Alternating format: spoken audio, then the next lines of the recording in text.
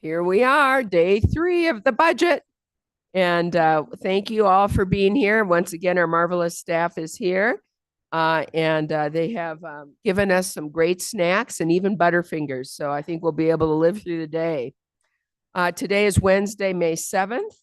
And to start, I would like to call this meeting to order. And this is roll call. District 1, Patrice Horseman, also chair of the board. District 2. Good morning, everyone. Geronimo Vasquez, Supervisor, District 2.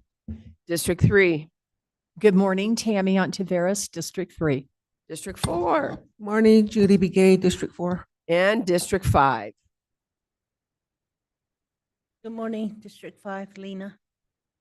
We are all here, and our county management team is here, and Siri is here, and we have a few other folks. So welcome. And at this point, I am going to turn this over to our county manager, Andy Bertelson. Thank you, Chair Horseman. Members of the board, appreciate being here today. I think we're all asking ourselves, wait, what day is it?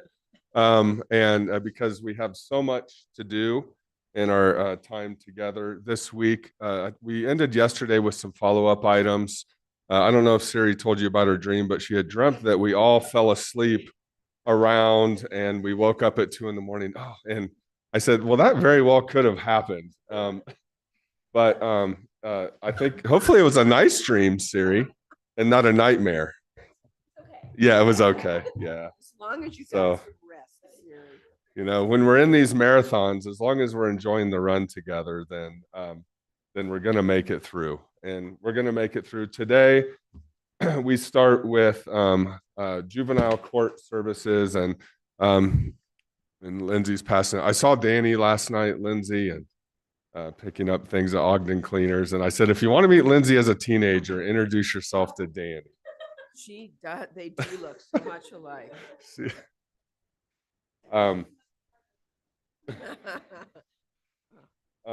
So we have juvenile today. I think we'll have a special visitor with juvenile, so we're excited about that.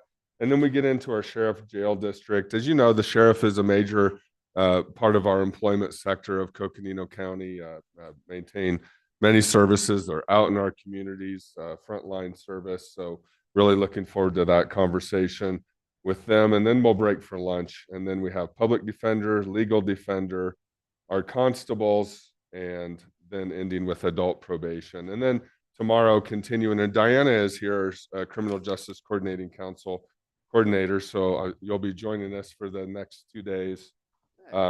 Starting tomorrow then with Superior Court, our justice courts. Now with Superior Court, topic of conversation will be Division 7. We've utilized ARPA dollars historically, and Supervisor Vasquez really summed it up very well yesterday, where the phase out was to be a bit gradual with the ARPA funds, and sort of with the funding freezes, et cetera, it's accelerated a lot of those conversations. And so we'll be having that conversation. We've done a lot of great work with our presiding judge and our court administration on those plans, and really looking forward to those conversations. Then our justice courts, clerk of Superior Court, Val Wyatt, will present. Then our county attorney. I think what you'll find with our county attorney is Ammon, in his election as county attorney in 2024, really has a vision for the county, a vision for his office, and he'll talk a lot about that vision and what it would take to implement it. Now, we will say not all of that vision is recommended in the county manager's budget because of our fiscal constraints, et cetera. But I think Ammon would like to take the opportunity just to have that conversation with you, which is great. That's what the budget process is for. And then Friday, we will have NAU graduation and several other activities. So I hate to say we'll have the day off, because we won't, but we'll have a break from this setting on Friday. So what else can we talk? So on the parking lot, we ended the day yesterday. Well, we can call it a lot of things. We called it a parking lot, but just some follow-up items. We want to continue with the compensation discussion. Obviously, the sheriff's office was a big part of that discussion as we work to, I hate to say keep pace with, but our partners, our competitors. You know, Paige has had a lot of police department being able to maintain their force issues. So they're really trying to up their pay level. Same with NAU. And whenever an agency does that, it sort of sparks stir throughout all of the law enforcement agencies. Oh, well, maybe I should go to NAU. It'd be not as difficult of a job in some cases, or whatever that might be. And so we're always paying attention to that. We noted that the Flagstaff Police Department, they now have a new police chief. His recommendation is to continue that pay plan. And we have different cultures, and we know that we're not going to outpace the Flagstaff Police Department, but we need to know where they are with their pay structures. And then it's a matter of culture. We met with the sheriff's office actually at 7 yesterday, had some great conversations with them about motor pool. And so, because we want to make sure that they have the tools they need to do their job. We talked a lot about county culture. And if you want to be, I remember talking to Mike McCauley years ago, and he's a rancher, but been very proud of the fact that he was a range deputy.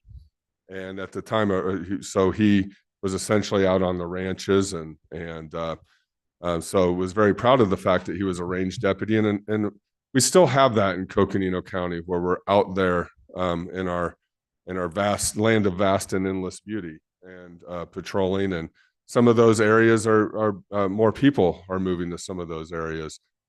Fort Valley, Kaibab Estates West, Red Lake, and just all over the county, we're seeing alpine ranches off of Loop Road.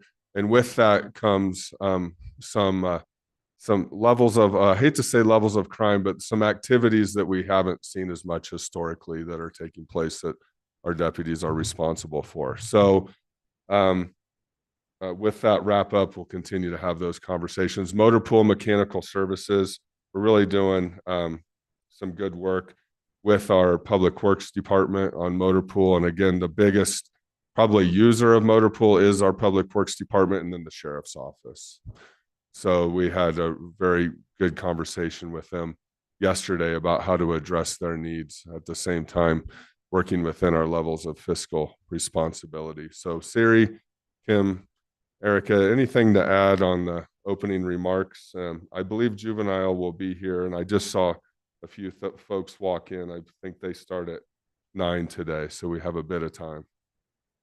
Thanks, Andy. I didn't have a dream like Siri, but I think one of my takeaways from yesterday was that thank you to Michelle Axlin for getting us started. Being the first department to go can always be a big undertaking, and she did such an outstanding job. And so last night when I got home, I was thinking about bats, restaurant inspections, and the mosquito virus that I couldn't say. So she definitely left an impression and made our eyebrows go up a couple times with some of the things that they face. But today is not only a CJCC Partners Day, but there's a lot of brand new directors presenting their budget for the very first time today. So that's pretty exciting. Our newly elected sheriff, it's his first time presenting the budget as sheriff and not chief deputy.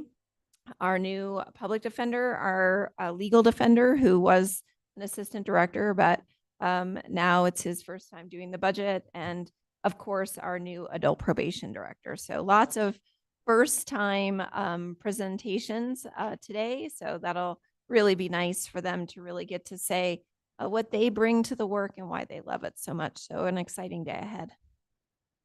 Hopefully Michelle gave her husband some pointers. Also, hantavirus, I was thinking I need to clean out my shed, and I know there are droppings in there. And so just things like that, little pointers that we manage. Yeah. You know, when you brought that up, and those are things we probably want to bring up at board meetings. I didn't know there were 2 hantavirus deaths here in Coconino County, that there were 3 infections and 2 deaths. That I was very surprised to hear that. So I don't know where it was within the county, but those are things that'd be good to, try to get out. And I don't know if we want to just include that as part of the county manager's report or something, but and then I almost had a heart attack when she talked about measles, but then she said, no, that hasn't happened. It was like, oh my goodness. So it's just would be good for us to get the information out to the community.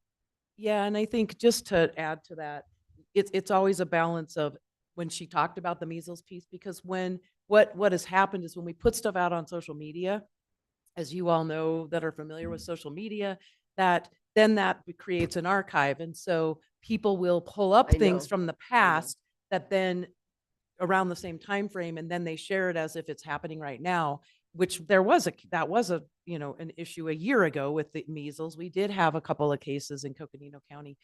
And so I think there's a balance there to be struck now with the hantavirus situation.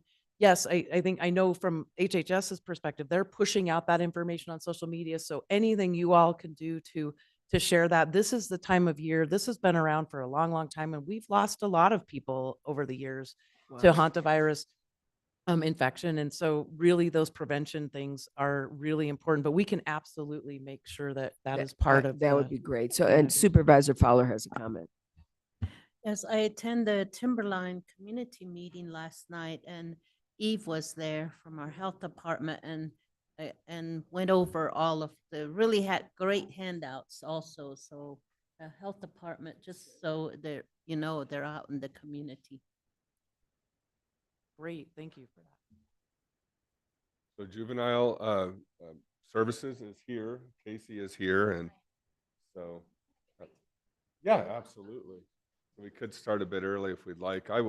We'll note that Casey is the consummate team player, and so when we talked a lot about having a fiscal conservative year, even though juvenile services clearly has needs, and we know that those needs are throughout our community. Casey and team have been a consummate team player, really coming in and saying, I'm just not going to ask for increments because I know it's not the year, at the same time noting that there are plenty of needs in the community. So I am now speaking in the way. Those are awesome shoes. I know the dog is the focus, but those are awesome Jordans. And I got a sticker on Friday night. I got the red. I got the original. Okay, so here. Those are awesome.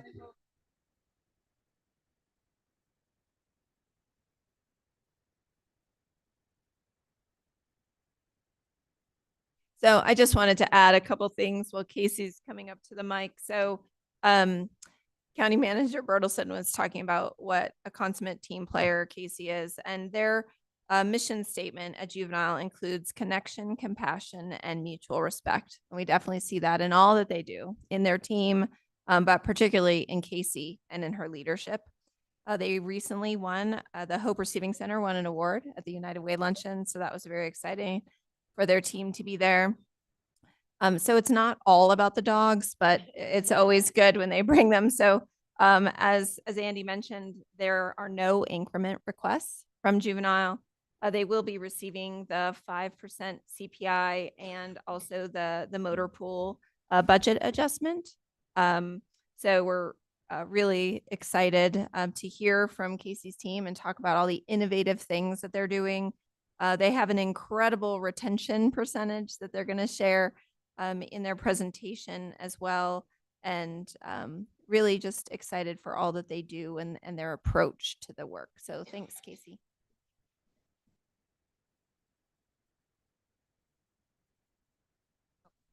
Turn that off. Oh, thank you. And so for our understanding is that we have an hour with you. We don't think it'll take that long, but what we would like to do in this hour's time is a high level kind of overview of what each of our various departments have done. And today with us right now are all of the various leaders of our departments and Honorable Angela Kircher, our juvenile presiding judge.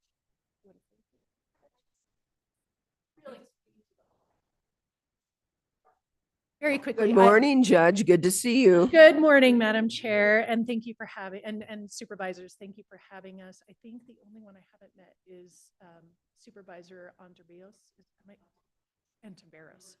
Thank you. I apologize.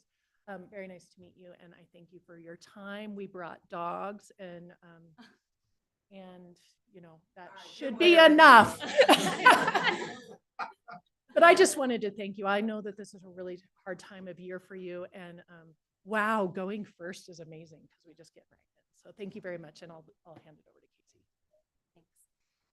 So we We are juvenile court, and our mission is building brighter futures. And this last year, we've spent a lot of time with Dr. Chris Bajou from Georgetown University crafting a vision statement.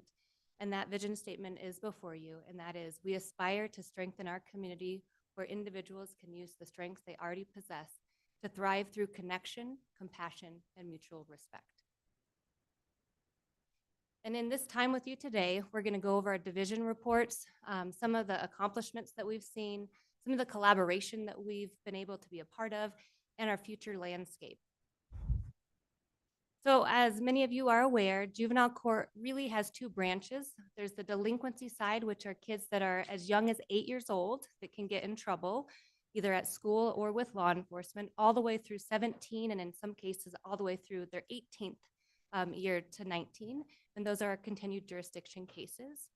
3 of our divisions are under delinquency. That's treatment, probation, and detention. We also have our dependency branch, and those are kids and families that are involved in the child welfare system. And our division under that branch is our dependency services division and our court-appointed special advocates. And really, for the last 3 years, we've added an entire different division, and that is sandwiched between up top, and that's our Hope Receiving Center. And that's really trying to take a concerted effort and a broader spectrum approach about what justice really looks like, and trying to be as upstream as possible to try to keep kids and families from entering either one of those systems. So with our Hope Receiving Center, this year in 2024, we served 282 youth. Of those, 92% did not penetrate further into the system. When we did a retrospective look back since we've started in 2021, we've served 510 kids and families, and 95%, almost 96% of those never penetrated further into the system. That's phenomenal. And that says a lot about the hard work that our staff does early, meeting those presenting needs up front. In addition to that work, we work in the schools to do truancy prevention and suspension alternatives. So that's really trying to disrupt that school to prison pipeline that we see happen early on. And for those of us at the United Way Luncheon, literacy is very important, and you'll see in prisons, the reading level in prisons really is 3rd grade. So what we can do early and upstream for kids really has a long-lasting impact in our community. In terms of our treatment and programming division, we've continued with our counseling. We have 3 in-house therapists that do anything from IOP, EMDR, individual and family counseling. We do smart recovery. We have skilled trainers that work one-on-one with kids. We have family strengthening facilitators that help to establish and maintain family units. And then we have tons of programs. The ones listed before you are just a few. So we have mobile AccuDetox, and that is open to the public on Fridays. Anyone that is suffering from anxiety, depression, or substance abuse can come in and get a free acupuncture session in our Hope Center. That's every Friday. We have Big Brothers Big Sisters. We have NACA, Terra Birds educational program, and then CFSS and Northland Family Help Center. And they're really crucial for us in a lot of our early front end kind of interventions. In addition, this year, we continue to partner with the Accommodation School District, and we have an alternative school. And that school is for kids that are really struggling to maintain in their current schools. And it's more one-on-one. We have a fabulous teacher, Heidi McGurvey, and we served 20 kids, 43 credits were earned, 96 courses passed, and 5 graduations. And these are kids that would have slipped through the normal school processes. Yes, correct. And then just to make sure that everyone is aware, we do also serve all of our outlying areas. So for a long time, things were very Flagstaff centric, but we've had a concerted effort on how do we bring things into Page and Williams, and trying to get into the Grand Canyon area as well. We just don't have a ton of our clients in that area currently. What you see before you is the Smart Recovery Program and also the mountain biking program that was done in Page this year. When we look at who these services are really getting targeted towards, there are high needs youth. And this is just a snapshot to show you what that kind of looks like. So these are kids that there's some issues at home, and they need a lot of intensive help. And so that really sometimes looks like out-of-home placements. So 13 of 21 youth that had these out-of-home placements only had 1, which is great. We try to keep those very limited. We really want kids in their family units and in our community. That's the best. But when that can't happen, we have treatment centers that we can utilize, and we have wraparound services as well when they come back from those treatment centers. 5 youth had 2 or more placements, and 3 youth had 3 or more placements. That totaled 1,600 days for these kids to be out of their homes. And so that's a number that we are constantly striving to reduce, but it is something that really shows the complexity of some of the cases that we have. In terms of some of the accomplishments this year, so we did win the United Way Award for stepping up for our youth, which was really amazing, and we're very grateful for that. We also won 2 ACO awards this year for Innovation of the Year Award for the state of Arizona and the Summit Award in Court Administration and Management. Again, a testament to the hard work of all of our employees that work every day in the Hope Receiving Center. Looking at our probation division, you can see that we had the lowest we've ever had was the year after COVID in 2021. But since that time, and we're not unique, this is statewide, there's trending upwards again. So, and it's constant trending upwards. And already in May of this year, we're seeing that we will probably most likely have another big uptick. But what's really hopeful is those are the referrals that come to us. We have no control over that. What we do have control over is what we do in terms of interventions. And so when you see our diversions, basically 95% of our diversions, we can handle those cases outside the formal justice system. And so 95% success rate is, again, really, really phenomenal. And that's what we could celebrate last year. Youth committed to the Department of Corrections, 0 again this year. That is a ton of work. That's a ton of heart. And that's a lot also about the work that our families and our community put into making sure that their kids are staying with them. And then when you look at the standard probation reorders, that statistic is showing you that we can meet the needs of kids on standard probation. And we have a 93% success rate of meeting the need on probation without them actually going on to intensive probation or the Department of Corrections. Yes. Can you explain how you do diversion? Yes. Diversion program. So diversion statutorily is a program that the county attorney's office gets to decide the parameters of. So what we've decided, working in partnership with them, is that the first and second misdemeanor are automatic diversions for us. So we don't have to send it to the county attorney. There's not a petition that's filed. There are some caveats to that if there's a lot of restitution, the family can't pay restitution. And in those situations, we end up having a really good conversation and deciding kind of jointly.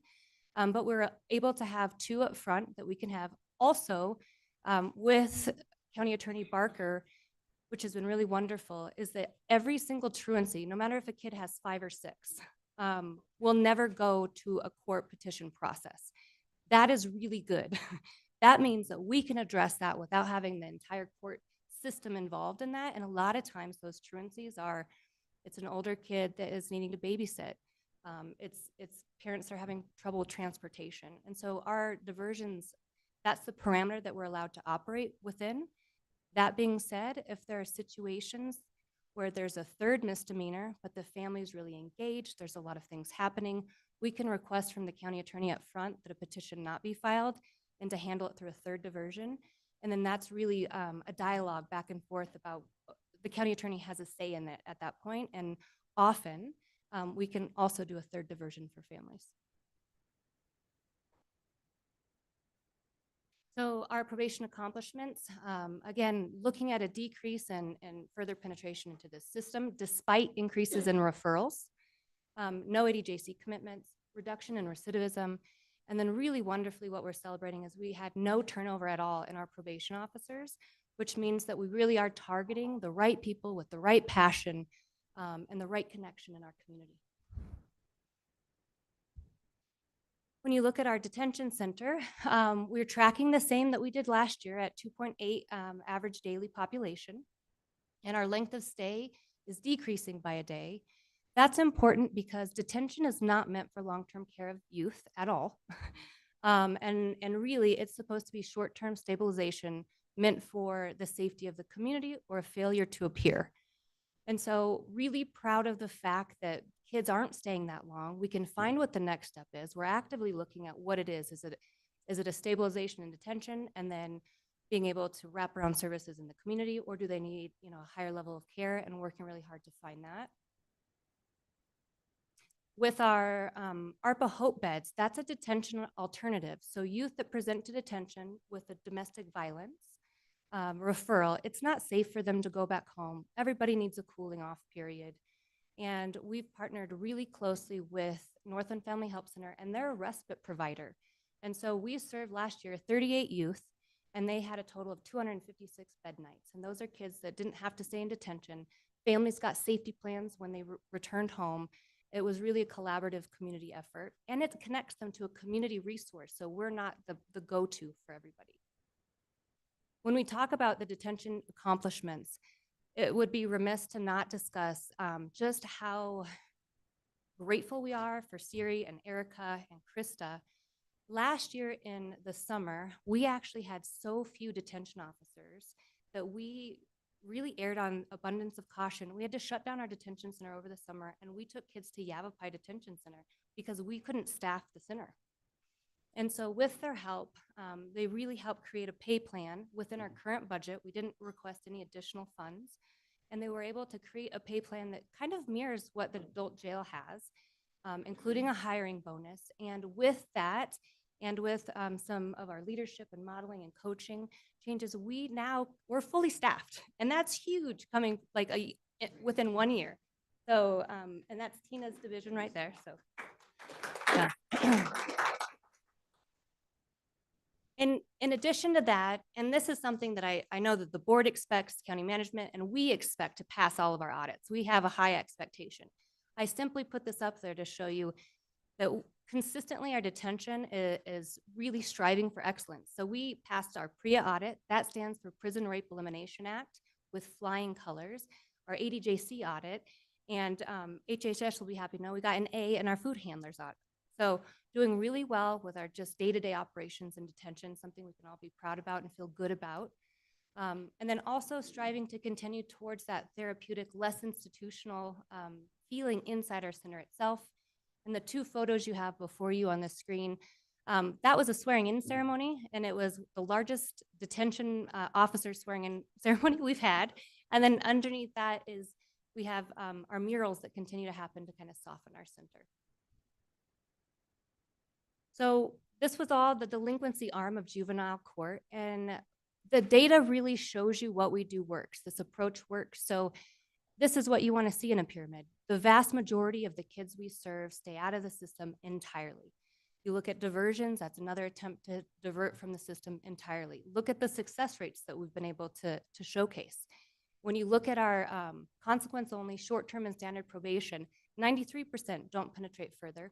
We've managed to have very low intensive probation numbers because of this approach. Only 4 and 0 kids went to the Department of Corrections in our entire community last year.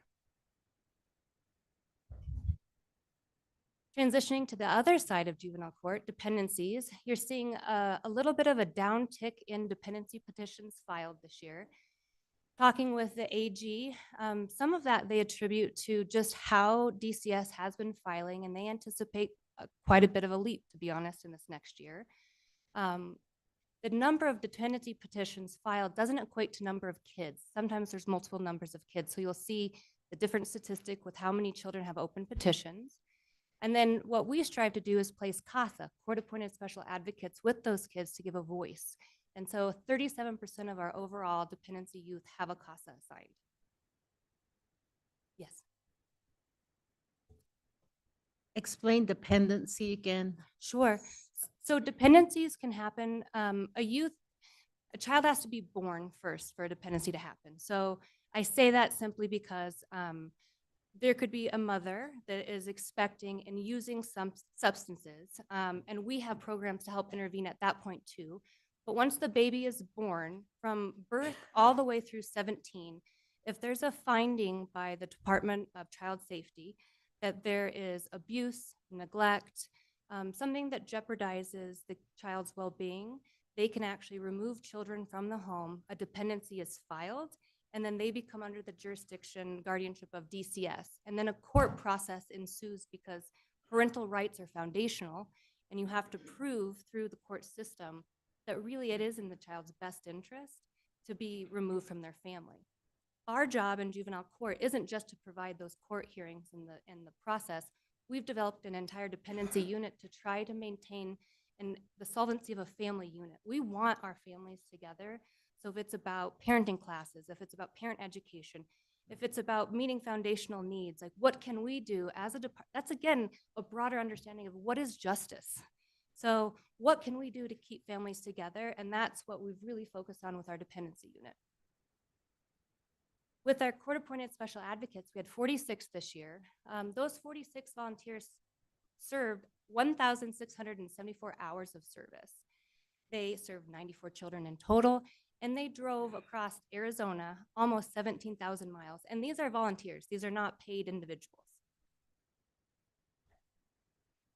Some of our dependency accomplishments this year, so of all of the various programs that we continue to develop in our dependency unit through Jill and her leadership, 9% higher reunification. So if any one of those families take part in any one of our services offered, they have a 9% higher reunification rate. They reunify 227 days faster. That's phenomenal. Safe Babies Court, they reunify 133 days faster on average. Jill actually does most of our in-house mediations. About 4 years ago, we moved from contracting for mediations to doing them in-house. And that's been really paid off financially and in terms of like results. So we hardly ever go to trial because we can resolve things in mediations. And then this year, you can see that photo off to the right, we converted a file room into a visitation and therapy space. And we have one of the only birth to 5 child and family psychotherapists in town. And she's currently under supervision working to get independently licensed. And we're just super fortunate to have her. And that's one of the spaces that Kirsten Mellinger uses. And then, of course, we have our facility dog program. And I think Blue and Franklin's back there. They're here. This last year, Franklin served on average 217 kids a month. We were unable to gather the same type of data for Blue, but we know for sure he served at least 250 kids. We're going to collect data a little differently going into next year. But in addition to that, Blue has also been into various high school classrooms, 3 reentries into school, and 4 restorative justice circles. Yeah. Which retirement? Oh, yes. Oh, yeah. With victim witness. Mm-hmm. Yes. Yeah, I know. And the schools really, really value what we do when we come in and what we're able to do, or not us, rather the dogs are able to do to really help kids get grounded again. And we have a lot of anecdotal stories of kids being able to remain in classrooms or not get suspended simply because they can be 15 minutes with a dog, calm down, get control of their emotions, and then go back into their day. So because of all of those wonderful success stories and kind of the data that supports it, we nominated Nicole and Lionel for the probation officer. Every year, the state of Arizona pulls together and every county recommends who they think are the best supervisors and POs of the year. This last year, Nicole and Lionel won for the state of Arizona, the Supervisor of the Year award. Yeah.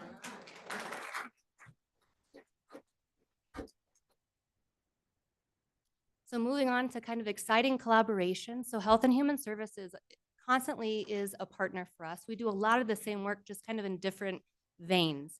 And so this year we have a harm reduction vending machine that we put in the lobby that has gun locks in it for free, prenatal vitamins, the whole 9 yards, as well as we were invited to be a part of their domestic violence grant. And that is helping us have counseling services in Page, mountain biking programs that help put an additional staff member in our schools. So very excited to be able to be a part of that. We also have over 20 community connections. We couldn't put them all on here, but just kind of the ones listed before you are some of the ones we work most often with. And again, another plug for Stuck Acupuncture. If folks can come on those Fridays, it really is free acupuncture for the community in our Hope Receiving Center. And then a little bit about our future landscape. So looking for this next year, we'll be digitizing probation case files, digital evidence. In terms of federal grants, like everybody else, we're struggling with the uncertainty of what that landscape looks like, but we're committed to try to absorb as much of that as possible. with our general funded positions and with the board allowing us, I believe it's been 12 years ago now, to utilize some of our detention officer positions and pull them up front, we have the ability and capacity to take on some things that other departments, probation departments around the state haven't been able to do. And it's your guys' support that allowed us to do that. And so with that, we really feel like if we do lose some of those federal grants, we have a plan A, a plan B, and a plan C to try to figure out how we can continue at the service level that we're currently doing within our own organization. Looking into next year, you will see a lot more chatter about young adult cases and emerging adult caseloads. And around the state of Arizona, the 18 to 24-year-olds, their brains are not developed. They're in an adult system. The stakes are really high, and historically, their needs haven't been met. So we'll be working with adult probation. Coconino County will be a pilot for the state of Arizona about what it looks like to have and better serve that particular population.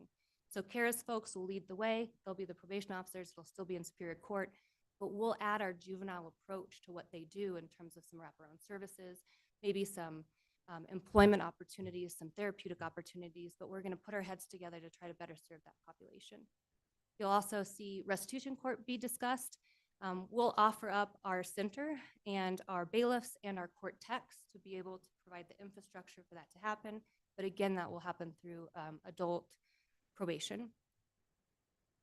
Deflections, like what we've done with the Hope Center, is catching a lot of speed statewide. They're seeing the benefits of that. I was fortunate enough to go to Nebraska with Chief Justice Timmer and Dave Byers from the AOC. And this really is a place I think that we'll see more and more growth throughout the state of Arizona and nationally. And we've been asked to go and do a number of speaking events regarding what we've done and explain kind of the blueprint about how we were able to do that. And then lastly, because of the high need with our facility dog program, we're looking at expanding it for one other dog right now, potentially two. The schools are really hurting when you look at what they can provide and some of the funding that's getting stripped for social emotional well-being of students in classrooms. Our facility dogs and our staff can come in and help regulate, and we're proud and happy to do that. We see that it works, and we have the data that shows that it works. And so really looking into this next year, having at least one more facility dog, maybe two. And with that, we are concluded, and we would take any questions you may have of us. Yeah, please, yes. So would you guys mind coming? And they have, when they go to the schools, we've gotten stickers are a really big thing for water bottles. So they have stickers if you guys would like some. They have the little Franklin dog that the kids that go into dependency hearings can pet, and you guys can have some of those as well.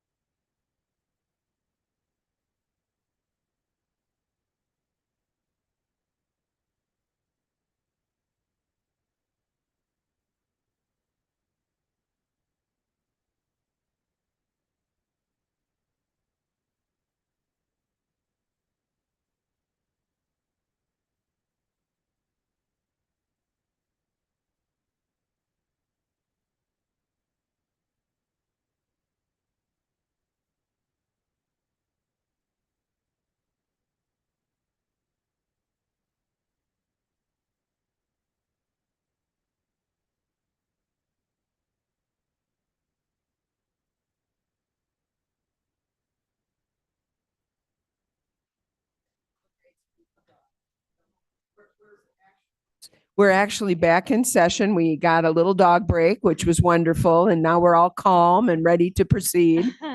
And so thank you, please. That Proceed. oh yeah, that would conclude our presentation. So really the floor is yours if any of you have any questions of me or our staff. All right, thank you. Supervisor Ontiveros. Thank you for the presentation. I just want to be sure I remember this correctly because my district director, Jen, and I went and did a site visit at the juvenile facility, and that was really eye-opening. Now, on the Hope Receiving Center, am I correct that you guys, that was all employees that did all of that work?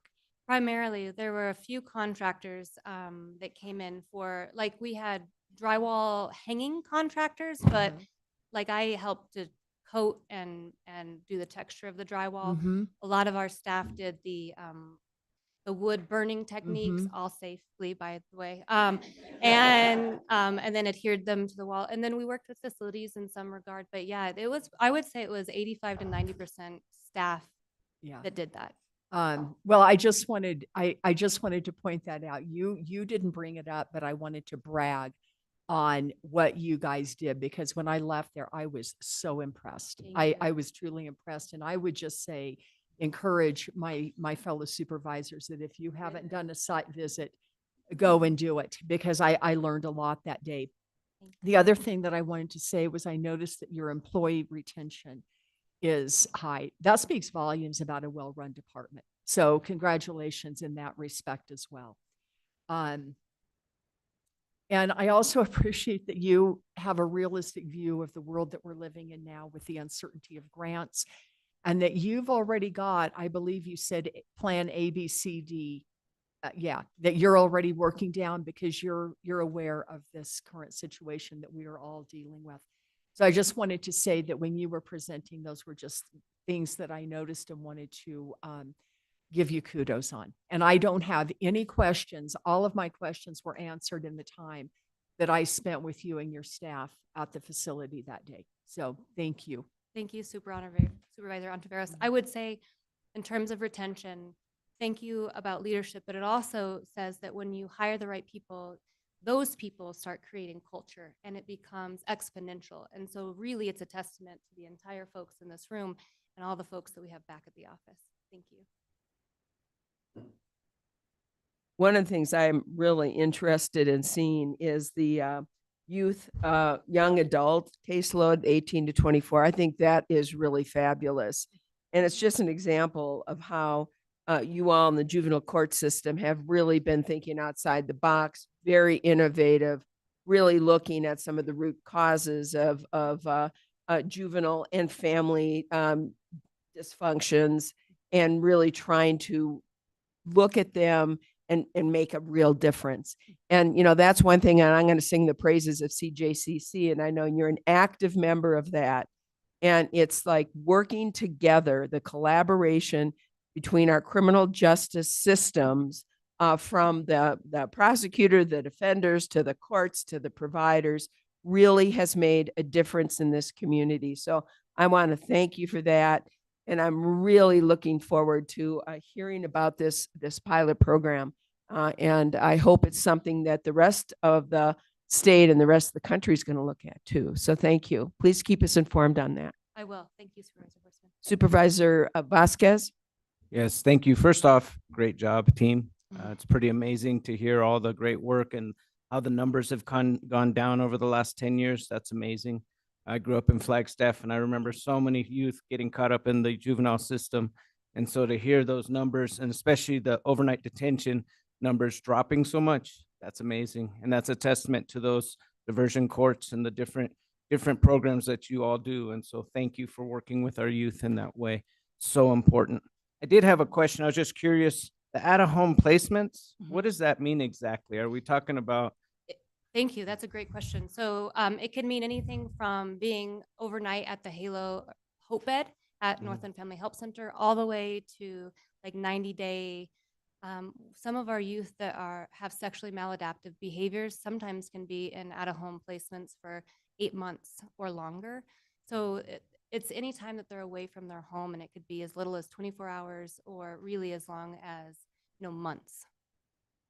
Okay, thank you. I appreciate that clarification. And then the other thing that kind of caught my attention was the ethnicities of the children served. And so I just wanted to kind of bring that up because it seems like the demographics of the students served or the children served isn't quite the same as our county demographics. And so I just wanted to note that and kind of have you talk a little bit about that, please. Yeah, in fact, a lot of what we do in terms of our serving actually exceeds what our county demographics are in terms of really trying to target understanding who is coming into our system and then finding out why they're coming into our system and doing a deeper dive into our community and where we are lacking resources. And so that's been a reason that I think that you've seen some of the successes, that concerted effort to find out, like, are we having culturally appropriate programming at play? Is it available for outlying areas? Is it something that someone can go to, or is there an added burden to the family? And if so, how do you reduce those barriers? Oh, great, thank you, because that leads into my final comment / question, and that's just how much do you see socioeconomic status building into those numbers? In other words, the youth that you're serving, how many of them come from higher advantaged homes and come from more impoverished homes? Right. So parenting's hard regardless, right? So every single person that's raised a child can appreciate the hardships of being a parent. So I want to just say that so that there's not a stigma involved with folks coming into our system.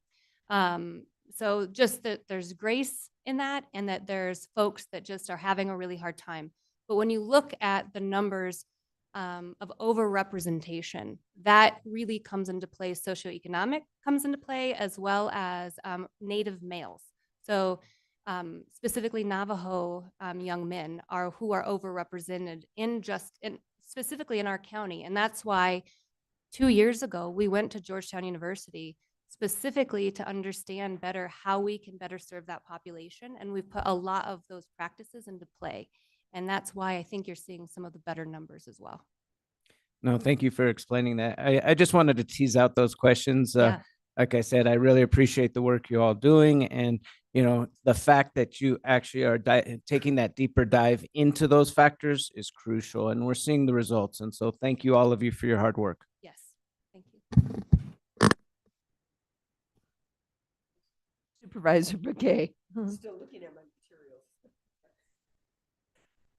Okay, good morning, everyone. Thank you for being here. I'm I'm really happy that you do have all your accomplishments stated. That means a lot to the board here, and meaning that you treat your treatment programs and all the services that you provide up there for our youth out there. I mean, it's going to take a lot, and it does take a lot, but still yet, we're in there helping them with whatever we can.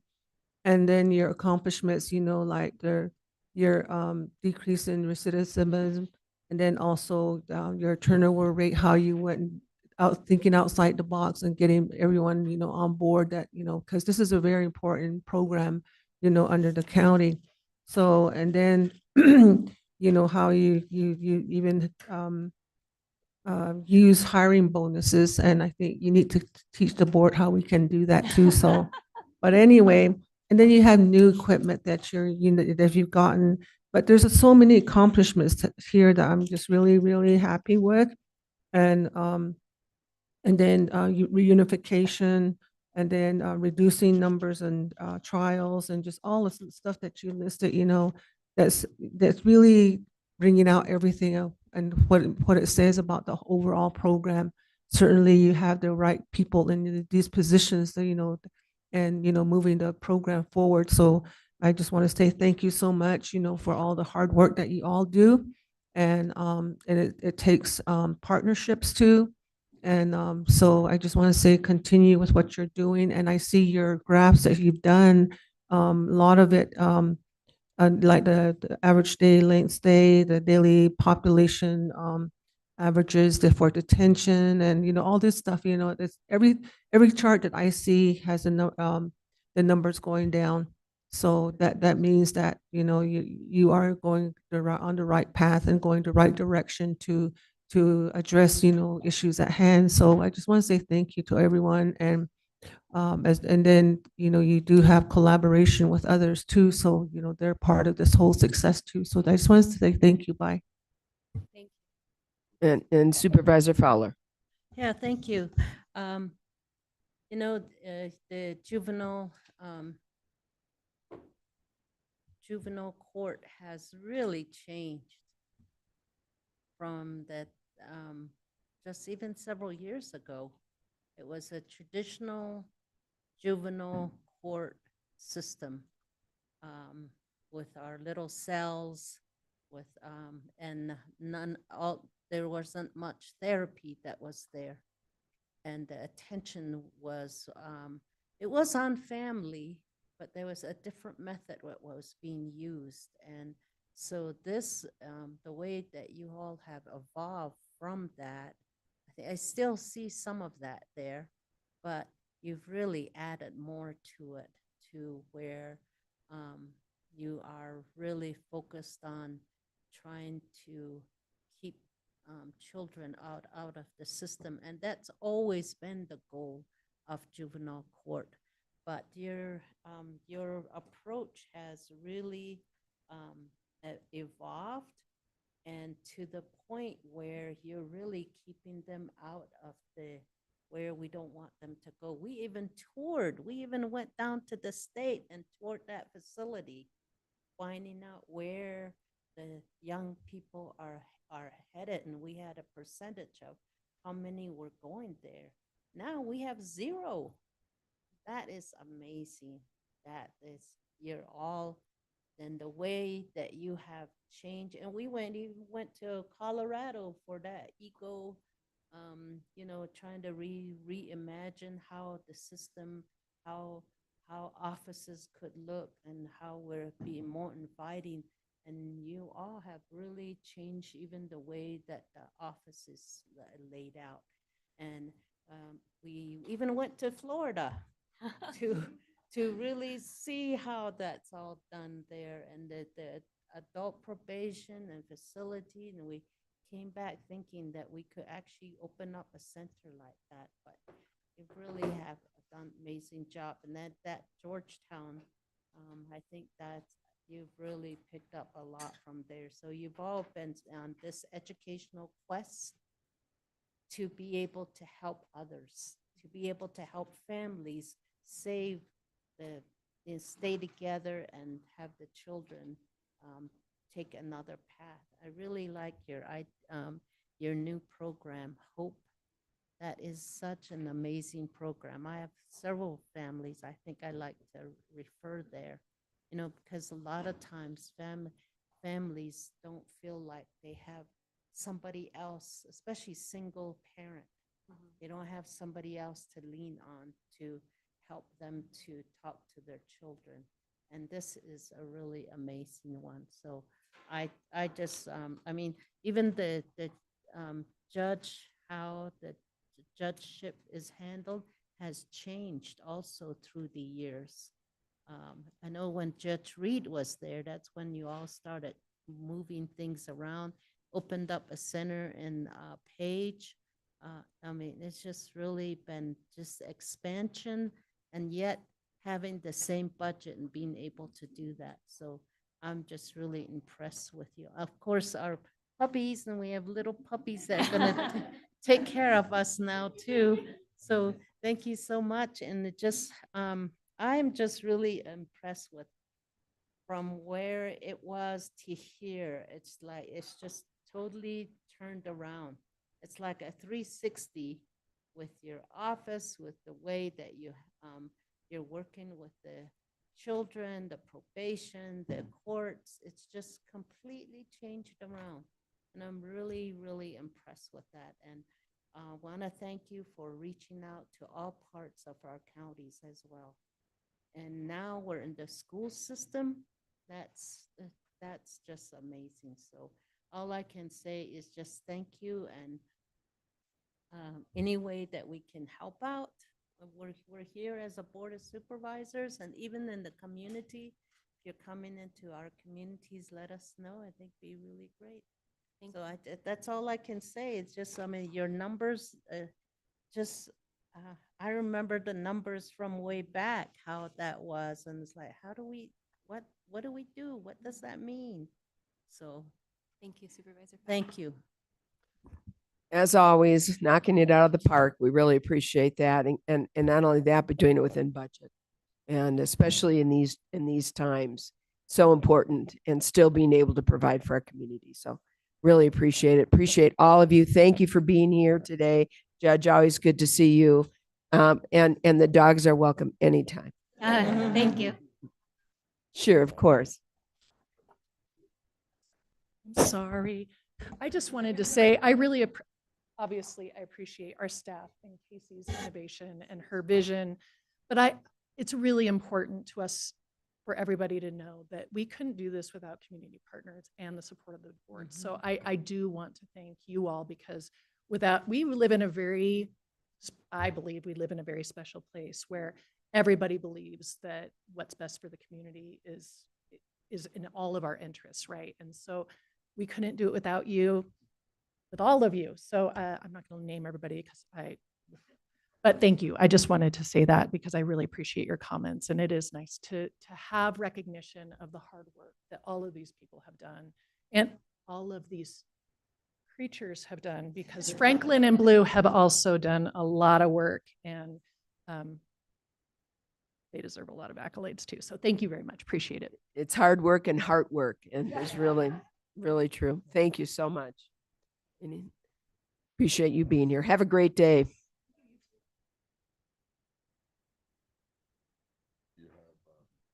Chair Horstman, well, Juvenile and our good friends Franklin and Blue are exiting. Just want to let you know that the Public Defender's Office has graciously agreed to move up their time to 9:30 for a half an hour, from 9:30 to 10. And that will allow the rest of the Sheriff's Office to get here and get settled. So thankful to Jennifer Stock. The Sheriff is here, but and Kathy and Commander and the Chief, they're starting to filter in, but it gives them an extra minute, and spoke to the Sheriff, and he is supportive of continuing on time with that as well. Great. Legal Defender's Office is up next, correct? Public Defender. Public Defender. Thank you. Yes, thank you.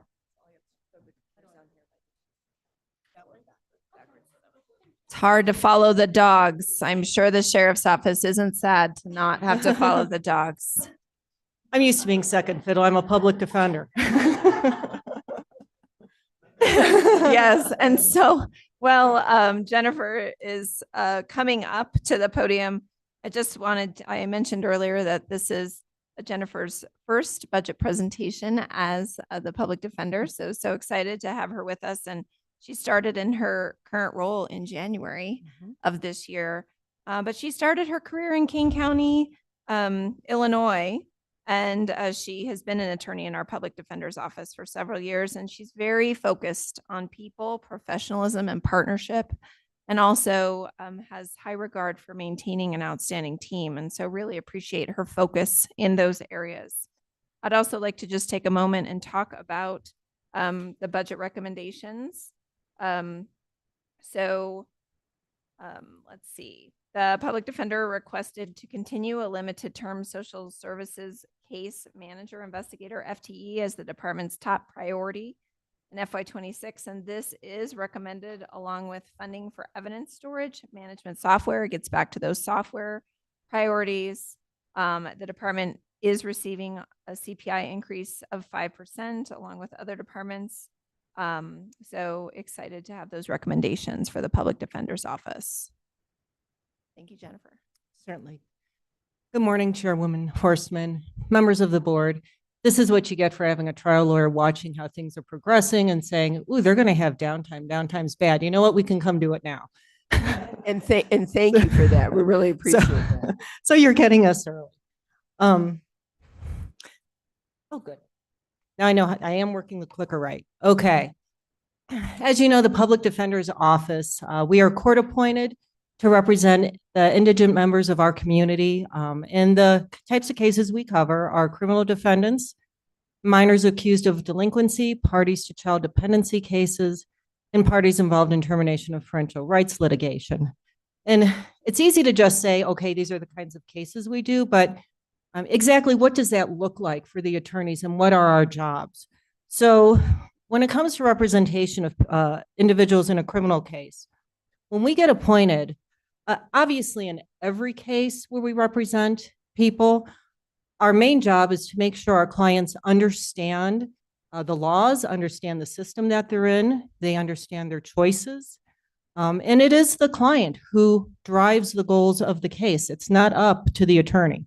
It is up to the client. There are many things that the attorney gets to decide, but the ultimate goals in the case are up to the client. So our job is just to educate them on everything, to make sure that they understand what other options and choices are, and they make the best decision for them. And when we get appointed to a criminal case, there are two things that the attorney is doing simultaneously. Number one, we're investigating the case that the state's brought against them. We need to investigate the state's witnesses. We need to take a look at the evidence. We may have witnesses that our own clients have told us about. Maybe there's an alibi. We have to run all of that down and check it out. At the same time, we need to learn who our clients are as individuals, because believe it or not, most people are not evildoers who are out there thinking, ooh, how can I get at people today? But many people have issues that have brought them there. Maybe they had a traumatic childhood. Maybe they have a substance abuse issue. Maybe there's a mental health issue. Maybe there's a domestic violence situation going on. So there are many possible things going on in their lives and they need help. And then it's our job as their attorney, because the prosecutors certainly don't know that about them. The judges don't know that about them. It's our job first to let the prosecutors know about our clients, about issues they may have, and maybe some treatment or help that they need. And then from the prosecutors, it's our job to educate the judges. So when you think about lawyers and criminal cases, you think trials, but really that is a very minimal part of our job. Very few cases actually go to trial. So that's really the bulk of what our time is taken up with and what we do as criminal defense attorneys. I didn't mean to get to accomplishments so soon. So that's going to lead me into our increment requests. And as Erica said, the one we're making, so we have 3 increment requests. 2 are the ARPA positions that we had. We're asking to make those positions full-time employees, and the investigator is the number 1 request. And that's because if he's not made an employee, we're losing that position and we're losing a valuable member of our office. And I understand the recommendation is for a 1-year extension, and under the current financial circumstances that everybody's facing with the uncertainty of federal money, absolutely. I mean, that we are very happy if we can have that extended at least a year. That's very good.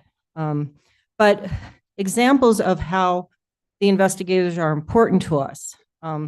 They locate clients for us, and that's very important. And it looks like the majority of time that's done is in justice court, because a lot of times those clients were seen in initial appearance, released and given a court date, and they don't show up. We don't have good contact information for them. Everybody does their best at initial appearances to get good contact information. A lot of our clients are homeless and they just say the shelter is where I am. And so it's very difficult to track them down. So the attorneys then will ask the investigators to try and track them down, which they are successful a lot of the times in trying to find them. They locate witnesses. If there are our own witnesses that we need to try and find and interview, they'll locate them, or they interview state's witnesses, our witnesses. There may be police reports from connected to the state's witnesses that we're interested in. We have them investigate all the state's witnesses. Oh, they have criminal activity here. They have convictions for this, and we want to take a look at those reports and investigate the prosecutor's witnesses a little bit. A lot of times our clients are injured as part of whatever happened to bring them there, or if they're injured as part of a fight, maybe we have a self-defense claim. Maybe they were injured when they were arrested. and we want to immediately document those injuries. So our clients, we'll ask our investigator if our client's in custody to go to the jail, and the sheriff's office is very cooperative with us. When our investigator reaches out and says, hey, I'd like to have a contact visit with this person today, that does happen that day. They are very cooperative with us and giving us access to our clients for that. If they're out of custody, I had one over the weekend where I said, you need to get into our office and have us document those injuries because your case may not be filed right away. It may be months and these injuries will be gone. Other things they do, they photograph and measure crime scenes. They help our attorneys get ready for trials. They're in the run up to trial. Matt's our lead investigator. He's in charge of our college interns when we get college interns, and we use them as much as we can. One of the most tedious things that we have to do is we get hours and hours of jail calls that our clients make, especially in cases that are going to trial, because the prosecution's looking to see, have they made any incriminating statements that we can use at trial? Hours of calls. And so that is a good intern project, is to listen to the calls. Did our clients say anything boneheaded that we're going to have to deal with at trial? Client custody verification for alibi or for credit for time served. They may have been incarcerated on our case somewhere else before being brought here. So that's just, I mean, and I can keep going on, but I want to take up all my time talking about that. But those are the kinds of things that our investigators do for us. And so it really is crucial having two, because it's too much work for one investigator. And then sometimes the actual investigation does take two people to do. Our second increment request is for data storage. When I took over in January, I found out that our contract with Axon through a program they had called evidence.com, which they were getting rid of, that contract was over in March. So I immediately had to try and find new data storage for us. And Axon told us we're getting rid of evidence.com. We only have Axon Justice. And we went from $5,000 a year to the first estimate they gave us was over 40,000 for the number of licenses that they thought that we'd be requesting. I got very angry at Axon with that. I thought they were greedy. And I immediately tried to find other alternatives. Matt Fowler through IT was very helpful. He took time trying to cobble together what IT could do for us. One thing that Axon Justice has that I really liked, which will save my attorneys a lot of time, is there's immediate transcription for video and audio. So for example, we have a 4-hour interview of a client in an interview room. You have to watch, I mean, you're sitting there watching all 4 hours, and a lot of it is downtime where they're just sitting there by themselves, but you don't know that. And with the instant transcription, it transcribes any audio and it tells you what time marker on the video that is. So that's something I wanted. So trying to cobble together, how could IT store it for us, and could we get a license from a provider just for transcription? That was going to be more expensive than Axon Justice. I went and talked to Ammon Barker, who has been very helpful to me. Anytime I reach out to him, he's available. I talked to him because they have a contract with Axon Justice. So I wanted to talk to him about their negotiations and how that went. Joe Carver was very helpful to me. I asked him about if it would be appropriate for me to reach out to all of the other public defenders around the state to see what they did. And he assured me that's fine. You can send something out and ask, since I'm the new kid on the block. I didn't want to do something I shouldn't be doing with the group. And so we got some names of some other people from from the other public defenders and looked into that. That was more expensive than Axon Justice. So after all my research and going around, we went back to Axon. Araceli and I sat down and thought about how many licenses do we really need?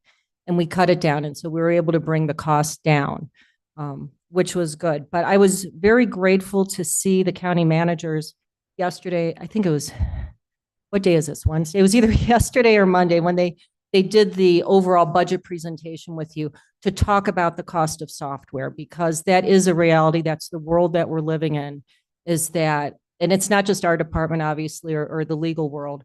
I saw that there were other departments too that are facing the same thing. And I think it's very good that the county managers let you know that that's the world that we're living in, and we're all facing that, because that is a very important budget issue. The third increment request I had was to make our ARPA attorney a full-time attorney, or a full-time employee. I made that one number 3 because it's not critical to me at this point in terms of not losing a staff member. The attorney that we have who's ARPA, there's an open attorney position from when Sandy left and I moved into Sandy's spot. that attorney position has not been filled. So we are in the process of moving that attorney into that attorney spot. So for purposes of nobody's going to lose a job, I wasn't as worried about that one. But when it comes to caseloads for our attorneys, that I just want to let you know, I'm not done asking for that as a full-time attorney in years to come, just because when I moved into the director's position, that took a caseload of a senior attorney away. I'm still keeping a small caseload. I'm still handling cases, but the reality is I can't do as much as I did. And right now we have two Superior Court attorneys who can handle the homicide cases, the serious sex assaults. When we do trials, I ask my attorneys to put 2 attorneys on every trial, a more experienced and a less experienced, because that's how we're going to get more experience for our younger attorneys. So we are working on that. Can I ask you, how many attorneys do you have in your office? So we have a total of 17, is it 17 attorneys? 18 attorneys, I never count myself, 18 attorneys in the office. We have, and Araceli is actually going to address this later on, but 9 who are in the Superior Court right now. And so that takes away from that. The Superior Court attorneys are okay. They can do it.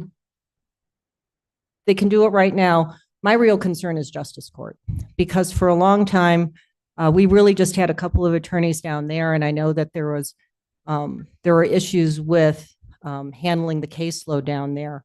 I did move a Superior Court attorney into Justice Court just to help ease the caseload a bit, and that was helpful. That's really a 3 or 4 person courtroom to handle Justice Court. And we have Brad Bransky is retiring at the end of June.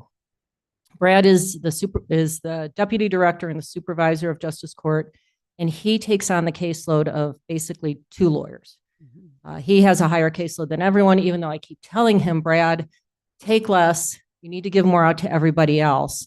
And I'm going to have a serious conversation with him about that later today, because he has got to stop taking cases. He can't wrap them up by the time he leaves. And so that really is where I need the other attorneys in Justice Court with the number of cases that comes through there. And I'm assuming you'll be breaking down how many cases you've got for criminal, minor delinquency, parties for child dependency, and also involving parental rights. It'd be good to see the overview of what you've got. So yes, be helpful for us. And I think Yes. Supervisor Fowler also had a follow-up question. Yes. Thank you. Do you find that you have to, I have 2 questions. Find that you need to bring in outside counsel because you don't have enough attorneys, and then how does, with your, now that we're talking about caseloads, how does that, I'm wondering, I'm thinking about Division 7. Does that help, or does, I'm still trying to figure out how Division 7 helps with the overall judicial system right now, and how does that impact you? Sure. So to answer Councilwoman Horstman's first, Araceli is actually going to address the numbers. She's my numbers person. And Deputy Fowler, to answer your questions, no, we do not need to bring outside counsel in. We certainly have enough. I explored seeing if we could contract an attorney out in Page to handle the Page cases, just because that is a lot to ask an attorney to make that drive every other week. And sometimes it's every week with the caseload there. We have an attorney, Von Winborn, who's been doing it for 5 years, and he's about at the end. He needs to see light at the end of the tunnel. So I'm in the process of reassigning that. But I'm not contracting with anyone right now to do that. We're going to keep that in-house. And then as far as Division 7, I think Division 7 helps the judges in the courts because it gives the judges lower caseloads. So when Division 7 goes away at the end of the fiscal year, 3 judges are going to have to absorb that 4th caseload. So that's going to impact them. It's going to impact their docket days, and they're looking, I know, to give each judge more time to manage their docket on a weekly basis. As far as the caseloads in my office, we get the cases no matter if it's divvied up between 2 judges, 5 judges, or 7 judges. I mean, it's all the same number of cases for us. But Yeah. doesn't that increase your time getting for justice to be served? If there's a delay in, if there's a reduction in the courts, it's going to mean that there's going to be more judges taking on more cases, which is going to mean their calendar's more crowded, which is likely going to mean that you will have a delay in justice for your clients. Well, I mean, that's a good point where I see the actual time is in the docket days on Monday, where attorneys are spending more time in docket. And quite frankly, if it's 3 judges handling a docket that day or 4 judges, I mean, everyone's pretty much spending all day in court anyhow. Where I think the issue might be like in trial settings when the judges get backed up with trials, that certainly could be a problem. And what percentage of that your clients are in Superior Court versus Justice Court? Araceli can actually answer that question a lot better about percentages. Maybe we're just going to need to get more information Mhm. from you. So you can see we're having questions Yes. on the Division overview of 7. your office and, Yes. and who's handling what. So Mhm.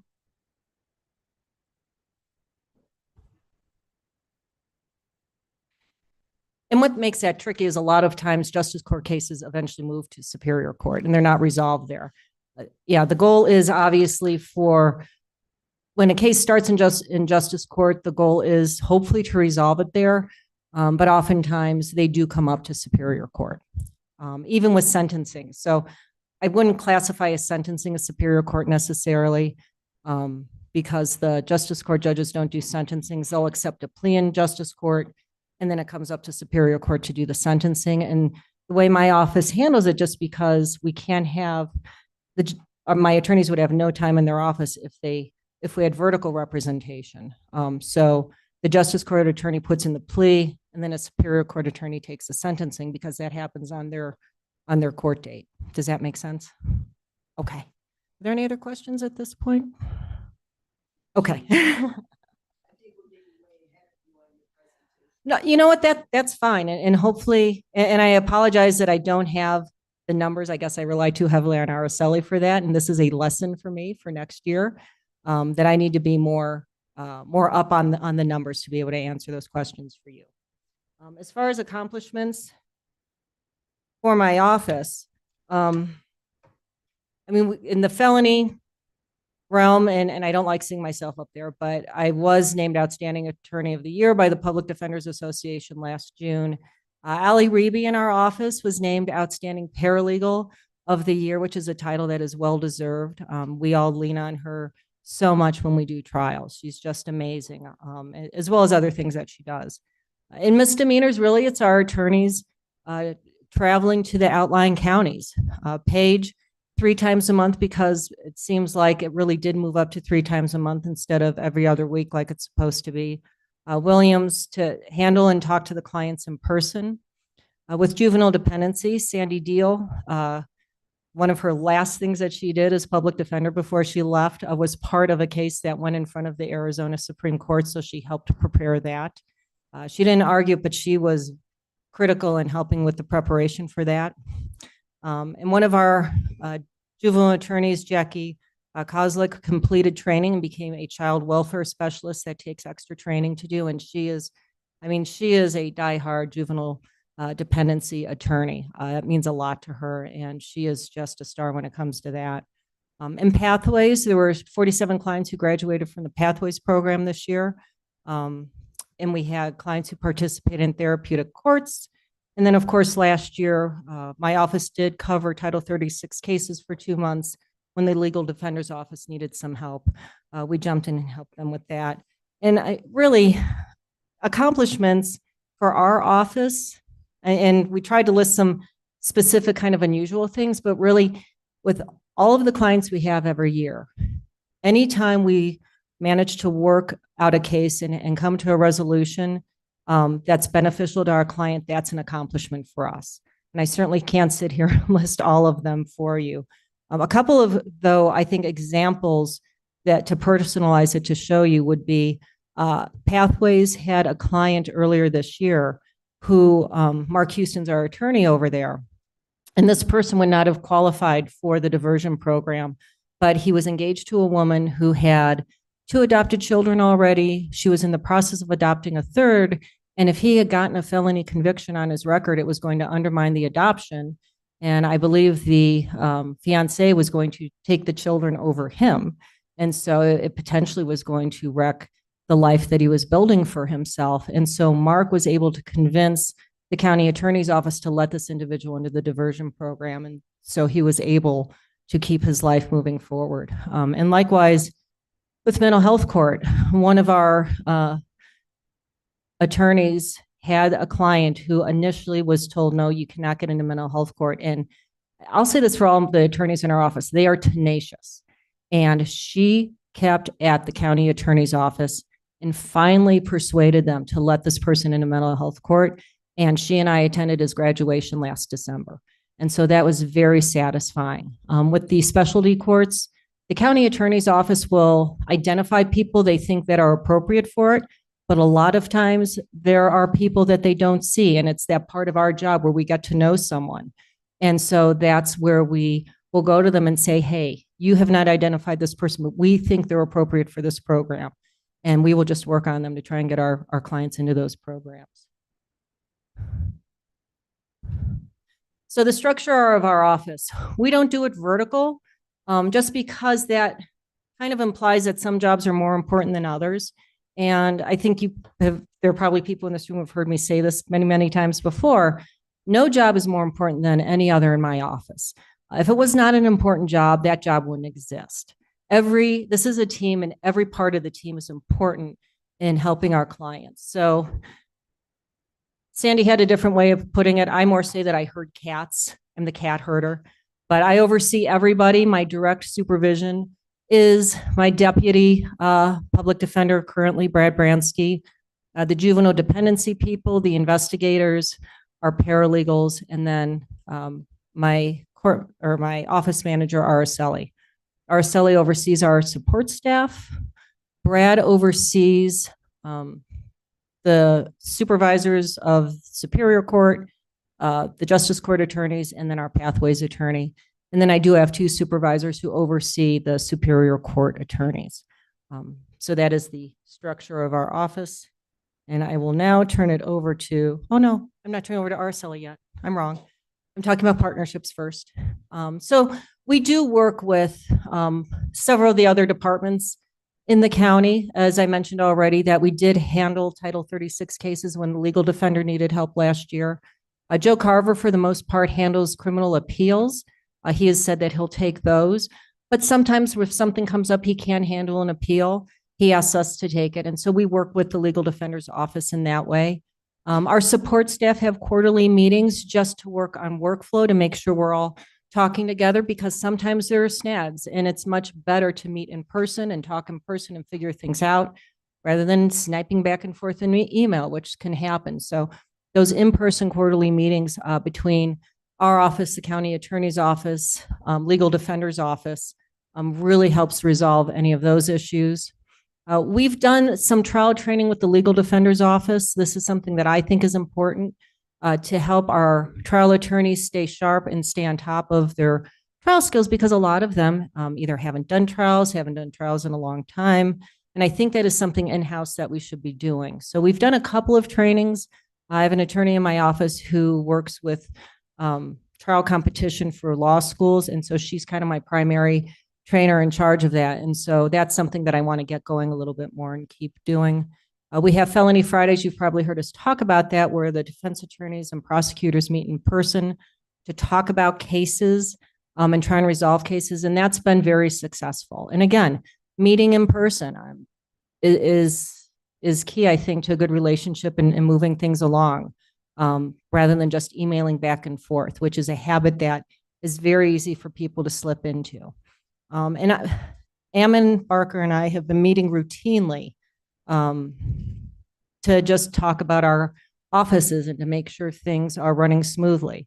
And so that's been very helpful. And again, as I mentioned earlier, when I had questions about his negotiations with Axon Justice, he was happy to meet with me and talk to me. But but at the meeting between our offices, and we will call each other. I've had supervisors from their office call me if they think that there are some issues in our office, and we talk them through. So we do have a very good relationship working with each other.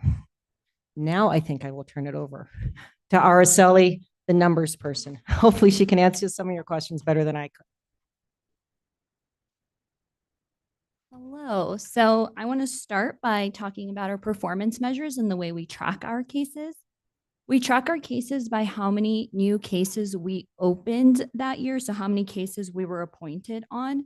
So you'll see that in fiscal year 24, that's the total for each program. And it's roughly about 3,600 cases a year. And then for FY25 and FY26, the way we do our estimate and our projections is by doing a 5-year average. So you'll see in a lot of those categories that the numbers are a little bit lower. And that's because the data is still capturing our COVID years and we had a decrease in cases during that time. But in reality, we are expecting our case numbers for FY25 and FY26 to remain the same or be higher. And like I said, we do about 3,600 cases a year, and that's 10 new cases we're opening every day. And I really do mean every day. One of the unique things about our office is that our attorneys are in court 365 days a year. When someone is arrested, they have to be seen within 24 hours. So there are initial appearances happening every morning. So our attorneys are in court every single weekend and every single holiday. This next slide is that same information just kind of broken down in graphs because I feel like it's easier to see it this way. So you'll see that our felony caseloads is about 2,600 of our cases. So roughly 2/3 of all the cases we do in our office are felony cases. We have 13 attorneys handling felony cases. 9 of them are dedicated to the Superior Court. And I was trying to do some math there in the corner earlier. I'd say it's really hard to track how many cases are just Superior Court and how many are just Justice Court because the cases sometimes from Justice Court move up to Superior Court. But the majority of our cases are in the Superior Court. And then we have 4 attorneys doing our Justice Court cases. And the Justice Court cases tend to be our lower level felony offenses.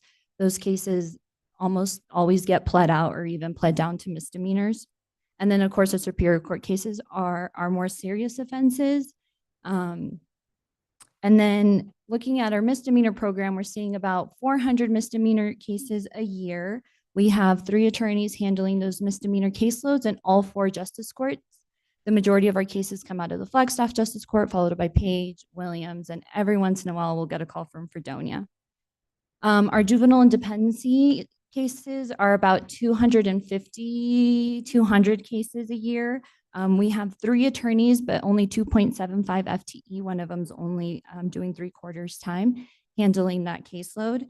That team's also made up of a social worker. And then when they need assistance, our investigators will help our juvenile and dependency team as well. And then for our other cases, you'll see those numbers are pretty low. Those are our appeals, which Jennifer mentioned. Joe Carver's doing our appeals for the county. PCRs are post-conviction relief cases. And then the other is our pathways cases. And you'll see that in FY24, the reason that number is so high is we covered Title 36 cases for the legal defender's office that year. So our numbers increased, but we don't plan on doing that anymore. And then I want to talk about our special revenue fund. So we have, we just kind of switched the slides, I think, last minute. So I'm sorry if it's moved around. Thank you. So we have 5 external funding sources. The first one is Fill to the Gap. This is money that we receive from court fees.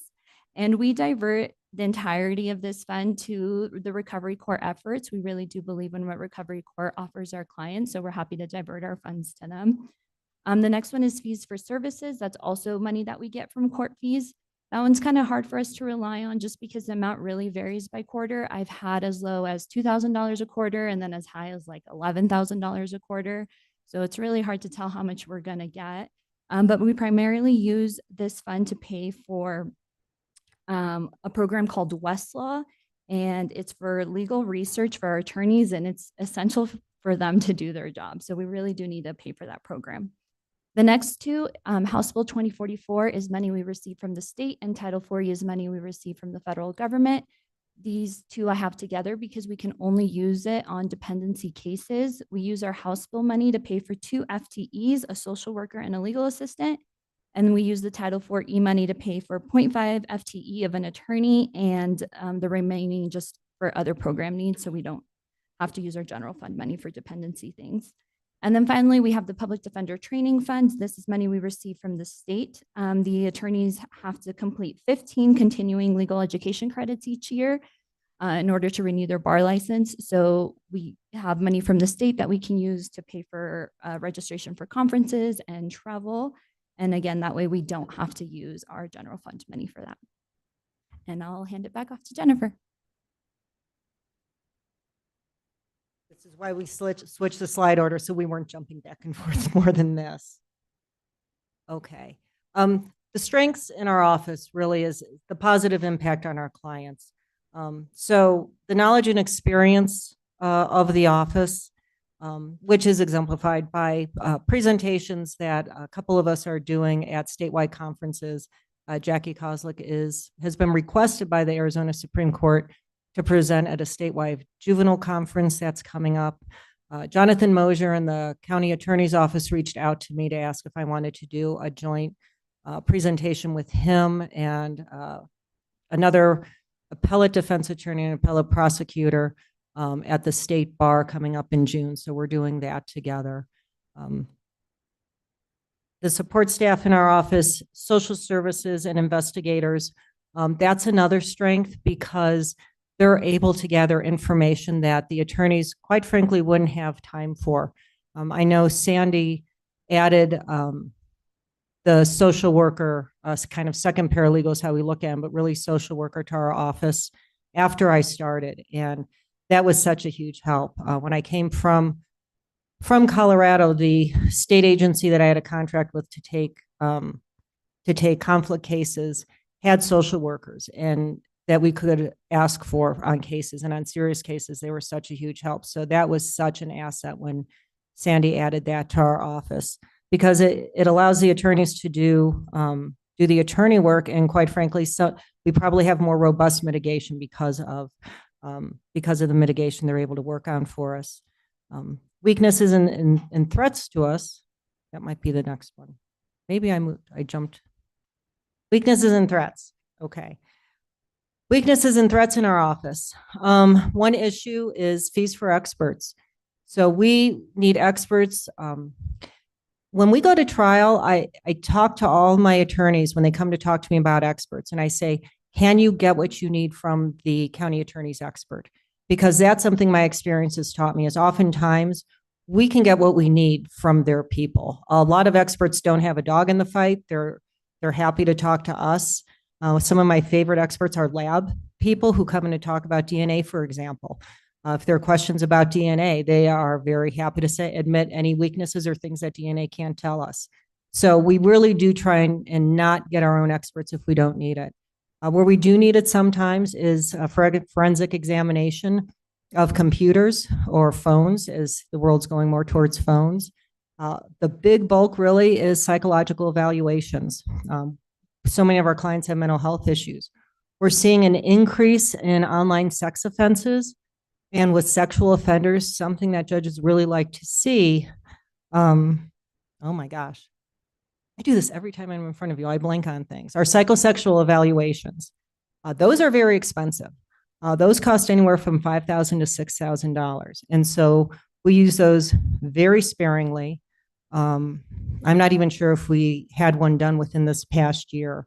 And we try and use psychological evaluations wherever we can to get the court information.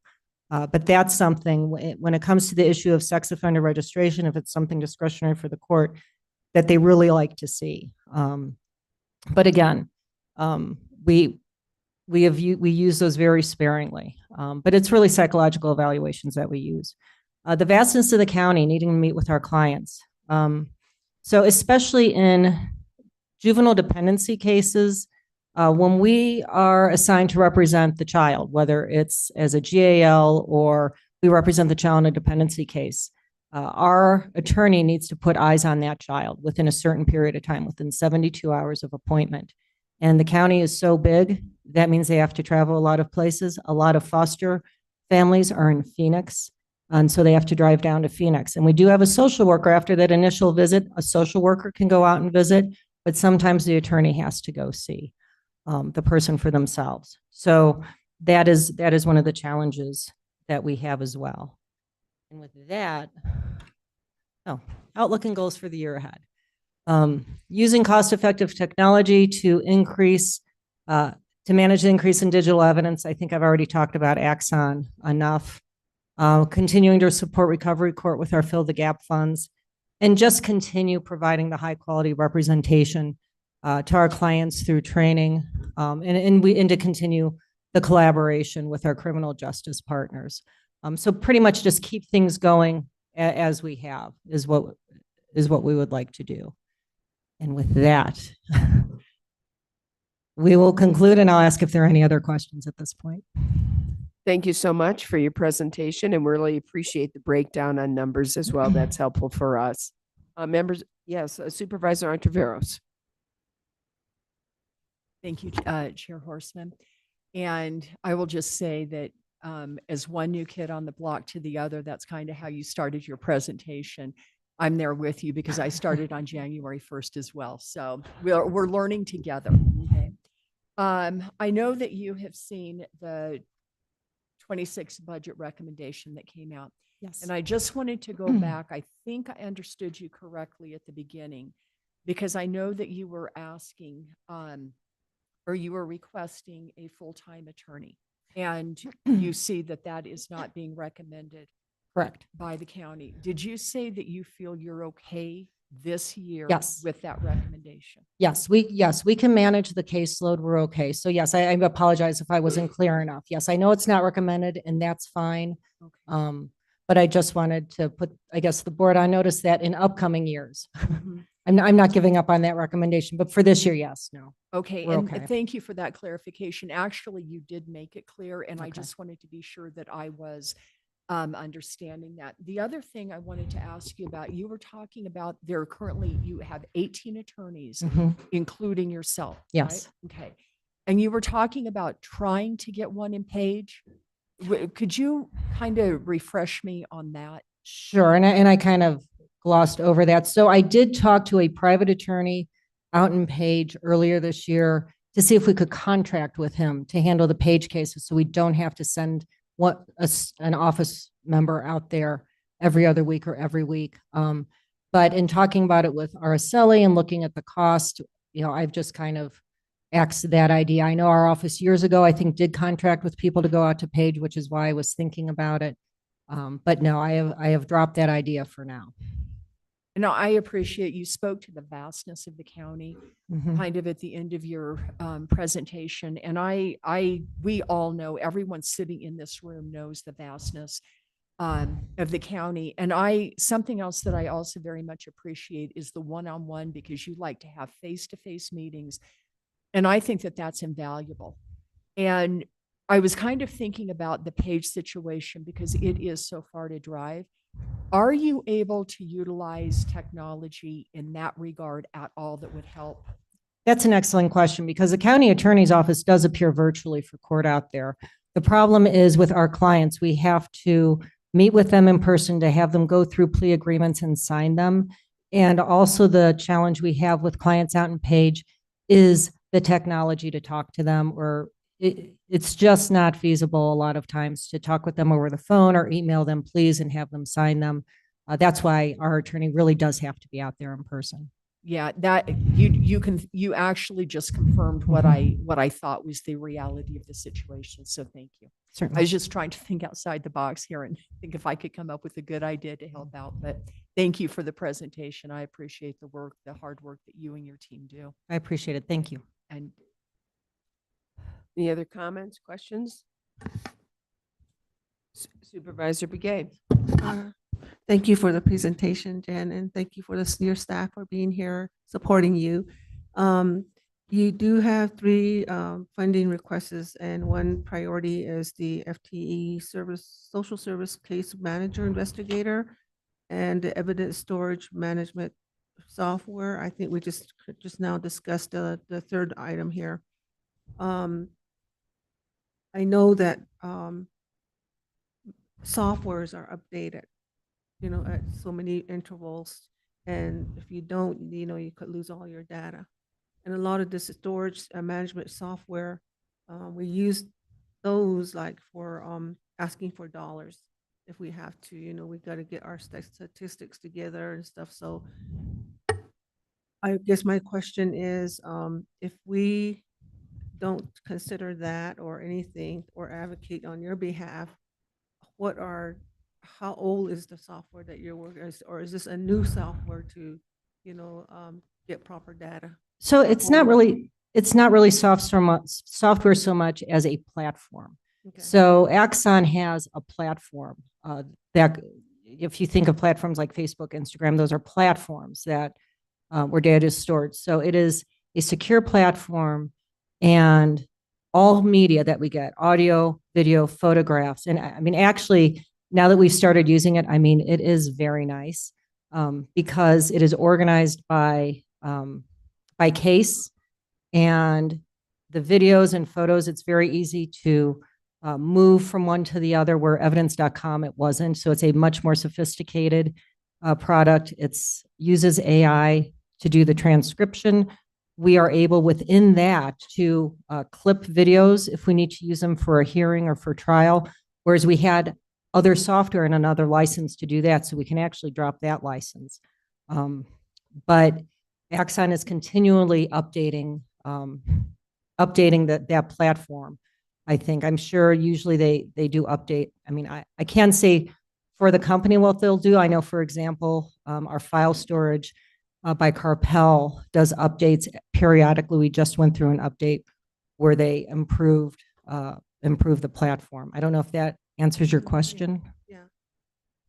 Okay. Other questions, Supervisor Fowler? Yes, first of all, congratulations on your recognition and other staff as well. Thank you. Just really shows how committed you all are, and just your expertise in your field. So thank you for your commitment to our county. And then I'm just wondering, I think the years past, the presentations were that the court case, the cases are getting more complex, therefore it costs more. Do you still see that? What is the trend in your area now? And that's very true. And really, that's what the online sex cases. A lot of child pornography, exploitation. And so that is where we do need to have an expert occasionally look and see, okay, was this actually downloaded by the client to their computer, their phone, with the psychological or psychosexual evaluations of the client for mitigation, to assure the court or the county attorney's office, look, this is not someone who is, because it sounds bad, especially talking about sex cases, but there is a wide range of what can constitute a sexual offense. Some are not serious, some are not, they're just kind of passing. It's not that person has that in them. And then there are people who are more serious and are more troubled and have more problems, but a lot of times it goes back. So that's really the one that I can think of off the top of my head. Other serious cases such as murders that, we didn't have any murders for a while. Now we have a couple in the office. So those just kind of come and go in waves, but it's really the online and sexual offenses that we see trending upward. I think that's new, because before it was more violent, more violent cases. Now it's more of online. And I've spoken with because those are the kinds of cases that I take because they're serious. So I've spoken with the detective at the Flagstaff Police Department, and I mean, talk about being underfunded. They have one detective who's really working on this online stuff. And he has told me that they're coming. One evidence viewing I went to with one of the county attorneys, they were talking about, and he said, hey, they're coming as we're working on them and getting them ready for charging. So I think that's why, and I don't know if it's necessarily it's happening more, but I think the police technology and ability to track people down, because there's an international, or not international, more of a national database that when there's pornography online, that gets flagged and they contact local police where the IP address of the person who is uploading it or downloading it is. So I think it's more the sophistication in the police investigation. That's good. And that we just heard from juvenile court also, having children not making it to the state Mhm. and keeping them out. So that means your cases are not as, it's reduced, I guess. I think juvenile has. I think there has been a reduction in juvenile court, which we're all happy to see.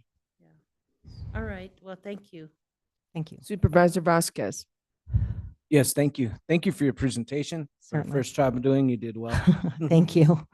It's really good to see, what your office is doing and all the hard work to help those that are most vulnerable in our community that can't afford an attorney themselves. So it's great that we're able to provide these services for folks and make sure that law in Coconino County follows due process and gives everybody their rights. And so thank you for your hard work in doing that. And I know it's a hard job and it's a thankless job, because a lot of these folks that are using public defenders are a little upset because they're not getting what they want, or they feel like they're not getting the services that they want, even though your office is providing the best services that you can under the circumstances. And so again, just thank you to you and your team to continue doing the job that you're doing. Thank you. I appreciate your kind words. All right, any others? Just again, thank you. Great to see what you and your staff are doing.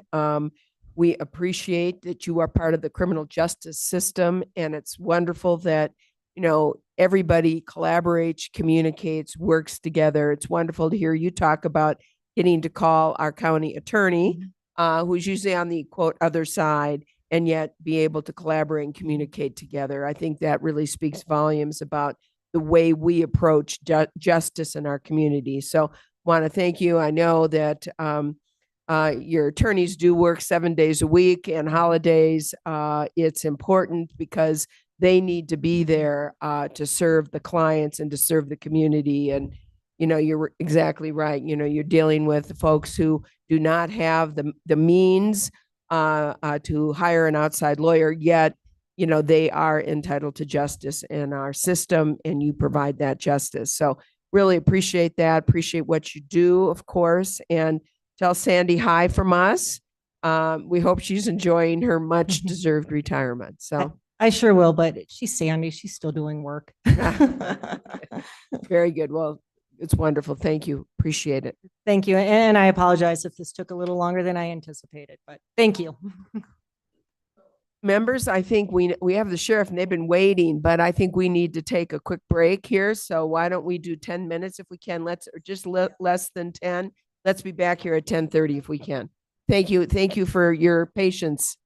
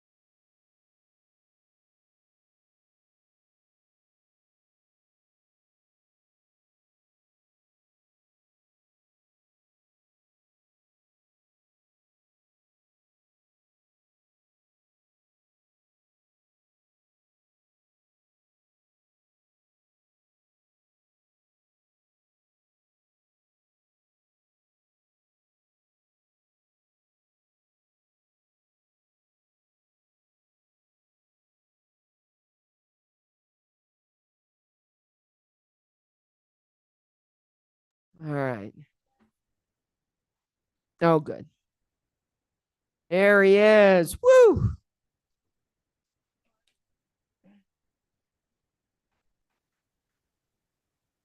So first and foremost is always, appreciative.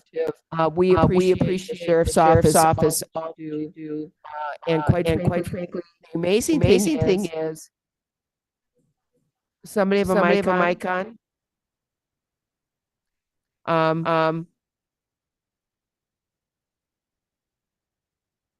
All right. Is everything okay?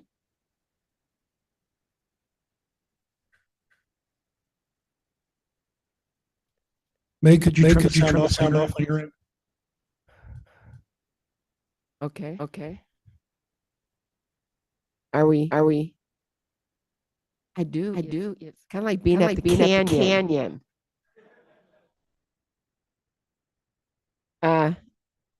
Is it still? Are we good? Oh, good. We're good. So first and foremost, I want to thank the sheriff's for being here, and the sheriff's office as well. And I think we're still echoing.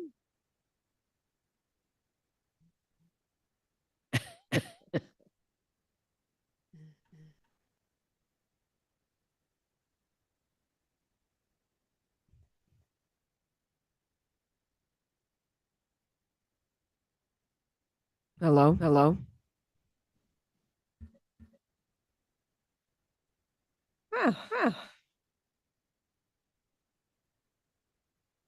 It is. I love it. Feel like out and about.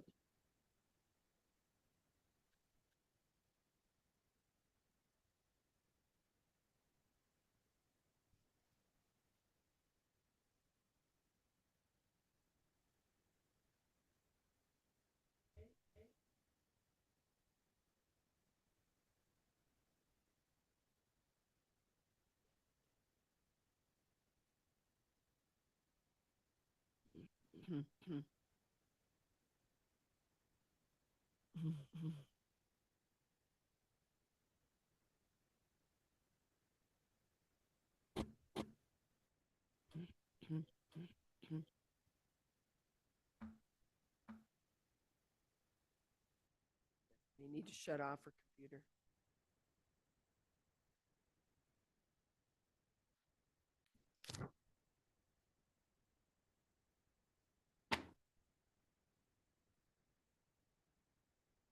Just checking to see if it's echoing now.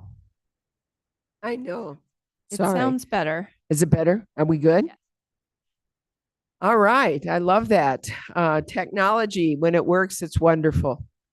And what I was trying to say is it's wonderful to see the sheriff with us today. I know this is the first time you've presented fully on the budget, and it's great to have you here, and also members of your department. And I just want to say how much we appreciate what you do for our community. And I love that the outreach that you all have and the relationship you have with our community members. I think that speaks volumes, again, as we've been talking about this whole time here about criminal justice systems and certainly being such a part of that and such a part of our community in such a positive and reinforcing way. So really appreciate that. We're going to get going. Before, what we do is we have, and I don't know if it's Kim or Erica, it's going to go over the county manager's recommendations. It's going to be Erica. And then from there, we look forward to hearing from the sheriff. Thank you, Chair Horseman, members of the board, and thank you to the sheriff and for all of the sheriff's office staff for being here today. As you mentioned, Chair, this is Sheriff Axland's first sheriff to have his own budget, but he was hired in 1996, so he is no stranger to the budget process. But also the people behind the scenes helping him along. I believe it's Kathy Allen's 39th budget process. Yes. So she has survived 39 of these, so that's an inspiration to us all. And she recently announced her retirement in June, so congratulations to Kathy, and she will be missed. You will see on the first page in the budget binder under the Sheriff's Office tab, the overview page. And this overview page is a little bit more full than some of the others because the sheriff's office is a large department. So looking at this page, you'll see that there were 29 requests and 28 or 29. And the ones in gray, the shaded ones, are not recommended. But I'd like to note that there was a lot of collaboration with the county manager's office, with finance, with the sheriff's office, to really identify those requests that focus on people, tools, and technology, which has been the emphasis of this budget process.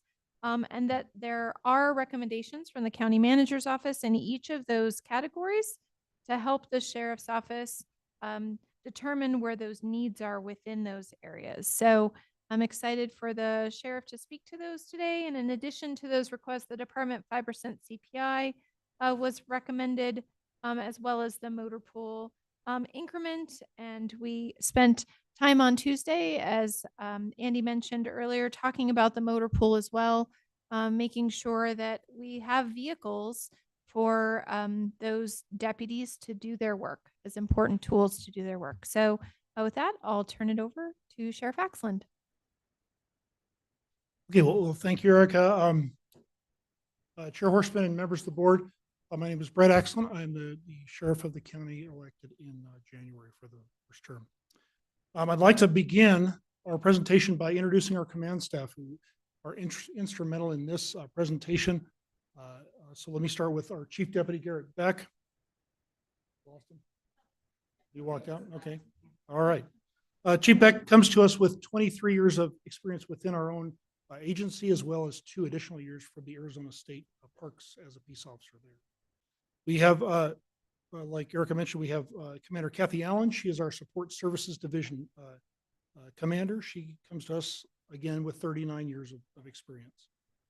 Commander Matt Figueroa, he is our detention commander. He comes like me with 29 years of experience, all in our own jail.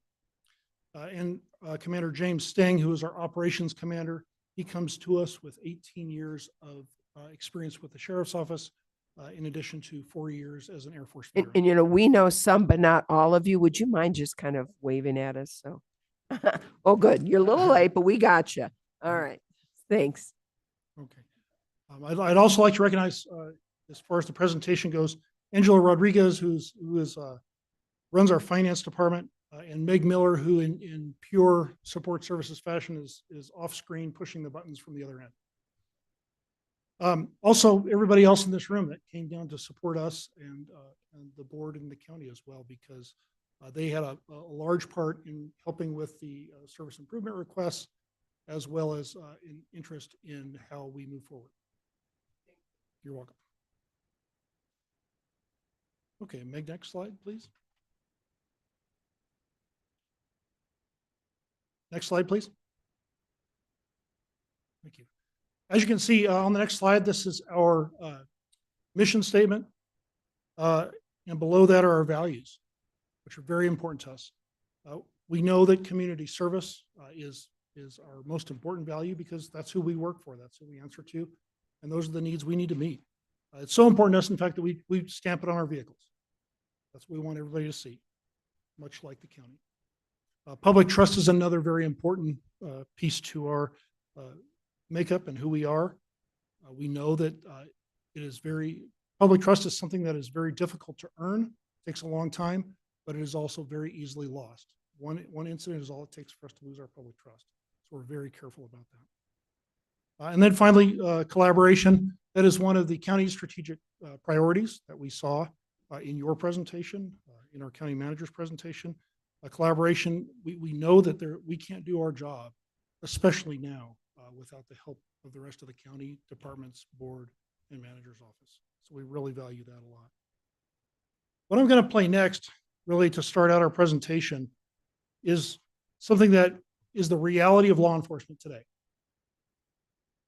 Unfortunately, we deal with a lot of mental illness in people that we deal with. Sometimes they go well, sometimes they don't. This is an example of one that didn't go so well. This is an unfortunate incident that happened recently out of the Donny Park area off of Townsend Wynonan Road.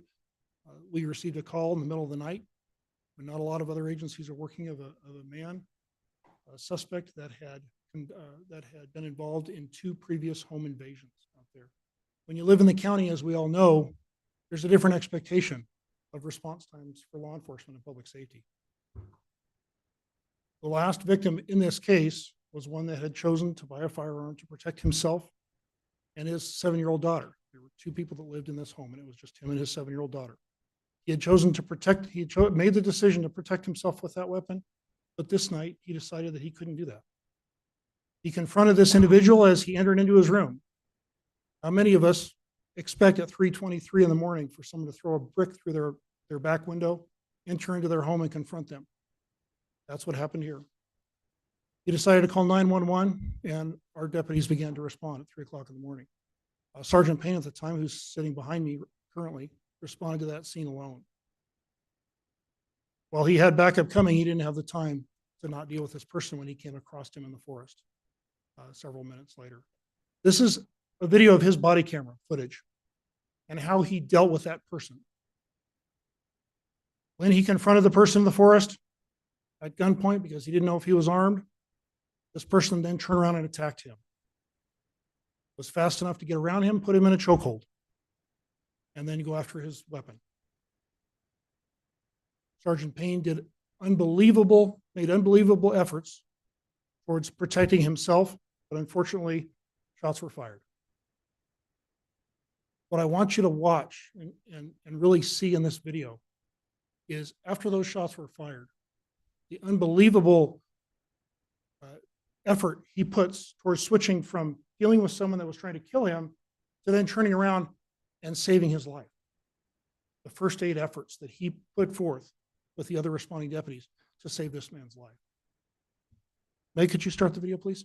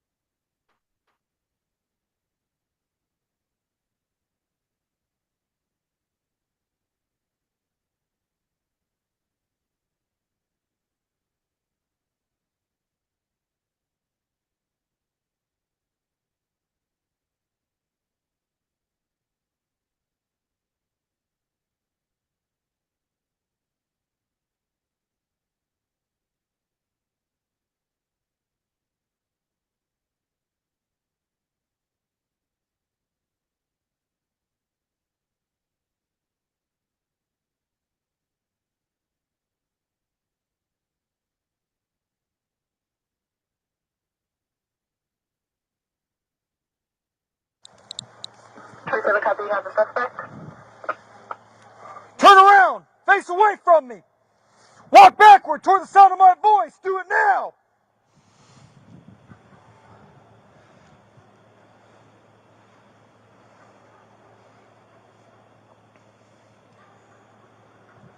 Stop! Get on your knees! And lock your fingers on top of your head!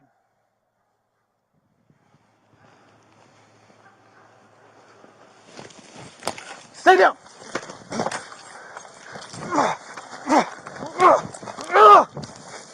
Fight! Fight!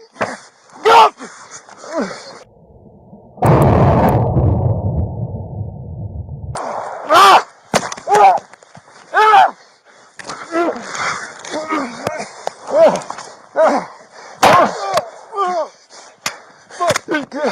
Stay down! Stay down! 998! Shots fired! Suspects down!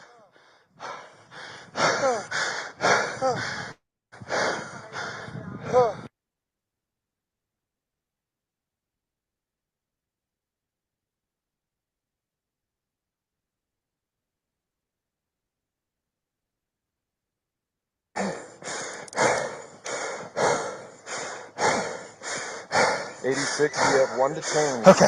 We need medic, code 3, DSW to the left arm, unknown what else is going on. I'm going to put a tourniquet on your arm, sir. sir? I'm good. Breath. I'm good. Iron tight on the tourniquet. Yep. Code 3. Code 3.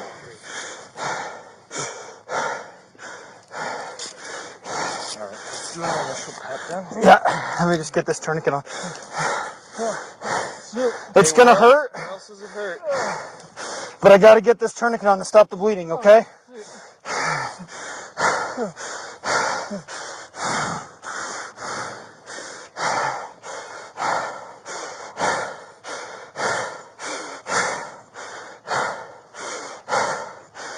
Yeah. So I had him like high risk stop style. Down on his knees as I went to go put him in handcuffs, he attacked me. Yep. I'm good. 36 tourniquet is applied for left arm. We're gonna be pat down and looking for further injuries. I fired 2 shots. Okay, keep him just like this. Do that pat down. It's in your rib. Here, let me cut that shirt off. Yeah, I got my trauma shears here. Which side? Right there, we're looking there.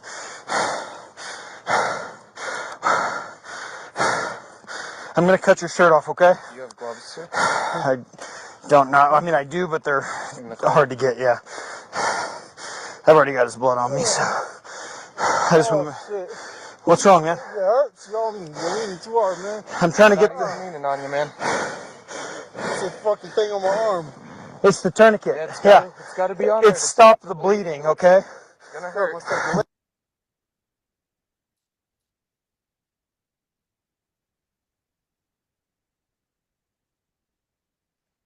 So the suspect made a full recovery. I don't think it's something that you can describe or talk about as far as the commitment that Sergeant Payne had that day towards and their safety. Unfortunately, again, this is the reality. Some of the things that our folks do. In our next slide, we've got our organization broken down to administrative divisions. We've got again the operations division, support services division, and detention division. And maybe we're still getting feedback. I don't know if do whatever you did the last time to stop that. And we'll talk more about those divisions here in a little bit. We can go to the next slide.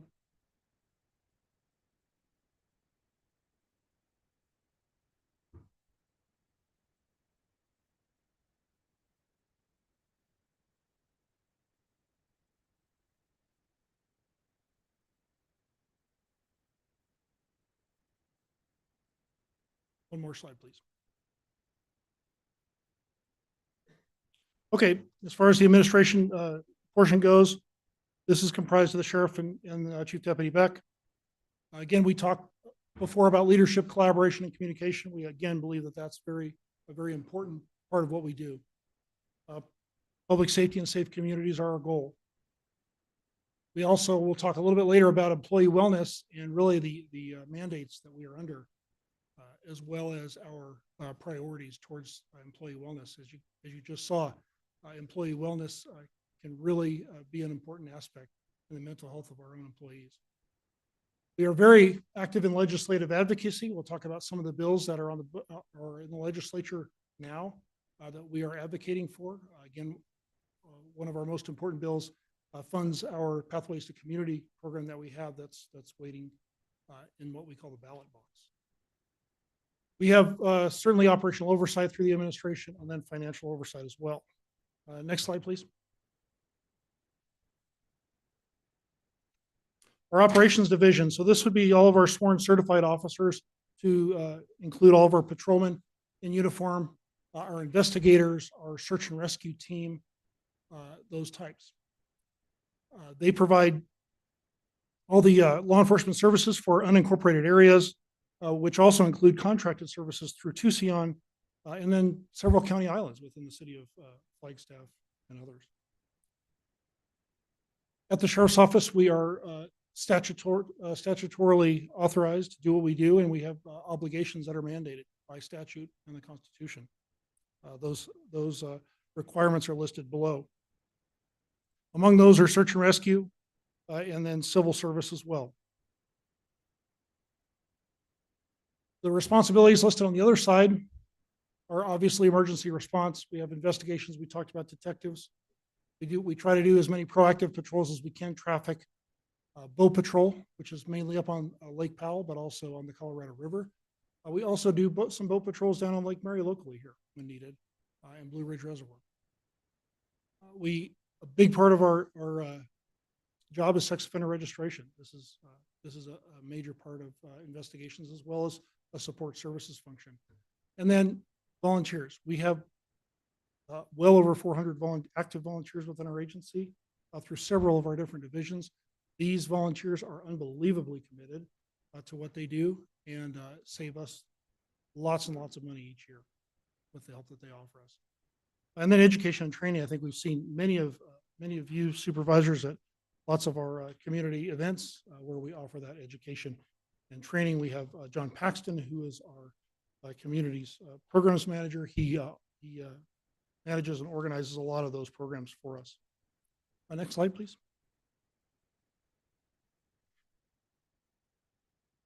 Our detention division, which is our largest division of the sheriff's office and also our most expensive, as you know, being the jail district board as well. We manage 2 facilities within our county, knowing, I think we were talking earlier about how vast or how large our county is. We've got our main facility here in Flagstaff that every one of you have been through, which is a 596 bed facility, as well as our temporary holding facility in Page, which is a 48 bed, 72-hour holding facility in Page. Again, our priorities in our jail are safety and security of our inmates. We're responsible for them, and we need to make sure that they're cared for. As far as inside our jail, they're broken up into a housing unit, intake unit. We've got a medical unit, which we deal with mental health issues. We are responsible for court appearances from our jail division, as well as the transportation of all inmates. Some of our inmates programs that we do that we're very proud of are Exodus, Pathways to Community, which you all know about. It's managed with several different departments within our county. We've got 12-step programs in place. Religious services, we'll talk about our chaplain here in a little bit. Educational program, life skills, and volunteers. Our inmate programming is very important to us because we believe that when they come to us, they are in a bad place. And if there's an opportunity for us to be able to improve them, to help them once they get released to become productive in society and not go back to those places that put them in the place that they're in currently, we believe we need to try that. And we're lucky to be able to have the funding and the support from everyone to do that. We do know that 95% of the people that come into our facility are released right back out into our communities. So we feel that that's our responsibility to make that a positive reentry. Our average stay in jail is 1.5 days. Not very long. So that really pushes that type of an agenda. The next slide, please. And then finally, our support services division. These are the folks that are behind the scenes. We know that because the county has a very large support network. Our support services division at the jail consists of our administration. We have our own facilities, which is maintenance and custodial. They take care of our jail, keep it running, as well as our law enforcement administrative facility down on Sawmill Road. We have a finance and budget division, which Angela runs. We also have a human resources person and assistant to deal with all the really special issues that we have in law enforcement. Everything from the hiring process through the end of employment are very specialized when you talk about law enforcement and all the different mandates that we're under. We have a warrants and records management system that handles records and management for warrants for the rest or for the entire building. We're in a co-located building, which is a very unique model in that our office is with the Flagstaff Police Department. That was something that started over 25 years ago, and it's a very important thing to us to save taxpayers money, but also to work in that collaboration that we talked about before. We very much enjoy that partnership with our local police department. Okay, next slide, please. This is our service delivery area, which is the entire county. Our unincorporated and county islands look at about 145,000 citizens. In our unincorporated areas, we're just short of 50,000 residents that we serve. Now, this doesn't count the 6 million annual visitors we get to our local hotspots. Our main location, like we talked about before, is our Leaf facility. We said we're co-located with the Flagstaff Police Department. We also have substations in Page, Williams, Forest Lakes, Blue Ridge, Fredonia, and Tucson. We're lucky to most recently have community deputies in most of our communities, including most recently in our Tuba City and Loop areas. We have, as many of you know, going to our community meetings, we've seen an increase in demand for law enforcement services in each of those communities. One thing we hear that's a very common denominator is that people want more deputies in their area for their safety. Next slide, please. All right, some of our photos, as you can see, on the top left, we've got chapter meetings. I believe this chapter meeting looks like Lachie area, very busy, vibrant chapter, which we're very proud to partner with. We do lots of programs. On the top right, you see a preventative SAR program, in which we teach kids how, for lack of a better term, not to get lost.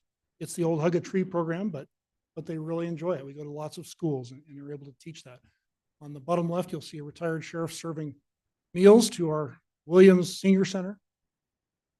You'll see our Exodus program at the very bottom, one of our life skills classes. And you'll see our volunteers with our SAR division in the Alpine team doing rescues on Humphreys Peak, which a lot of times is a daily occurrence for us. Next, please. Lots and lots of priority on citizen and community engagement. We do lots of community education. Those are in a lot of our classes that are requested, like our active shooter class, our scams and frauds classes. We have lots of those. I think we've got a slide coming up that's going to talk more about those. Lots of programs in our schools. We feel it's important to educate our kids before they become, while they have that chance to make that choice. The correct choice is to stay out of the criminal justice system. Lots and lots of community chapter meetings. Supervisor Fowler and I were at a late night meeting last night at Timberline, in fact. Almost every night, I think, and you all know that because you're there. We see you there. Neighborhood watch programs. We have lots of community deputies. The community deputy program for us is very important because those deputies then have an investment within that community. A lot of our deputies live within our communities, and everybody knows who they are.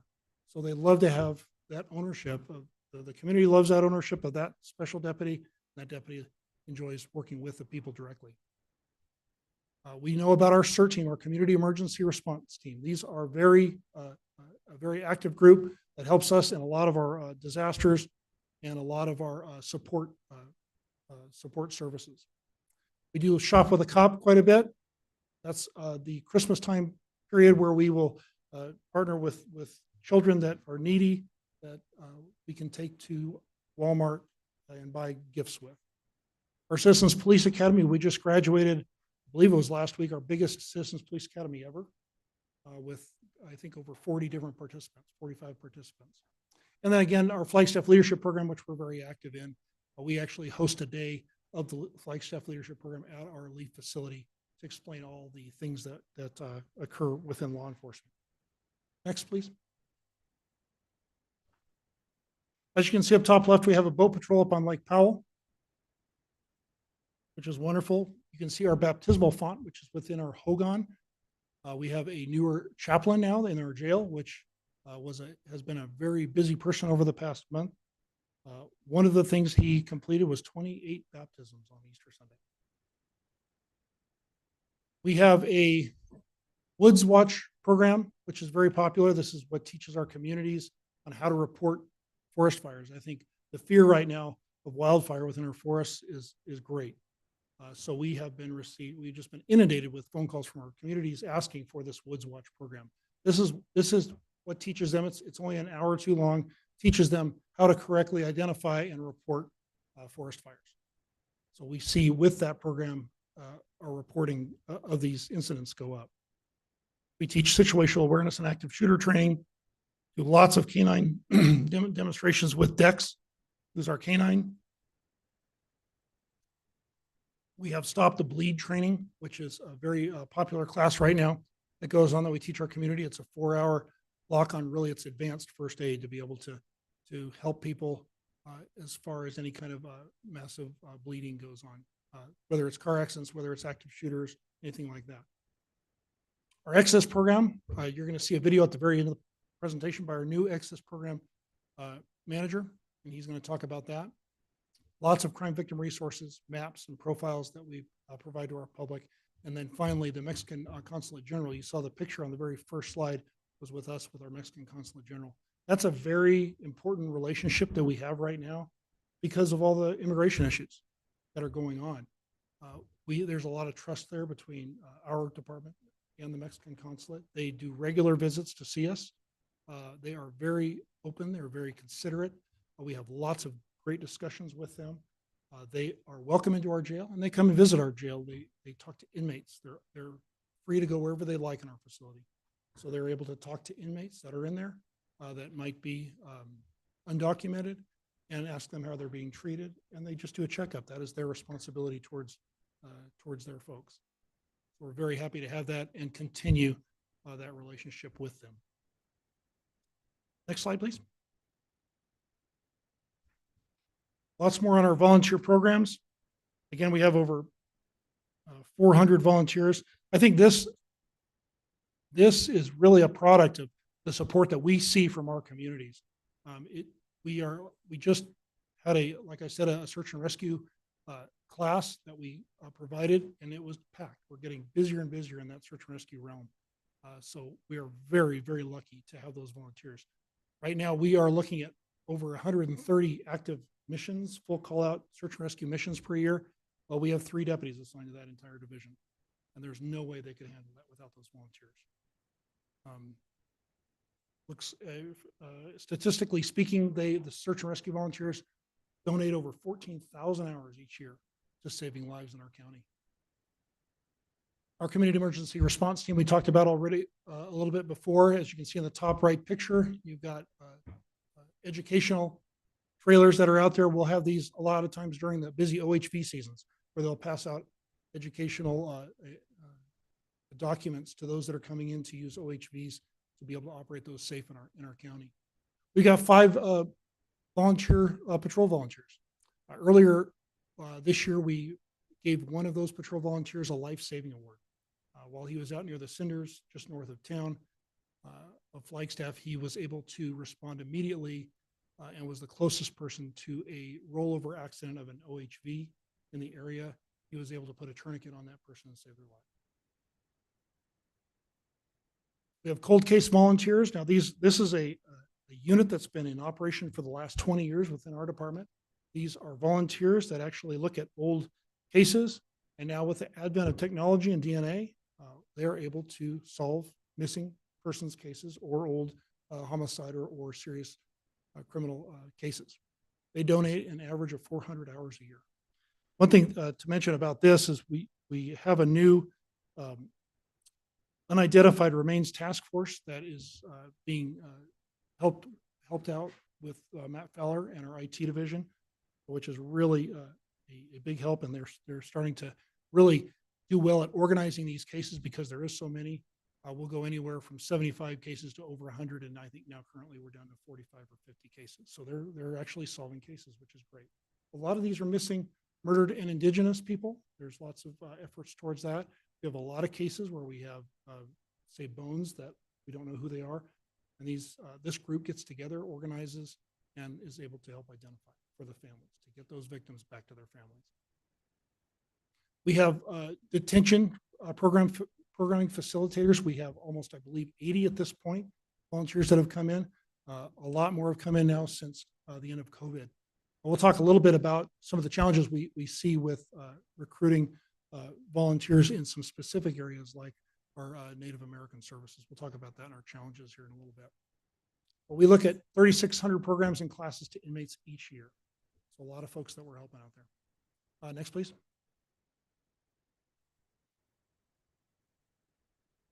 Okay, in our trends page, and some of these trends are challenges as well. We show an increase in our mental health related calls. You saw that as an example in the body cam video from the first, and suicide related calls. Our suicide related calls are up to 341 last year. 7% increase for us in 2024. Within our jail, we had 9 suicide attempts in 2024. That's a lot for us. We had 456 people placed in suicide watch cells. These are in cells. These are the padded cells there for their own safety. That is a whole lot of placements. We see a trend that we don't like. We're seeing a trend that we don't like to see. We're also in a part of a suicide mortality review board that's run by our HHS department. This is where we look at specific cases within our county to see if there are certain things that we can identify with a group of experts that aren't necessarily law enforcement. These are experts from all of our different areas within mental health and mental illness. So we're able to try to combat those numbers by coming up with solutions. Violent crimes. Unfortunately, in our unincorporated areas, we're up 40% in violent crimes. 60% within the city of Flagstaff. That's what they're reporting this year, over 60% increase. We're seeing a 5% increase in domestic violence calls, and we're up now to 3, on average, 3 significant events each week, which require lots and lots of resources. Many more special weapons and tactics SWAT callouts for us, not just in our local areas, but all the way out as far as Ash Fork and Page. We mentioned legislation before. Our coordinated reentry program right now, our Pathways to Community program that is run by HHS, but many of the people within Pathways are from our own county departments. This is really a huge collaboration in an effort to reduce recidivism. Recidivism is defined as the likelihood that an inmate will be released from our custody, but then return back to jail. This program, which is funded through opioid, it's the McKenzie Settlement Act, opioid funds, is right now at about $1 million a year. We would like to, through this bill, be one of 5 counties to receive $3 million over a 2-year period. There's lots of expansions. There's lots of support throughout the state and the nation for these types of programs. Is it worth it? Well, what we know is that our numbers are very positive for our county. We started at the start of this program, we were looking at over a 40% recidivism rate, meaning within a year, over 40% of the inmates would be returned back to jail. We can say that recently we ran the numbers, we are down to 10% now. So we are seeing 10% as opposed to 40. That's a huge saving for our jail. It's a huge saving. It's a huge benefit to the citizens of our community. Because remember, we said 95% of those people go right back out into the community. We have what's called a corporate bill in place right now that looks like it will be pushed out to next year.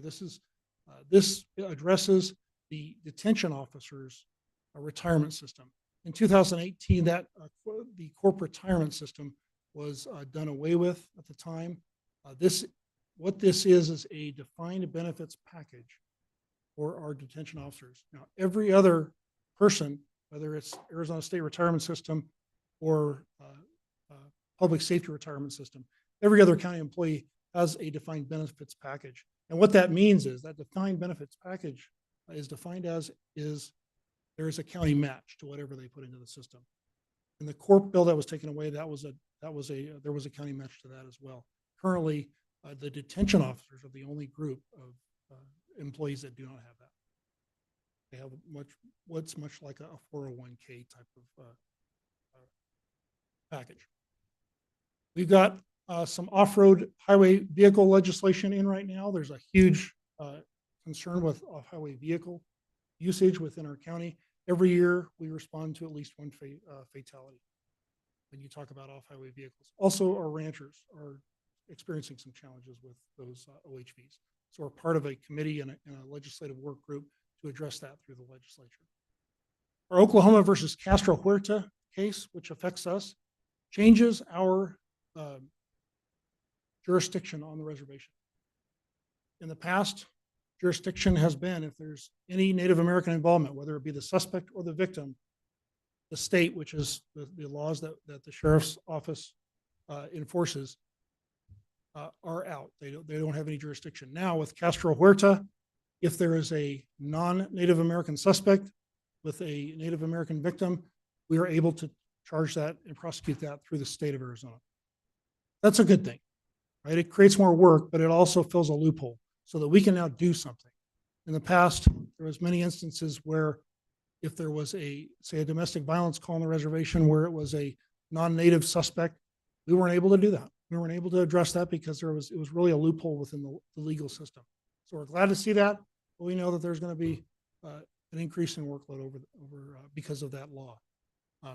This will affect us with our incoming casino that is going to be north of town at the in our Donny Park area. Mutual aid bill. This was very successful last year. I need to really thank Keith Breckus and Karen Cruz, who is our contracted Coconino County lobbyist. This was a bill that we introduced from the Coconino County side. It wasn't done through the Sheriff's Association because it only benefits those counties that are on the borders with other states. What this allows us to do is invite other county or law enforcement services into our county in our rural areas like Fredonia, like Page, those areas, to be able to give them peace officer authority to be able to enforce laws when we need it in an emergency. So we were very happy to get that bill passed. It took a lot of work and a lot of work from the county's legislative team as well as the sheriffs. We are seeing lots of wildfires, certainly a lot of fear of wildfires coming in, snow-related response and flooding as we have over the last several years. One thing that with those certain calls is the difficulty in being able to predict when they're going to happen. So it's certainly on our radar as far as paying attention and making sure we have the correct resources to go after that. We talked about some of our education classes already. We have since partnered with HHS and talked about firearm safety with cable locks. Sergeant Payne, who's now a lieutenant, is doing some videos for that to teach the public how to use those firearms locks to make them safer in their homes.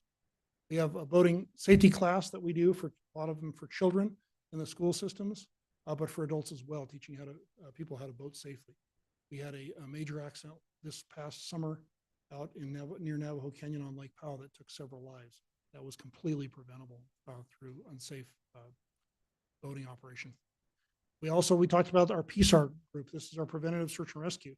This is to the kids in the schools, to how to be safe and how to stay where you're at if you get lost in the forest. And as far as some of our other trends go, looking at our outdoor recreation OHV that we talked about before.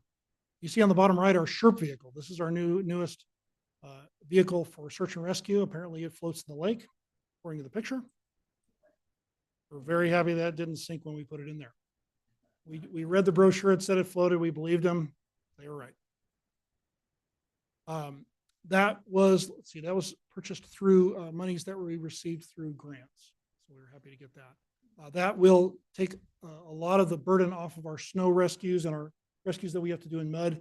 Some of the limitations that our snowcats have is that they can only respond at a speed of 10 miles an hour through the snow. This is well over 20 miles an hour. So we can get to a lot more of those in those snowstorms that we see once in a while. It's been a few years. Next slide, please.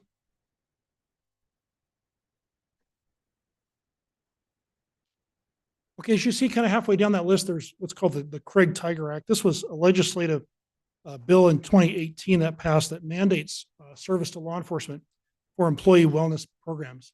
So we addressed that issue with several different things. We now have a chaplain assigned to our operations side who was a former corporal with our agency. We have what's called a Cortico app. This is a wellness app that the employees are able to just get onto, talk to somebody. They offer a lot of different wellness services. The county has the EAP Jorgensen Brooks counseling agency that's available to our employees. We also have a new critical incident stress management team that will respond in serious events. We still belong to our Stronger as One group, which is a local group here, which addresses mental health concerns, mental health first aid classes that we still teach, and emotional survival. This emotional survival for law enforcement is a very popular class that teaches both employees and families of employees how to deal with that emotional charge that you'd see a lot of times during significant critical events. Okay, next slide, please. All right, some of the challenges that we face, I think, that are very important to us. In order to be able to sustain our level of services, our staffing levels are critical to us. A lot of that includes pay. And as you see, I think in our service improvement requests, pay was our priority. Work schedules are sometimes challenging. We work 12-hour shifts in most of our patrol areas. We would like, with an increase in staffing levels, which we believe will be addressed through pay, we'll be able to move closer towards that 410 shift. Recruitment and retention is always an issue. There's been studies at the state levels by the universities on both of those things. Again, they go back to that pay issue. We also want to address the cost of staff replacement. Now, in a lot of classifications throughout the county, when someone leaves a position, we hire for it and replace that person. Specific to law enforcement, which is nationwide, a replacement of a staff member takes up to a year in time because of the delay of the hiring process, as well as the academy training and the cost of training them on the road. So we're looking at about a year's delay in that. I think it's important to look at the local example of our Northern Arizona University Police Department, on which they unfortunately lost out on their pay several years ago, and currently they sit at 50% staffing levels. That's critical for them right now, and so we try to help them as much as we can. The advantage NAU has with low staffing levels is they're surrounded by the Flagstaff Police Department, so they're certainly supported by them. Unfortunately, that's not a risk we can take at the county level due to the rural areas and the lack of other agencies out there. We conducted an internal survey of staff in January, February, which Chief Beck addressed with our staffing levels. Some interesting results came in. The vast majority of our folks, when we talk about pay, said that pay was their most major concern within their families and their positions. They also said that their number one reason for looking for another job was pay related. I will tell you, though, that in the past, our Board of Supervisors has been very supportive, as well as our county manager's office, in our pay issues. So we're very happy to say that at this point in time, we're only 5 positions down, which is very good for us in our operations division. So we're able to do all those things that we like to do when it comes to rural law enforcement. We are constantly in competition with our local agencies. Among them is the Flagstaff Police Department. They continually skyrocket in pay, which is not a problem, but a challenge for us to have to be compared to. They are at this point in time looking at classifications. Say, for example, their sergeant positions are in some of their classifications and steps in their sergeant position. They're looking at a $30,000 increase over our sergeants and what they make at this time. They look at additional incentives. They look at shift differential pay. They look at instructor certificates that they pay extra for, and any kind of specialty assignments they pay for. They have just switched their lieutenants from salary to a overtime paying position. Those are all challenges that we face. Now, I will say that the county manager's office, which has a lot of experience dealing with law enforcement, they understand our law enforcement concerns, has tried to address this through a pay plan. We understand, we realize that we are never going to keep up with some of our partners. We just can't do it. But we do have others. Yes, sir. Sheriff Axel, if you don't mind if I jump in, and if you look at the increment request, Erica had noted to lead off the conversation that those in gray were not recommended. Now, if you add up those in gray, there were some requests for staffing from the sheriff's office, because I think the budget process is an opportunity for everyone to express their needs. So for both the Williams Patrol, if I remember correctly, Sheriff Axland, and the Flagstaff Patrol, there was a request for staffing. If you add all of those up, I believe it exceeds 500,000 in recurring cost. And so through our conversations, through our deliberations, when you look at the cost of staff replacement, retention, we worked through a lot of those conversations and said, hey, let's see if we can focus on the compensation plan for the sheriff's office, because it's so important to retain the employees that we have. We know that high cost of turnover is real, especially in a unit like the sheriff's office or the Flagstaff Police Department. An issue we've had historically, I can speak to this both from the city of Flagstaff and the sheriff's office, is we've become a training ground for younger officers. And then because of the cost of living here, et cetera, they then choose to take that position in Mesa and build their lives there with a family, or Glendale, or wherever that might be. And so we're really trying to, sorry, I don't mean to step on your toes, Sheriff Axland, but also with the training at the partnership with Coconino Community College and having that local service of officer training, it has really been helpful too, I believe. So just some of those steps that we've tried to take, but I think it's worthy of note that you did express that need for additional patrol officers, but then it comes down to, let's focus on the staff. Let's commit to the people that are committed to Coconino County. And I think the county manager's office made an important point earlier in these communications, was that it's great to have extra positions, but if we can't fill the ones that we have open right now, it doesn't do us any good. So we need to fill the ones that we have open. Some of our other challenges that we're facing right now are in the mental health arena. We, along with everybody else, receive a lot of funding through our federal grants. We talked about pathways already. So we have several different areas that we need to, that we really depend on for those grants and that money. So we'll have to just see how those go and fight at the legislative level. Finally, one of our other areas that we are experiencing a challenge in is recruitment for our Native American programs within our jail. We have a Hogan, we have a sweat lodge. We continually attempt to recruit people for those services. It's really a difficult time since we lost one of our previous facilitators of those programs. So we continue to go out. I know we have a lot of help from Rose Tohi to do that, but we continually attempt to try to get folks to fill those positions because they are so important within our jail. Okay, next slide. You can see some of our outcomes and goals here. It shows where the community is at as far as our priorities go and all the different things around that community that we use to support our communities. If you can remember, last year we had a video, you can see the picture on the bottom right, it was what we call our Feed the Horses video. This was highlighted by our own NAU chief of police. It was a story that she gave, not just one that we gave here at the board meeting, but also at an academy graduation.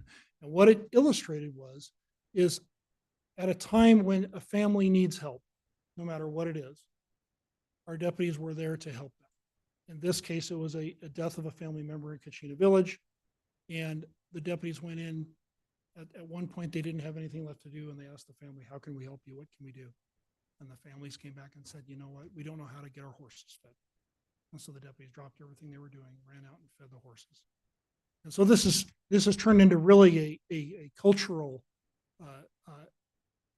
priority for us, and something that we're very proud of. And you can see that, I think, in the deputy that's in the picture.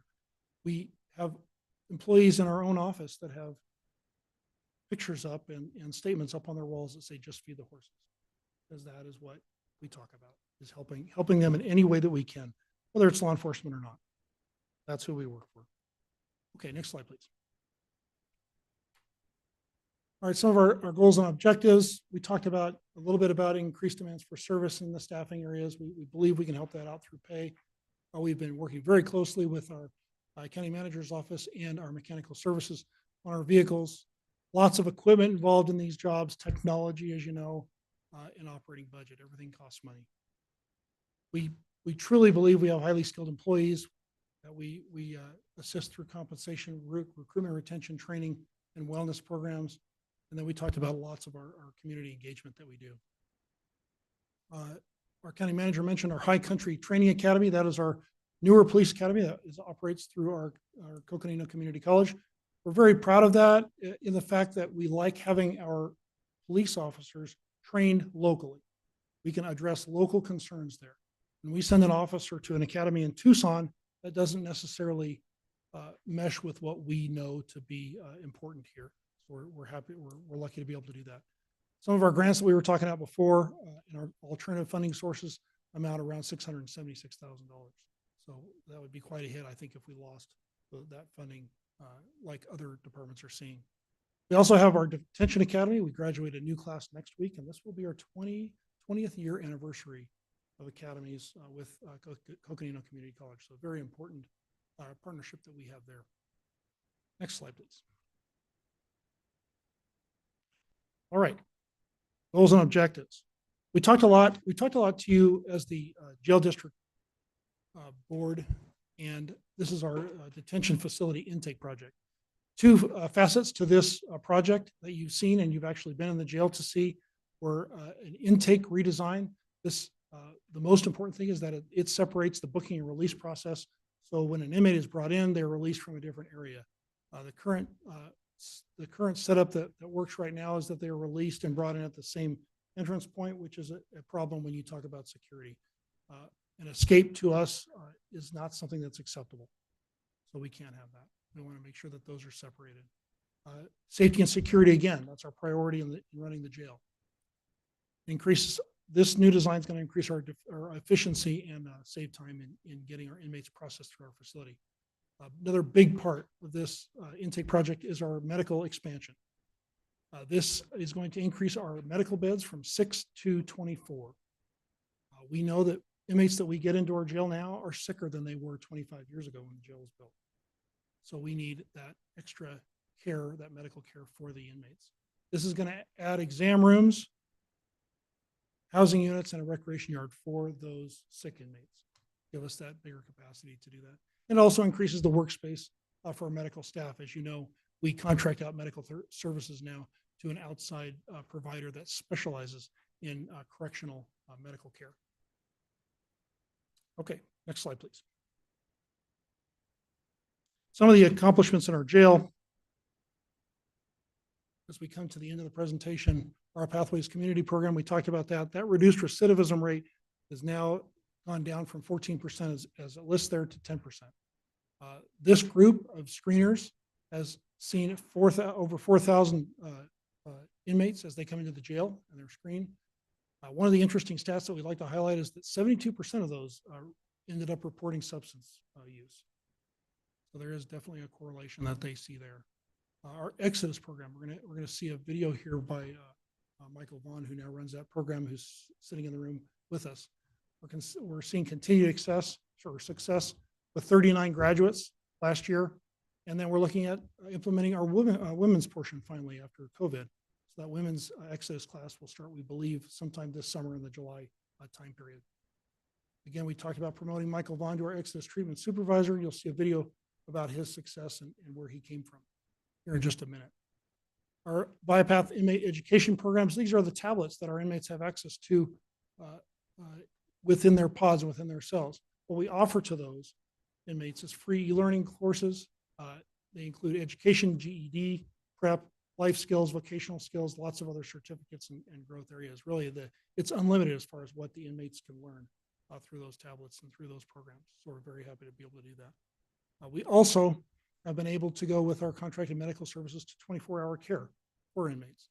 So these are nurses and medical staff that are on duty as to be able to treat these inmates and identify any concerns as they walk in the door when they're being booked in from the beginning to the end of the process.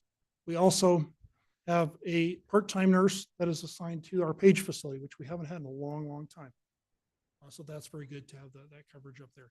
It reduces our number of people going to the hospital because they can actually see a medical professional as they come into our facility, as well as an increase in our medical x-rays to be able to have those within our own facility. Okay, next page, please.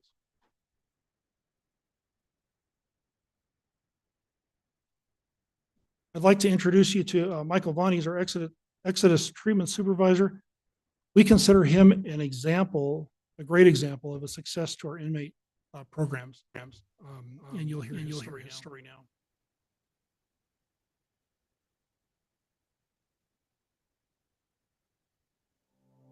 My name is Michael Vaughn, Michaelvaughan.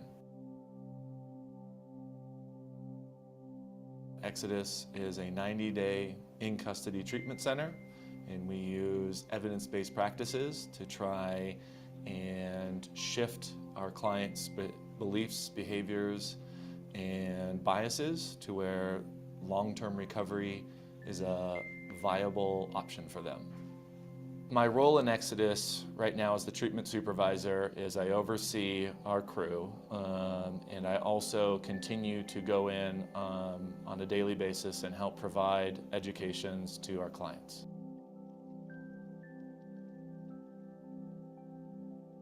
I was brought into Exodus mid-December of 2007, and I completed Exodus mid-March of 2008. I was brought in to the Coconino County Detention Facility on my third probation revocation. I had accumulated 2 DUIs, multiple drug paraphernalia, multiple possessions, and by that time I was looking at 4 to 7 years in prison. Exodus helped me achieve my goals by providing me with treatment when I most needed it, when everything else in my life was very bleak and dark and I was unsure about my future. Exodus was kind of the stopping point, taking a breather and then starting a recovery life from there. The transitions that I've gone through as my life has progressed in recovery, initially as a program participant, it was when I was inside of jail, I very much had a lot of gratitude, but I was very uncertain about my future. I was still not sentenced yet, so there was multiple options that could have happened. And when I was released and started to become a volunteer, that was just a wonderful opportunity where I was able to give back to the institution and hope that I can also help the gentlemen that were in there at that time. Now being the treatment supervisor, I have a lot of gratitude and appreciation for the institution, but also I want to set up Exodus to be the best intervention for these individuals and provide them with the most comprehensive abilities to get and stay sober once they leave here. So some of my goals over the next 5-10 years, one is to, and short-term goal is to open up the Women's Exodus program. And so we're working with our facilities and command staff in order to open up that same opportunity for the women, and to get some good counselors and some good staff members for that. Just continue to stay at the forefront of treatment interventions and go to conferences and conventions that are presenting the newest research in the field and stay at the current edge of what recovery looks like in treatment and inside facilities, and really try to implement those same interventions into Exodus as best as we can.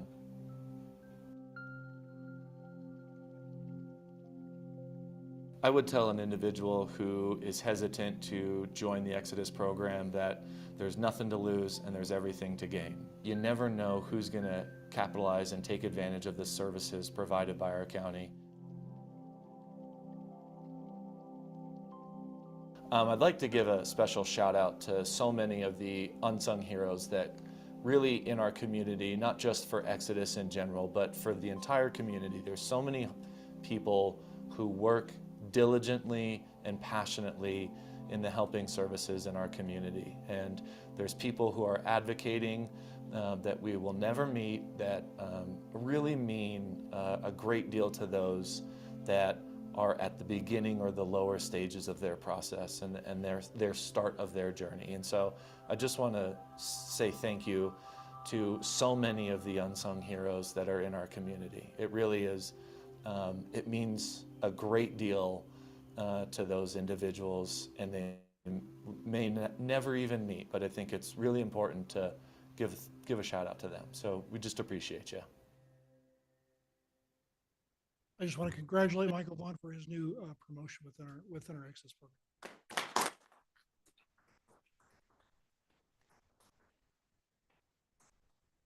I think that's proof that our inmate wellness programs actually work and they put people on a trajectory to be successful in life.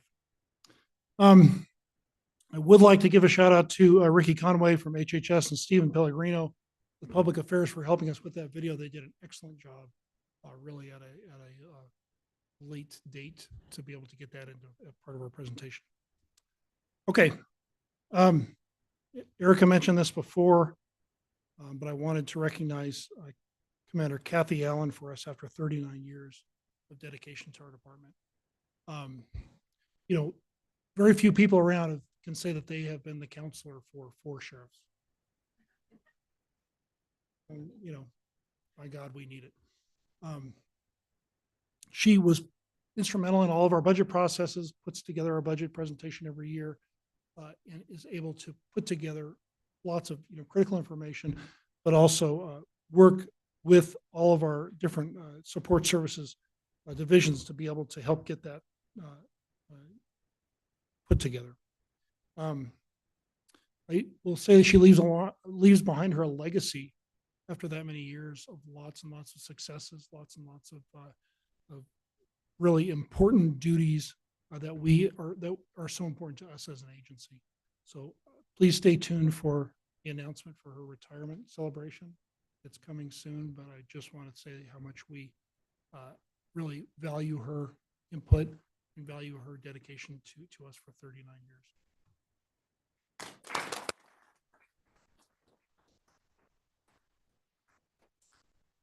I just want to end off by thanking our folks that have stayed in the room, that have been able to stay in the room, as well as the county manager's office and the board of supervisors. You've been extremely supportive of us, not just here, not just through budget presentations, but also in our communities. We see you a lot, we interact with you a lot, and we know that our communities are very grateful for what you do for all of us. That is all I have, and we can open it up for questions if you would like. Thank you, Sheriff. I'm sure there will be questions and comments. So Supervisor Ontiveros. Thank you, Sheriff Axland, for the presentation. I think my question, I'm not sure who to ask it to. I think it may be for Deputy County Manager Philpott or County Manager Bertelsen. And I'm not fully understanding where it talks about the shaded increments were not recommended for funding, but in many cases, they are aligned with a funding strategy to address the underlying request. Could we go through this chart? This chart here, look at the shaded areas, and can you explain how they align? Okay.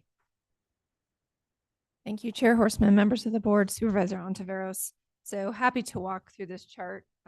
The first page under that tab, just wanted to make sure everyone had an opportunity to grab that if they wanted to follow along. So starting on the upper left-hand side, and Siri Mulaney will jump in anytime I mess up on this. We are recommending the 5% CPI. And so the 2 requests that are under that are shaded in gray were things that through discussions and collaborations, we thought possibly could be covered by that 5% CPI should the sheriff's office choose to use them in that manner. Appropriate to ask what that total 5% CPI amount is. So it is in there under recurring. It's 108,875. So you'll see that as you follow across it, it'll show if it's one time or recurring. And so the 2 requests under that one that are shaded. Sheriff, do you need a copy of this so that you can follow along? Okay. Christy might have one as well. Are less than that 108. So there's still a flexibility for other items, but those are 2 items that we thought might be able to be paid for by that should the sheriff's office choose to do that. And then going down past the blue line, we have officer pay plans in the white row there. And that would be both the detention and the patrol officer pay plans. And you can see that that's a recurring general fund of $600,000 and a jail district recurring of $250,000 on this sheet. And underneath that are the things we're not recommending that in this instance, the sheriff's office would be prioritizing the pay plans over these things. So they would not be getting a professional standard sergeant, which would be a new FTE. The increase in Flagstaff district staffing, which would be 2 new deputy FTEs, and an increase in Williams district staffing, which would be 2 new deputy FTEs. So essentially those 5 FTEs there, and on also a uniform allowance increase. So instead of getting 5 FTEs and a uniform allowance, we are recommending the increase to the pay plan for the same reason that Sheriff Axel mentioned earlier, which is not having positions that we can't fill, but instead supporting the staff and all the team members that we have now through that increased compensation. That was the recommendation. And so you can see that how those things add up. And some of them, there are one-time payments for some of that. Some of that's equipment that would be provided to a new FTE as well. And that's why there is both recurring and one-time on those FTEs. Down below and below the next blue bar is an annual 5% overtime budget. And so one of the things that we were brainstorming with the sheriff's office with finance was actually setting aside a separate overtime budget to help the sheriff's office track how that overtime budget is being used and how quickly it's being used up. And so setting that aside as a separate line item and estimating a cost increase to that. And so that number is slightly lower than the increase in the overtime budget, but also working with the sheriff's office and across the organization on addressing overtime. Below that, there was an increase by the sheriff's office in gray of a motor pool budget. And we had gotten, as we mentioned, I believe yesterday, increment requests from several departments about motor pool. And so we took a holistic approach toward addressing motor pool for all departments and trying to make that better, not just putting money toward that, but actually looking at the process, improving the process, working with Public Works, with Christopher Tressler, and working really closely with the sheriff's office because they are the largest fleet that we have within the county organization, and looking at addressing that. And so we made changes to that with their input, met again with them on Tuesday to go over those lists. And I will say that, you know, one of the things that we didn't talk too much about today, but is really evident in this area as well and is important in the motor pool costs, is that after COVID, there were delays in getting cars, bless you, and chips for cars. And those delays for a lot of law enforcement agencies and for us at the sheriff's office made it difficult to upfit cars, to get lights and bumpers and decals and everything that you need to put on a patrol vehicle. And so there has been a delay that we're still experiencing in getting those patrol vehicles out. And so as we talked through the motor pool, we also talked through how many of those patrol cars are we expected to get this fiscal year in this month in May. And we just got 2 last week, I believe. And then how many are we getting next year? So working with them into the future about the patrol cars and the vehicles they'll need, as those are the offices truly for those deputies. Below in white is utility funding, and utility funding was a priority for all departments. And so that is recommended, the utility funding increase. And now we'll move to the upper right, the right-hand column. You can see that that top group is co-location. So co-location are the fees that we pay with the city of Flagstaff to be co-located in that building. And so both the sheriff's office and the city of Flagstaff are are co-located there and we share fees.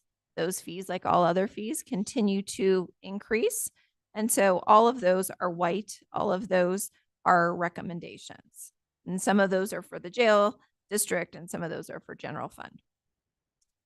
Below that blue bar are technology funds. And so there were several technology requests, and technology is an area that is a priority in the budget this year. And so what the county manager is recommending is one-time funding in this area, $250,000 of one-time general fund and $250,000 of one-time jail district funding.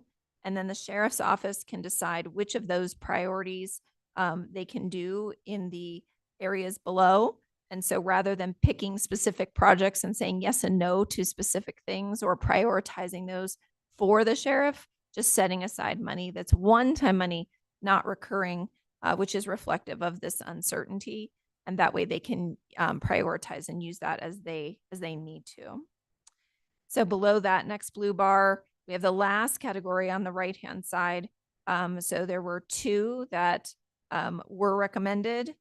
The Axon Taser body cameras and training, which also was requested, as you heard, by the Public Defender's Office earlier, that they had some Axon needs to actually be able to look at some of that footage. This is for the actual body cameras themselves, and storage always comes with those. That is recommended. And then the Sally Port bathroom construction, that's something that has been a priority. And so definitely having a bathroom is something people need to do their job. So those two were recommended.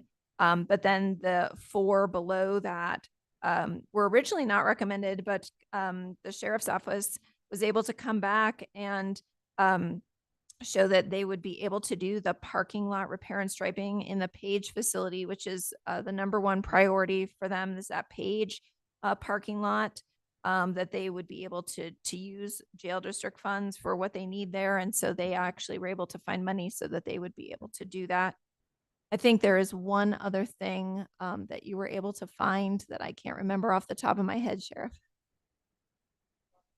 Oh, yes. Thank you. The copy machine that's on the right-hand side under technology, that was for the medical division. Thank you.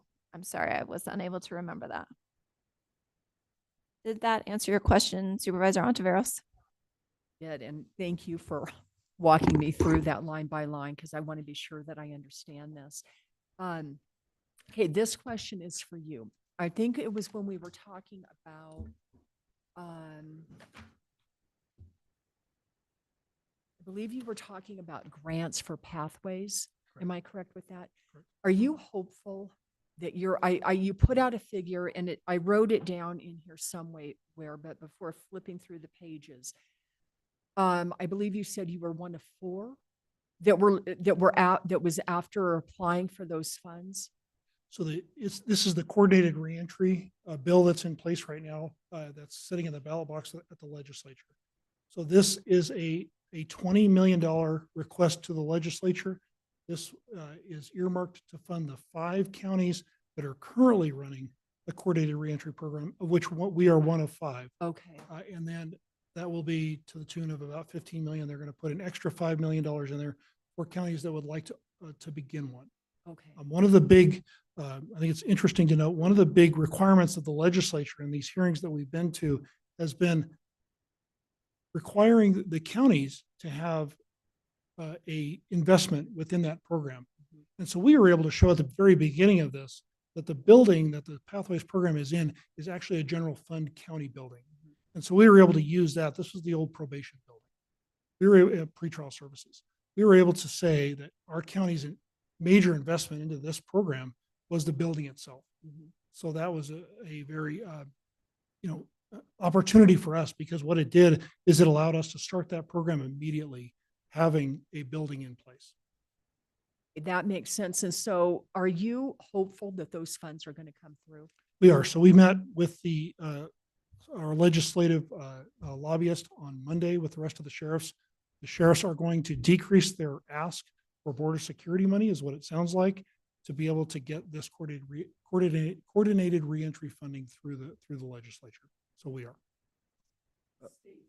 Right, state funding. And that's why I wanted to go back and make sure I understood that Right. because there's so much uncertainty, as everybody knows, Right. on the federal money. So, okay, well, that's good news. It is. That is very good It is. news. Okay, I'm going to leave my questions there for now, and we'll see what the other Supervisor Begay?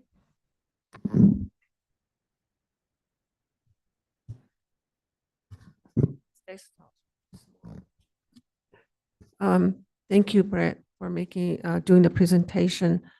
I see there's a lot of needs within your department. Everyone knows that we have budgets that are being cut and stuff like that. So, but I'm glad that you're working with the administration to kind of work this parts of it out. And so I had the same question as the aligning the funds strategy, to do services, but that was already taken care of. The second one that I was going to ask about is on your detention and the inmate programs that you have. You kind of elaborated on it a little bit, but basically your trends outlines a bunch of chaplain, the peer support groups, and all these others here. As you know, that we are very diverse communities, meaning that we have a lot of indigenous people that we were told maybe close to 50% or over 50% that have been incarcerated. And so that's where the sweat lodge came in. And we also know that we do have a culture in place. I think that, that needs to be one of the areas that we really need to look at, the Hogan, the sweat lodge, and there's traditional ceremonies that help us, just like the chaplain would come in and pray. We also have our own set of values and traditional doings. So I know that you're saying that they're hard to fill and nobody's really stepping forward, or I don't know what that's an issue. I think we really need to continue to get those services in there. And one of the things that I would like to see was have a person that would run that aspect of the program in the area, because that person would know exactly what we're taught, what to do, even with funding requests, if any, or even how they're going to run the programs to be very effective and efficient, and that will actually help the inmates that practice that. So I still feel that we really need to, like I said, we really need to beef up that area, and with a high number. It seems to me, that these people come in and they go and they get services, or they're in jail, and then we don't really do too much for the indigenous people, and then just letting them go back out into the communities and not really getting the help. And how do we curtail the percentage or the number of people that go in this area as far as traditional culture, values, and practices that we have. So I know that, with the right people, the prior presentations we had, a lot of them had decreases in percentages and stuff like that. And I believe that can happen within this area too, with the right people, the right planning, the right funds, the right person, and program that can actually, help, so that we can say we decrease. That's a big accomplishment we made.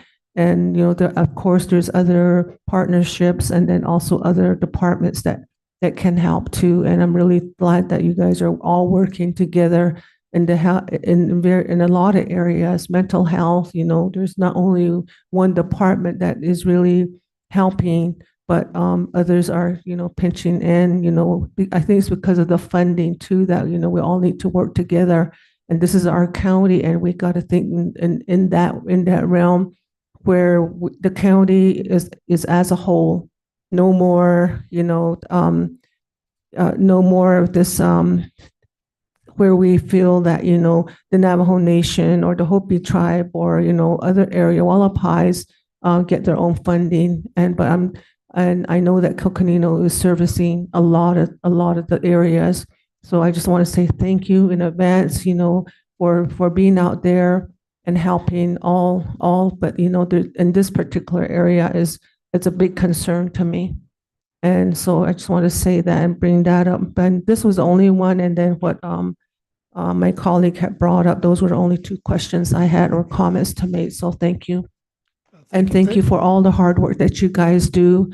You guys are, in a situation just like we've seen the video here. I mean, it breaks my heart to see that, that we don't know what we're going to be faced with, as officers getting up and going to work. And so I just want to say I appreciate you all, and inside the offices, everything. And you're trying to, really help everyone as a whole. And I just want to say thank you so much to you and your staff. Thank you. Thank you for your kind words, Supervisor Begay. We share that concern with you. We know that we have at any given time between 52 and 54% of our jail population is Native American. Some of the programs that we are working with through the Pathways program are Native American based, but we could certainly enhance those while they're in custody in jail. So yes, thank you for those words, and that is a priority for us as well. Supervisor Vasquez. Yes. First off, congratulations at doing your first budget as sheriff. I know you've done it a couple times since I've been here, but this is the first time as sheriff, so congratulations. And just want to say thank you to you and your team for all your hard work. Got a tough job. One thing I learned when I came onto the Board of Supervisors and learned the difference between law enforcement for a sheriff's office as opposed to, say, Flag PD, is you have to deal with emergency response and you have to deal with jails and detention. And that's a whole different ballgame that other law enforcement agencies don't have to deal with. And so just the size and the amount of different things that your office has to deal with, it's impressive. And so thank you for your work in the community. I did want to cover a few things that were interesting. You mentioned about mental health issues, and I remember when I first started 4 years ago, the previous sheriff had mentioned that up to 40% of the inmates were dealing with untreated mental health issues. And so I was wondering, where are we at now with that number? I don't have a specific number. I think when Sheriff Driscoll mentioned that number, it was really more of a statewide or a nationwide number. I know that this new expansion in the medical unit is going to address an expansion in mental health treatment as well. So that'll give us a better ability to directly observe these people that are needing that extra help, which is, I think, going to be a huge win for us. No, that's encouraging to hear, because that facility is needed, and to know that that'll help with mental health. Mental health support is important. The other thing I was wondering or wanted to ask about was checking my notes. Just the concern about the difference in pay between the different agencies. Like, we had already had that conversation since Monday, but the fact that it's $30,000 difference in the same position, that's kind of scary. And like you said, I don't know how we keep up with that, except for other incentives and a culture of good policing and good leadership. And so we're hoping that that'll continue to maintain our staffing needs. It was good to see that the number of detention officers that is needed is reduced, because I remember when the number was closer to 40. And so hearing it down to 22, but we still have a ways to go. That is better. And so congratulations on that. And I hope some of the decisions we made last year with budget and the pay program helped with that. And hopefully we can continue to support that so that we don't lose officers, because we're already short-staffed, especially on the patrol side, and having such a large area to cover, it's difficult, And then going back to the the short staffness for detention, it caught our attention the fact that there's still no Exodus program for women. Was there before COVID, or has it always been just male? Yeah, yes, sir, there was before COVID. Our inmate population has traditionally, consistently been less female inmates than male inmates. So what that does is there's less people eligible for that program. So I believe I saw a number 2 weeks ago where we had 17 female inmates that are eligible for that program. So now we need to hire that treatment coordinator, and that's going to be Michael's job and priority. And you heard him talk about it, but that is our very next program. Thank you. And then the final thing I just wanted to mention and give kudos for is the Pathways to Community program. Reducing recidivism from 40 to 10% is huge. That's amazing, and you know, it's so exciting to know that those programs are having a real difference on our streets. You know, and with the increase in violent crime in our county, that's important because that takes folks that aren't violent criminals out of the system, out of your hair, so that you can deal with the truly dangerous individuals that you have to deal with. And so, again, I just want to commend your office for what you're doing, and continue to support that. Thank you. Thank you very much, Supervisor. Supervisor Fowler? Thank you.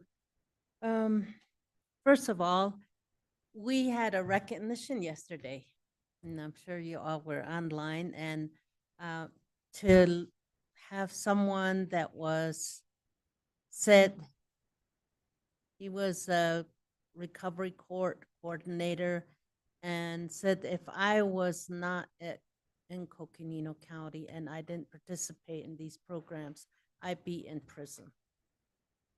That is just absolutely amazing.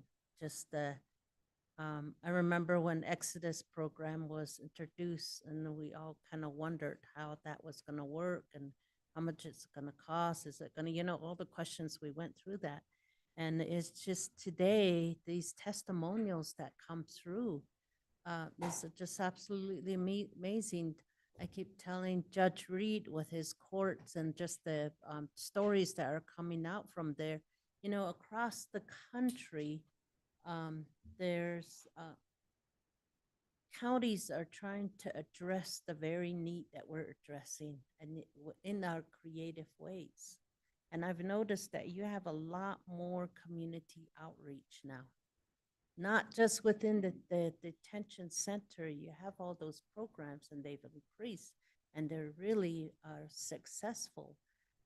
Yeah, there's still some, you know, like Native American program needs to still be addressed, and we've been doing that trying to work on that. But now you're out more in the community as well. The deputy sheriffs, not only do they go and patrol, but they're in the community. We just had a Purple Heart recognition and celebration in Tuba City.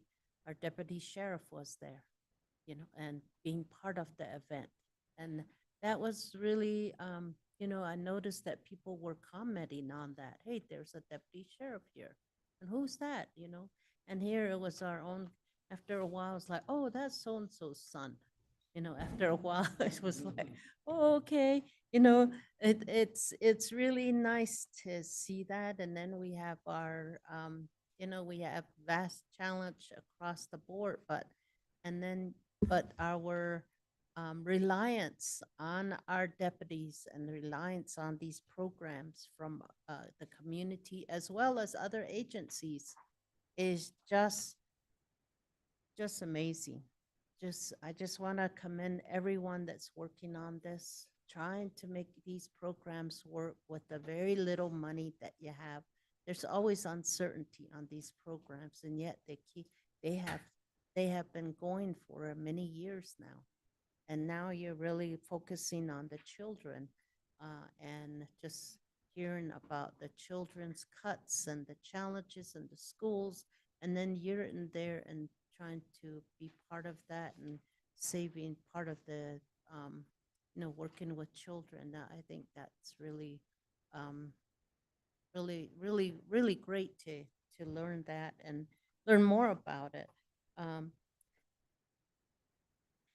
Yeah, and then the wellness program for the staff as well. You know, that's mental health is one of our number one issues in our county and really the country. And being able to see that these challenges, that the more pressures in the workplace with being a deputy or even within the detention center, the staff need that special attention. I'm really happy to see that that's taken care of in there. And then you were able to work through your budget requests with the county manager's office and being able to address those. I remember days when we'd be here and trying to crunch numbers for deputies and trying to figure out how are we gonna, after a while, it was kind of frustrating because felt like we kept hitting a wall. And I kind of expected that today. Because yes, when we were having our conversation, Erica and county managers were saying, we have a solution, but I was thinking, okay, all right, well, I know what we've been through in many years before, but it's been, I'm happy that you all came to an agreement on that and that you do have a going forward, not that all of it is what you need, but I know there are a lot more reliance on you and all the your workforce, just because of all the federal cuts. We learned that when we were in Page, and it is just, all I can say is just be more careful and take advantage of the wellness program. I think there are more pressures for help from our partners than there's ever been before. And it's really good to see that you're working with the Mexican consulate also, and that they have been up here and for several years now. We've been working with them up in the Page area. So those kinds of partnerships are key. And I know in your work, you work with all the other law enforcement agencies, with the tribes, with the federal agencies, and just that partnership that you have. You're talking about a partnership within City of Flagstaff and the greater region, but I know that you work across the board that way, and actually across the state. However, I know, like in in northern Arizona, we work with Kane County closely. We work with search and rescue with them, work with the marshals, and so it's the city marshals, and it's just really important just how you see that bigger picture and where you need to be and how you need to work with those. I'm really thankful that you see that, and because they know if you're there to support them, they can do a better job in their work as well. So I just want to thank you all, and thank you for taking up Exodus program. It's an important program. It's changed lives. It changed your life. And we have you're taking care of our individuals that a lot of times everybody else has given up on, and yet you're there to lend a hand to them. Thank you. Thank you, Supervisor. I think it's, the job of the detention officer is incredibly important.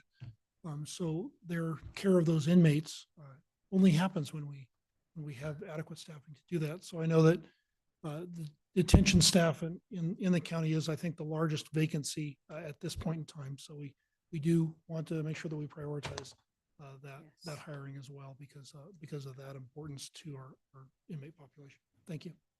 Thank you. And Sheriff, I have a couple questions and a couple comments. So, and first, it's been a long time, and we really appreciate your and your staff being here. Question is, the violent crimes, very sad to hear, 40% increase in the outside area and about 60% in Flag. is that broken down by residents versus those visitors that live outside of Coconino County? I'm sure it is, Chair Horseman. I think we certainly benefit, one of the benefits of our Pathways to Community program is we just inherited a bunch of number crunchers. Yeah. So they're able to do the assessment of all the inmates that come in. It's a very good number. They're able to look at absolutely every single person. So those numbers were in fact received from the Pathways to Community program. I know that we can answer that question through them. I'm just curious, as you say, we may have a population of about 150,000, but in fact, we have 6 million True. visitors. And that affects us in so many ways, from law enforcement to criminal justice to the roads, you name it. It does. So, and I also loved your programs. I mean, I think that those are so essential to be part of the community and to really, work with the community on that level, really builds, as you say, trust and confidence. And let us know. I know that I go out and some of my areas are in the midst of the woods, and you're right. Wood watch is really important. And there are a whole lot of people that would love to put on a t-shirt and go out there and patrol our forests. But it would be great to know when these programs are going on so we can get them out into our community. The Stop the Bleed program, the Woods Watch, the idea of theft and scam. I try to go out to the senior centers and to the senior communities in my district, and we usually do a program. And I'd love it if I could include that programming with them. And I may just reach out. I don't know who that would be to, but we may reach out and see if you can join us for a program with them. I know the seniors really appreciate it when we go out there and share this type of information. So I'd love that if you'd be involved in that. And then question is the educational program. Is that all online now? I know at one time people came in, professors from NAU and others came into the jail. Are you speaking of the education, the ViaPath program that we were talking Yes. about? So Uh-huh. that is actually a program on tablets. Okay. So it's it all is virtual. It is Correct. all virtual. Correct. Is there any kind of in-person programming? Absolutely. Absolutely. We do the life skills programs, Got it. all those things that are really related to Exodus. All right, good. And then the other comment I was going to make was I had no idea that Exodus was not open to women.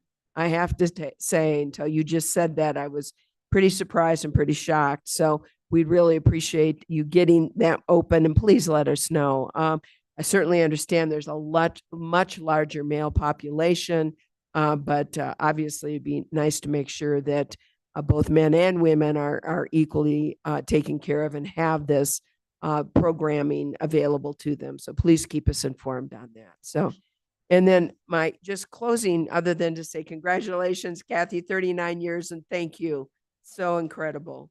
But just in closing, I want, and I know the sheriff's office knows how much we really appreciate them. I mean, your community service puts yourself at risk every single day. And we know you're there to protect our community.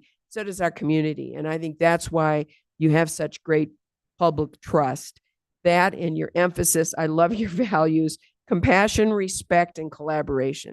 It's pretty incredible, pretty special. But then again, our community is pretty special. So that's really wonderful to see.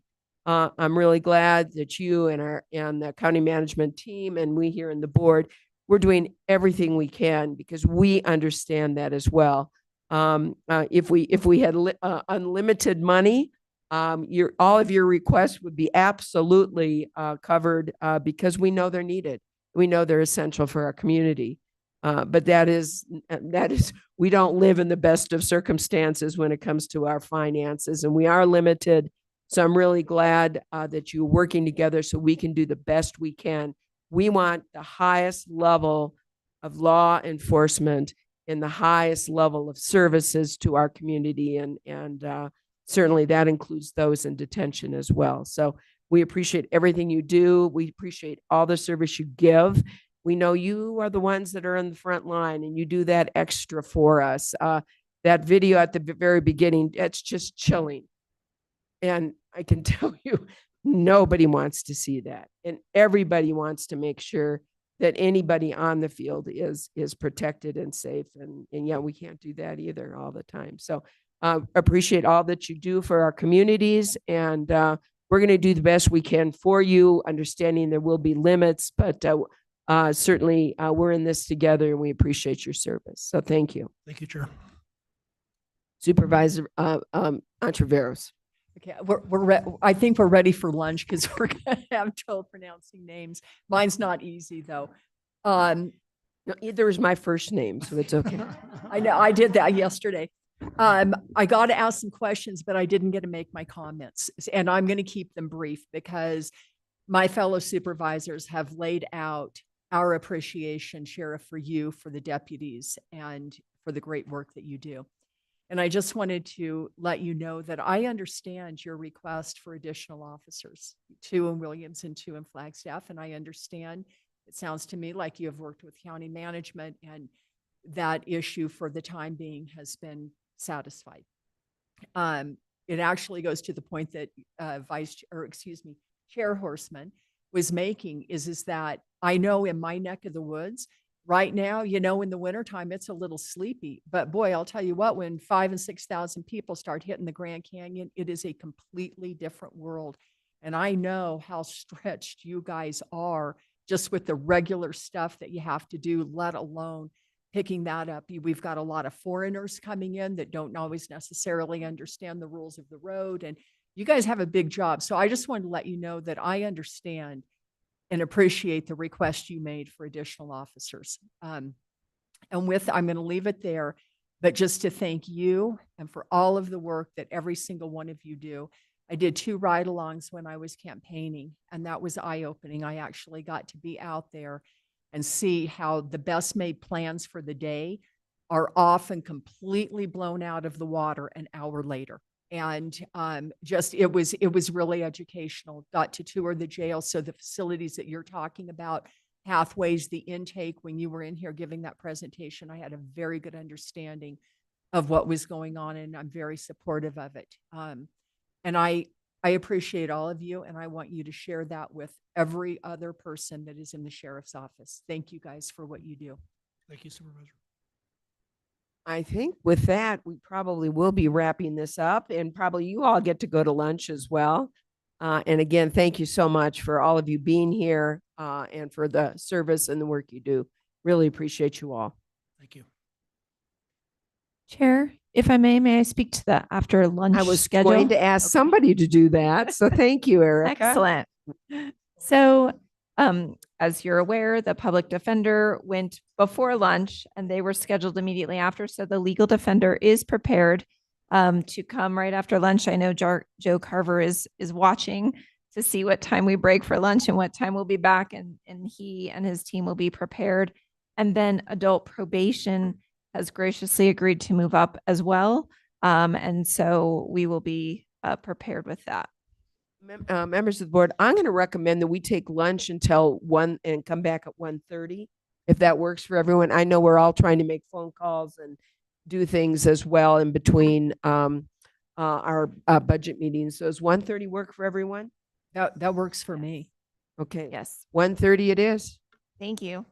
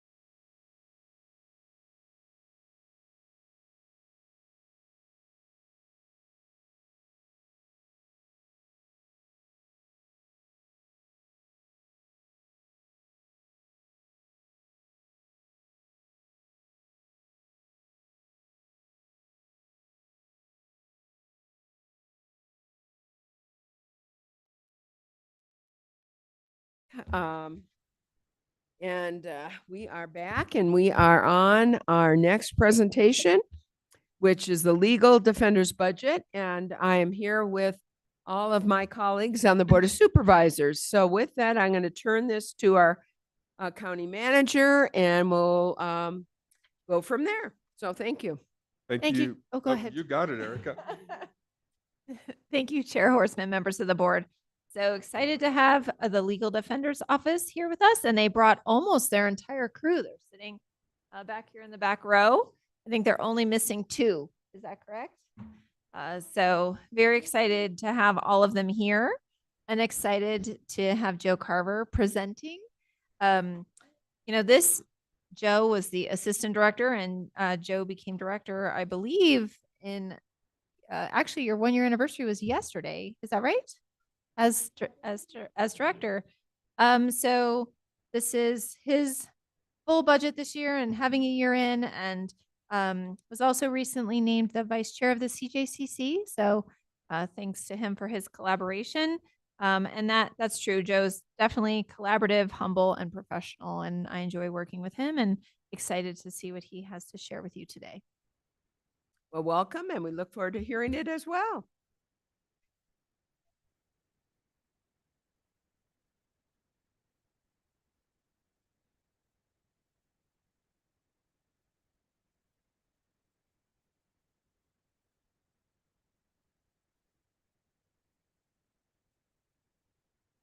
I'm extremely proud of, and I hope to give the board a good idea as to what it is our office does for the county and for our community on a day-to-day basis.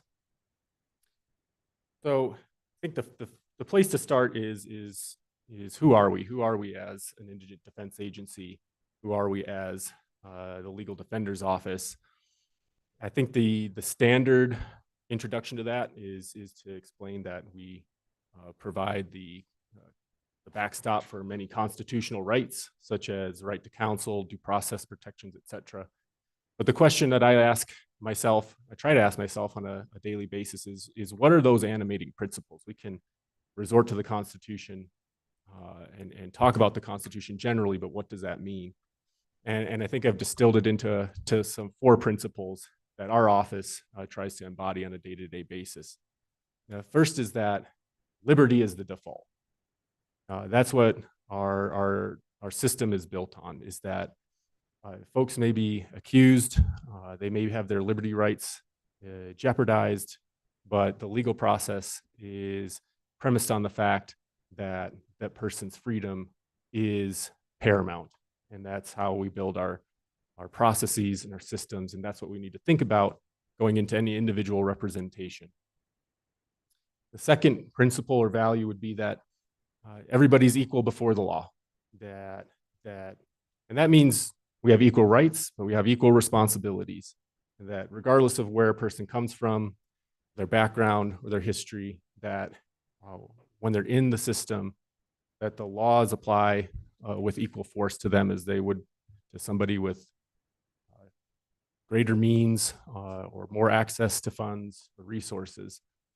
And so at the Legal Defender's Office, we really strive to make sure that folks forget that they have a publicly funded attorney and that they feel like they're getting the $1 million representation that our Constitution entitles them to. Third is to recognize that folks in the system are not just a number or a statistic, that these are human beings and that they have agency. That means that they have an ability to direct how their case goes. That means that we listen to them, we listen to our clients, we listen to their goals, and we try to effectuate those goals using the means at our disposal. Too often, in my opinion, we gloss over the person in the system. We do a lot in the aggregate and in general for folks, but sometimes forget about individual stories and challenges, and importantly, that the person in front of us has the ability to make a decision. And then finally is that everybody that comes into the system has their own personal story. They have a history, and that they're all unique. there is no one size fits all story for the people that we represent and that come into the system. And so we have to fight every day the temptation to represent by checklist, to represent by category, but to represent the individual person that we have in front of us on that particular moment. And these are my people. You can see that we are a small office. We have 5 attorneys and 5 support staff. Most of them are here in the back row. So I apologize. I know you're trying to introduce Supervisor Fowler. Sorry. Can he finish introducing his staff first, or is there? It's okay. Okay. Yeah. All right. And I do have a question. Yeah, Certainly. But I'd love to have you introduce your staff. So, I will introduce them by name if that's okay. and that'd be great. And would you mind raising your hand so we know who you are? Thank you. Going left to right, we have Jordan Dykeman. He's an attorney in the office. Elizabeth Nowicki, also an attorney. Jennifer Gildner is our senior public service specialist. James Kirkham is a parent advocate for dependency cases. Jada Strife, attorney in our office. Tammy Begay is a child advocate in our dependency cases. And Jillian Marini, who is our deputy director. Thank you. And thank you all for being with us today. And Supervisor Fowler, do you have a question? Yes, thank you all for joining us. And thank you. In your introduction of liberty in quality, agency, and history, you didn't mention that people, you don't represent certain people. You're just kind of generally anybody that comes in. That's right. I mean, this is this time and age when we're being segmented, it sounds like you just do your work as people just need you. If I apprehend that's right. We do not and we cannot make judgments about who we represent. We get the person and we take the person as they are, no matter where they come from or their history or their circumstances. And they are entitled to the best that we can give them. And so that's our goal. Appreciate that. And that's who Coconino County is. Thank you. I agree, Supervisor. Thank you. Just before I move on, the organization chart can sometimes put a little bit too much hierarchy on how the office actually functions. I truly believe that you could cut out all these squares, put them in a bag and shuffle them and take them out in any order, and their office would continue to function as well as it does right now, because the team that we've assembled is that dedicated and that good. I've been with the Legal Defender's Office for 12 years now, and I can confidently say that, in my humble opinion, this is the best iteration of the Legal Defender's Office that we've had. I'm extremely proud of these folks and the couple that were unable to make it today. It makes my job fun and makes my job easy. And so I appreciate, just so I can say in front of the board to my team that I appreciate their work, and it would really be difficult to do it without them. In fact, it would be impossible. So just to turn into a little bit about where our cases come from, I'm sure you all have a general idea as to how indigent defense works. Ultimately, we get all of our cases by court appointment. But because our county has a public defender and a legal defender, I thought it would be important to point out just a few of the differences in our offices and how we get cases. The public defender gets the first crack at criminal cases and dependency cases. And then when the public defender has a conflict or some other reason that they are unable to represent a person in those cases, the case will be referred to our office. And then we will either assign an in-house counsel or assign the case out on a contract, which is a process I'll discuss a little bit more detail later.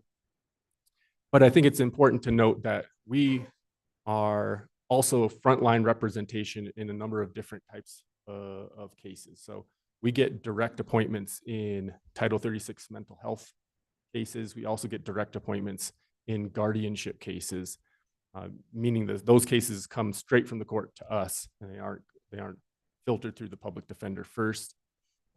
Through kind of an agreement with the Public Defender's Office, we also handle appeals on kind of a frontline basis at this point as well. Then, as I mentioned, we'll talk about the contract process in a bit, but we're also responsible for finding attorneys for folks that the public defender and the legal defender are unable to represent for ethical or other reasons. Bottom line is that we handle a variety of different cases, and we're backup, so to speak, on some, we're frontline on others. So just to follow up on that, this is the kind of casework that we do. We have 5 general areas that we cover. As you heard from the public defender this morning, Jennifer Stock, that their primary focus is in dependency and criminal cases. We do both of those things, but then we also do mental health and guardianship cases, as well as the appeals at this point in time. So we also, this is just again to reiterate that the Legal Defender's Office has a broader scope of representation than the Public Defender's Office does. So while the Public Defender's Office has a lot more cases to handle, we have a broader scope of cases that we have to handle, which means that the attorneys and the support staff here have to be well versed in a variety of different legal fields. Most of our attorneys handle 2 or more case types that come in to the office. And that makes it a challenge, but it also makes our attorneys well-rounded and versatile. We also, at the Legal Defender's Office, have somewhat of a unique role. We have this administrative side. And I talked about it briefly a moment ago, in that we have to find attorneys for folks that the indigent defense offices can't represent. We also have some other responsibilities regarding court-ordered funding. But I would just like to point out that in a number of other counties in the state, this job, this administrative contracted legal services aspect of our role, is handled by a completely different department in those counties. So Mojave County, Maricopa County, Pima County, for example, has an entire indigent legal services department that all they do is contract cases with private attorneys. That's something that our office does in addition to the casework for the county. So contracted legal services just means we got to go find attorneys for cases that, for ethical reasons, the public defender or legal defender can't handle. And that can be challenging. The local bar is great.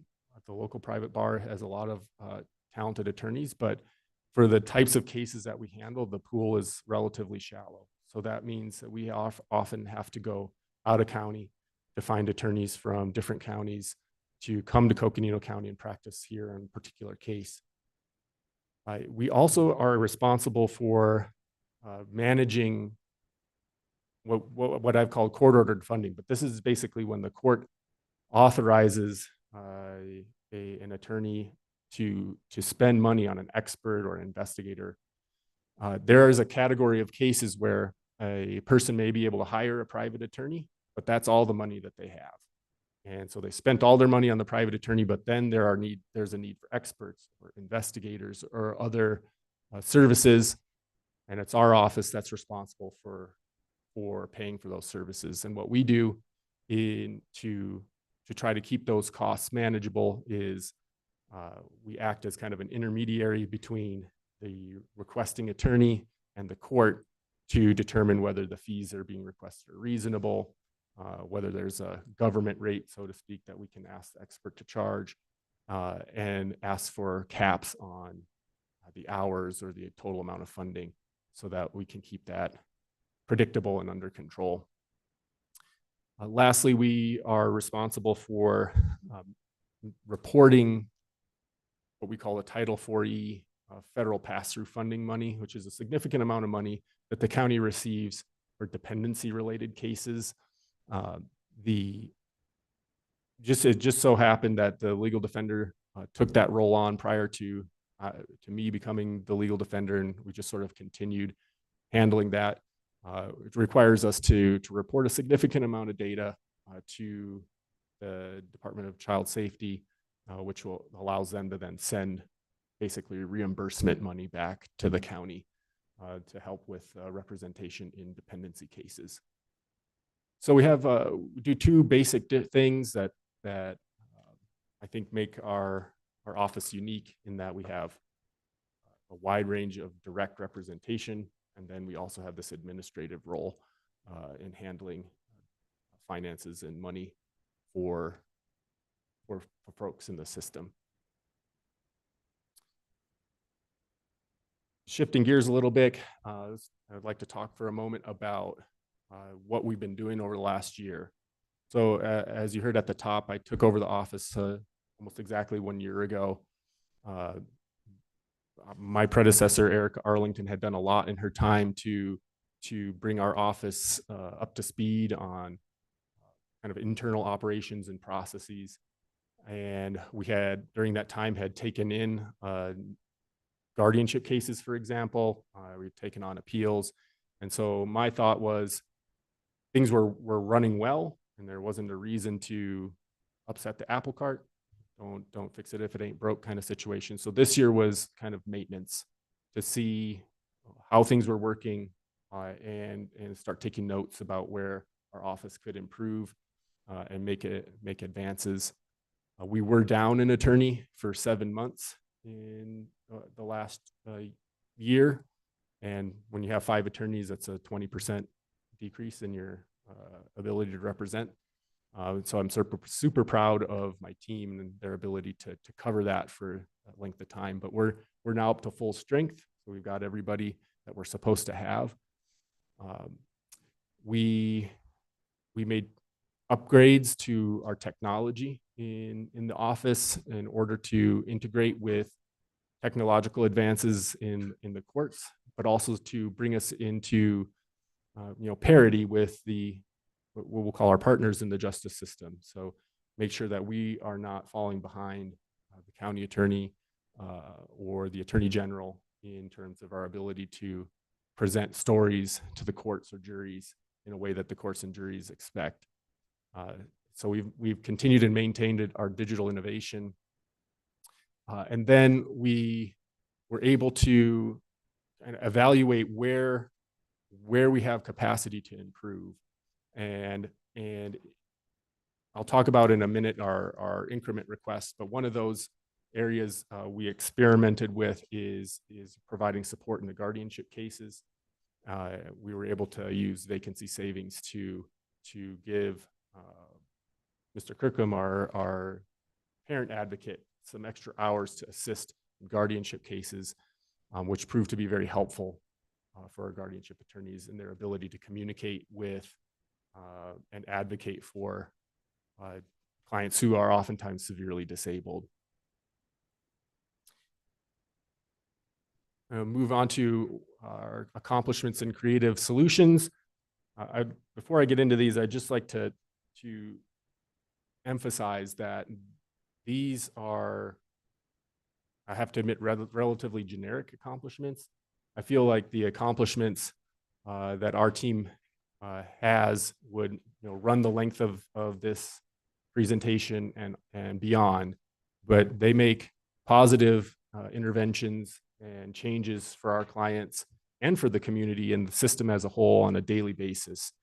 I truly believe that our clients get the best representation, and our attorneys and support staff succeed in providing them real access to justice. And so if I kept a list, I could keep you here all day, but I'm confident that our clients get the most out of what our office is able to provide to them. But more generally speaking, as I mentioned already, we were able to add guardianship support with some salary savings and successfully demonstrate that support does result in significant improvements and outcomes for our guardianship clients. We had a challenging situation this year where the Attorney General just dropped in our lap a huge indictment. Just for a little bit of background, the county attorney can indict cases locally, but the state also has a grand jury, and the Attorney General can indict cases through that grand jury. And they just decided to drop this 14 defendant case in our lap last, I think it was July, which required us to find 10 private attorneys, which, as you can imagine, would have been very expensive. But we were able to leverage statutes to claw some of that money back from the state. And it wasn't a ton, but it was a win in that we weren't just told by the state, here, you pay for all this. We were able to get some of it back. It's a win's a win. We've also extended and expanded our contacts with the private bar across the state. And so we now have what I'll say is a nice group of attorneys who we know do great work, who are willing to work with the county. And so we've developed those relationships, which I hope will be beneficial for us for many years into the future. And then our attorneys have also been exploring new frontiers in litigation. And I know that one of the values of the county, which I agree with, is collaboration. And our departments work very well together. The public defender and legal defender work well together. Our county attorney is always open to conversation and discussion, as are the courts. But it's my philosophy that good intentions only get you half of the way, and that you have to, in order to have a really good system, that has to be reinforced with a strong dedication to rights. They have good intentions and a dedication to preserving persons' civil and constitutional rights, then you have a transformative system. And so I'm very proud of my team and the areas that they've found to push the envelope legally in fighting for their clients' rights in a professional and respectful way. We've done this in a number of different avenues via appeal, special action, motion practice, and just good old-fashioned trial work.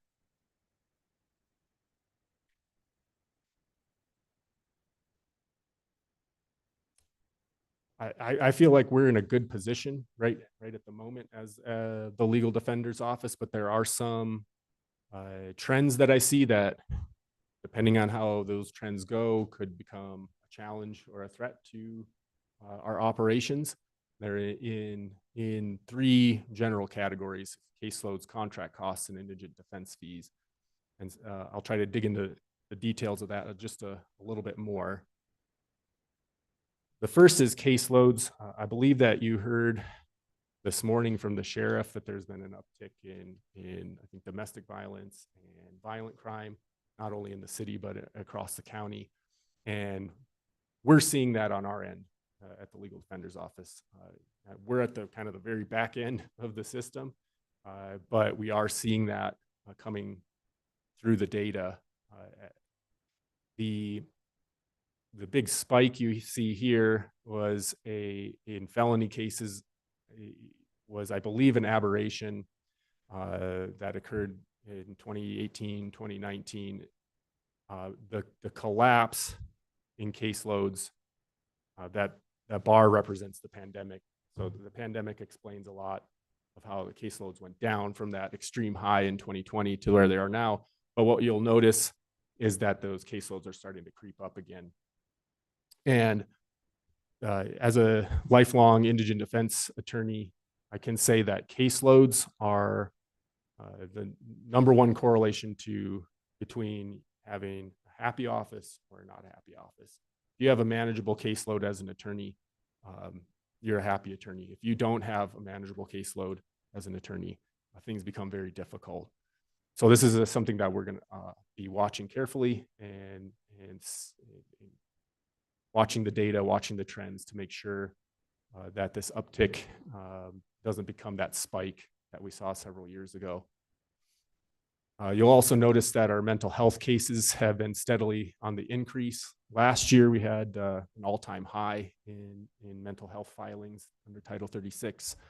They're a little bit down now, but by the end of the fiscal year, I think we'll be about right where we were at in 2024.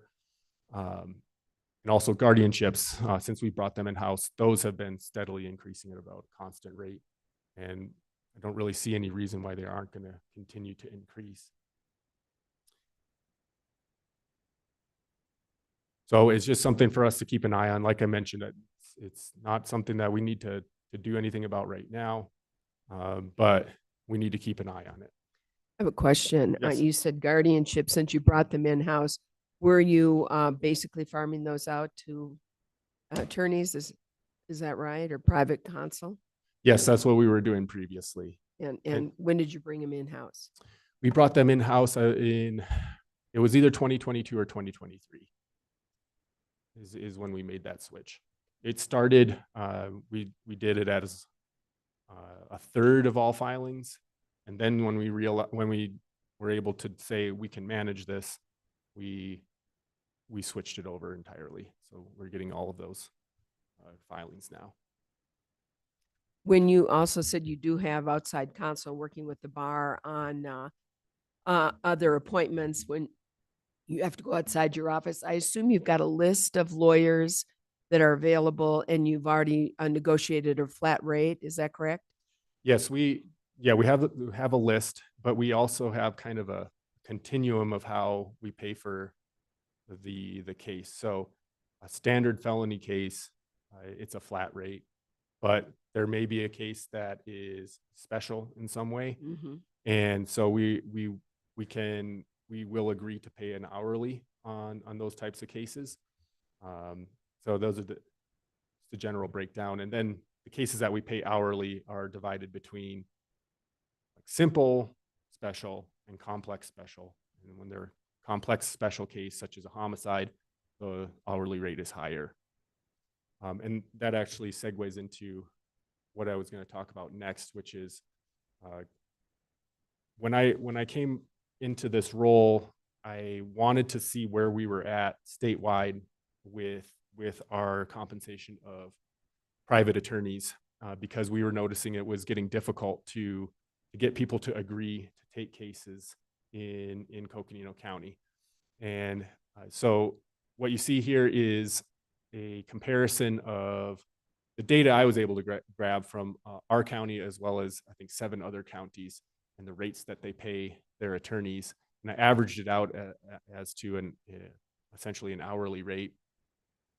And you can see our hourly rate currently is about $75 an hour, and we're right in the middle of the statewide counties throughout the state's compensation for private attorneys.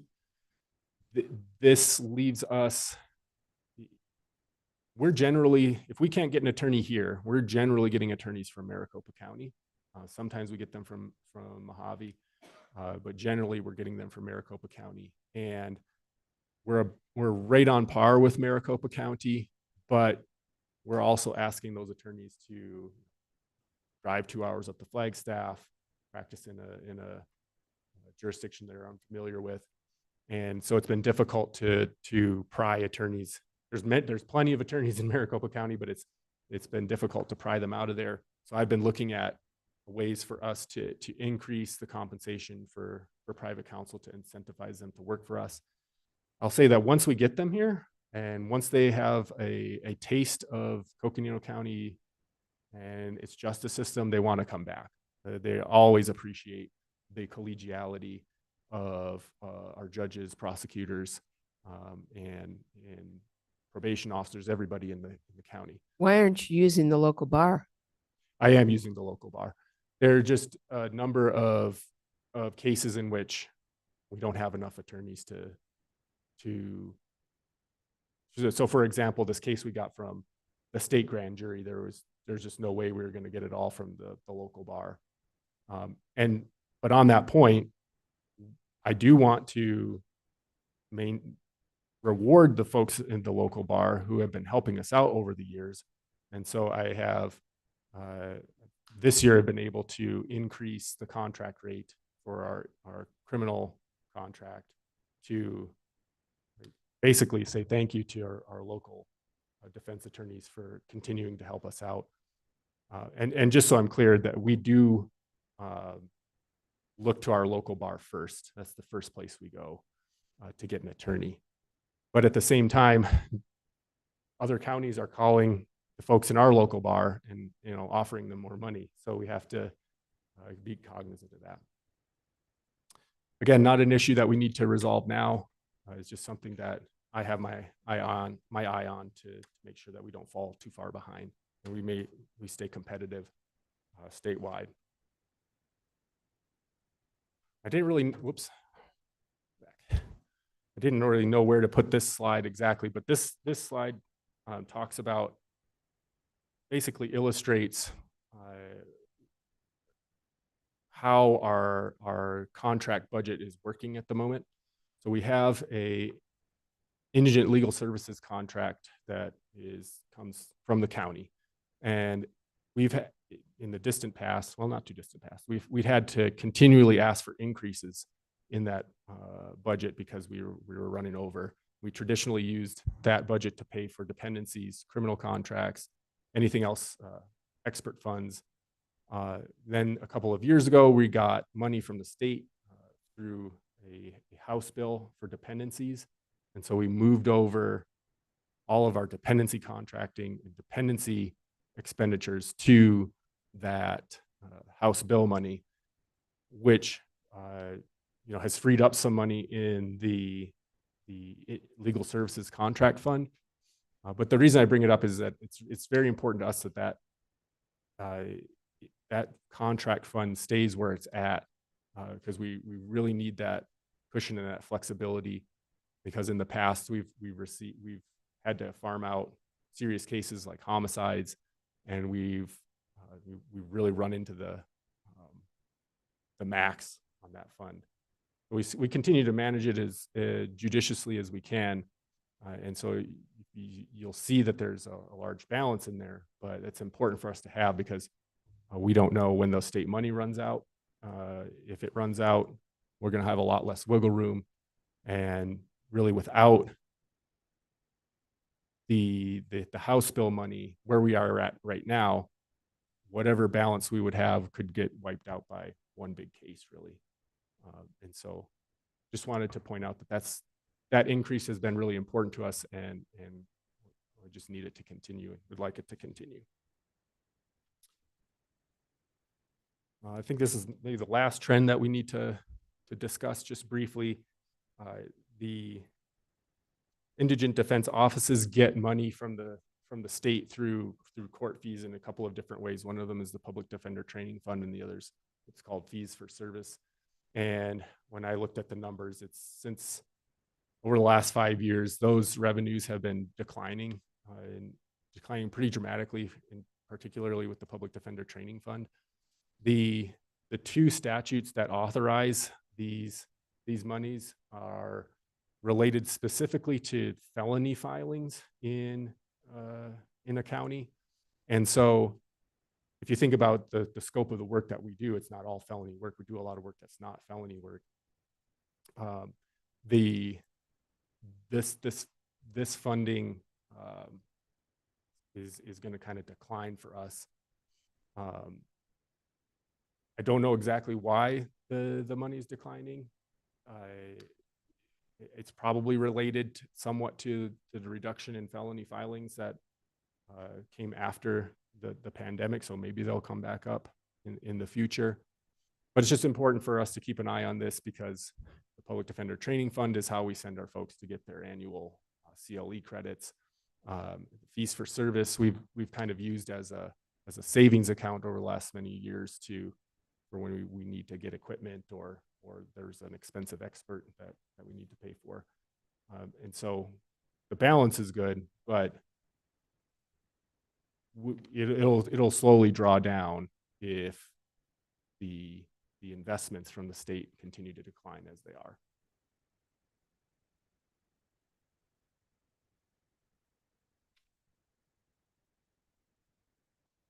And so I just wanted to discuss briefly, we did have one increment request this year, which was to increase our a case support position from half-time to full-time.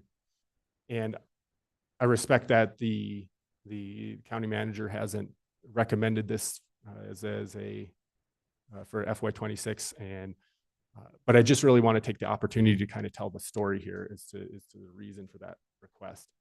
Is at the legal defender's office, we do not have a lot of litigation support. In fact, we don't have any officially. The public defender has investigators, they have paralegals. The county attorneys has law enforcement for investigators, and they have paralegals. We don't have those. And this is a issue that I've been raising with my superiors since I got to the legal defender's office, because I believe that we're one of, if not the only, indigent defense office in the state that doesn't have an in-house investigator. And investigators are very important. You heard Ms. Stock talk about the importance of investigators to their office, and we fully concur that it's important in the representation, full and complete representation of folks that we have. We currently essentially contract for those services. And while that works, I think it's important to understand that most of the cases that we deal with do not require a contract or don't justify a contract with an investigator who's most likely going to be coming from Maricopa County or elsewhere. Most cases require 1 to 3 hours of investigative work, and it just doesn't make sense to contract with somebody to drive for 4 hours to do investigative work. And so we've come up with workarounds to do the work that we need to do, but functionally speaking, we hire investigators after a case is set for trial, or it's a serious enough case to warrant getting an investigator up front.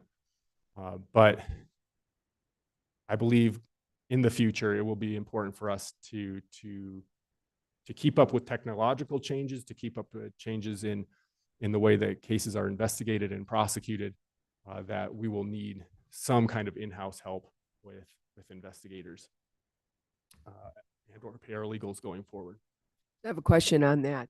So you, I'm sure, have a line item in your budget then to hire these outside investigators, correct? Correct. Any idea how much you're paying for these outside investigators right now? In total? Yeah. If I'm remembering, the line item is about 15,000, I believe. Don't quote me on that. It's about that.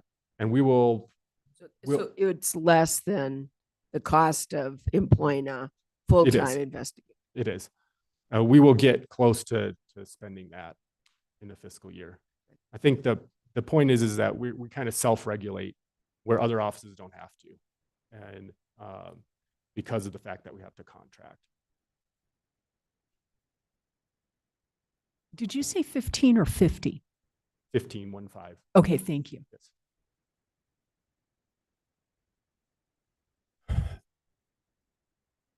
And this is just I won't spend too much time on this, but this is the options that I had kind of thought. As I mentioned earlier, the 8 hours that we were able to add to Mr. Kirkham's position for the last fiscal year was extremely helpful in guardianship cases. I envision that as one subset of this investigator enhancement that I've outlined in the increment request. And so, again, understanding that it's not been recommended by the county managers, we would appreciate any ability to maintain that 8 hours that we were able to experiment with, because it was so helpful. That 8 hours is going to go away at the turn of the fiscal year because we were using vacancy savings to do it. And so this just outlines what I thought some of the alternatives could be to what I'll characterize as the maximal request for a recurring full-time half FTE, apparently.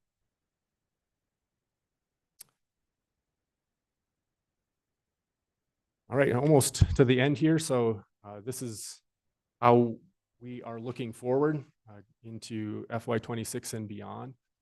As how I guess frame it is how do we get better and how do we protect what it is that we already do well. As I've learned more about the legal defender's position in the system as the legal defender, there are some goals that I have going forward. One of them is to try to formalize our role to the extent that we need to. I realize that we're a small county, and a lot of what we do is based on relationships and just goodwill towards one another. And I don't think that should change. And I think that's great. But I've run into situations where we're trying to figure out why is it the legal defender does this and not that. And it was a handshake agreement 15 years ago that we don't really have any documentation of. And so my goal going forward in FY26 will be formalize a lot of this, not because I don't trust the folks that we work with, but just that it's important for the person that comes after me to not have to reinvent the wheel, and that we have clear procedures and clear expectations. We're also going to continue to expand our capabilities. At this point, that's largely going to be technological, so becoming more proficient in things like trial software so that our attorneys can effectively tell stories using multimedia in the courtrooms. Ms. Marini and Ms. Gildner just yesterday were able to effectively present multimedia in a hearing that resulted in a great outcome for her client. So the ability of the office to continue to do that through technology and training is a goal for us. I guess another goal, but maybe it's just a philosophy of mine, is to reject convention.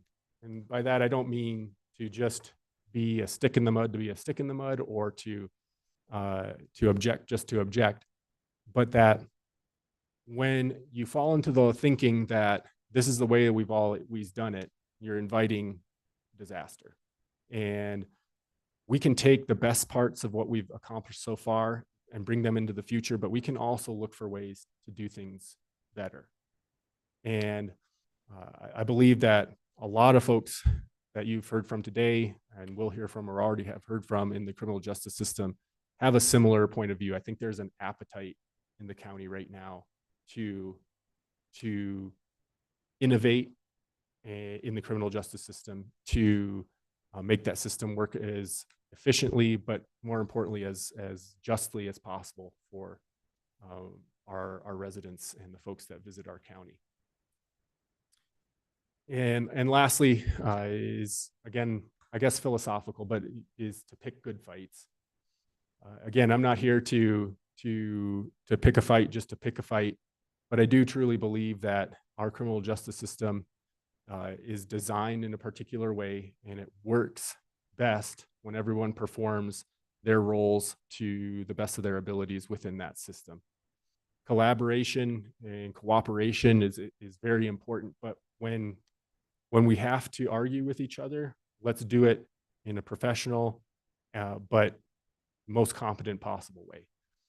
I believe that if you look at history, the history of injustices, so cases where an injustice occurred, it will be because one or more of the participants in the system failed to live up to their expectations. And so my office is going to fight when it needs to fight, cooperate when it needs to cooperate, to make sure that this system works, and it works well. And that's all I have. So again, thank you for your time. And if you have any questions, I'd be happy to try to answer them. Thank you very much. And I'm going to turn it over to my colleagues first before I have questions. Supervisor Ontiveros. Well, thank you for the presentation. And if you could you just expound a little bit on the formalizing role? I think I somehow didn't fully understand that. Well, that's certainly my fault. Probably not. It was probably mine.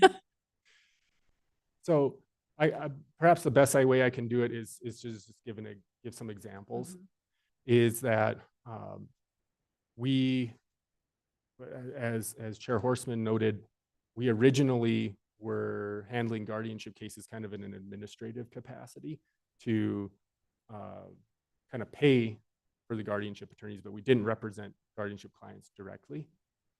I don't know how that came about.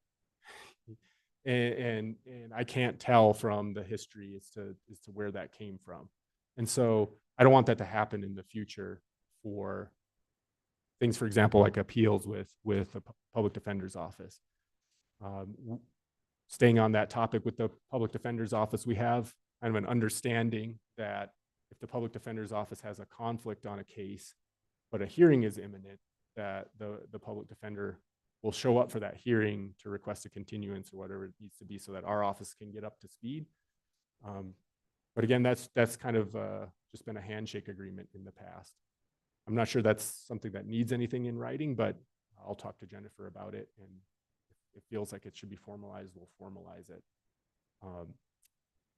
The point is to get away from a reliance on somebody's memory of how this process is supposed to work.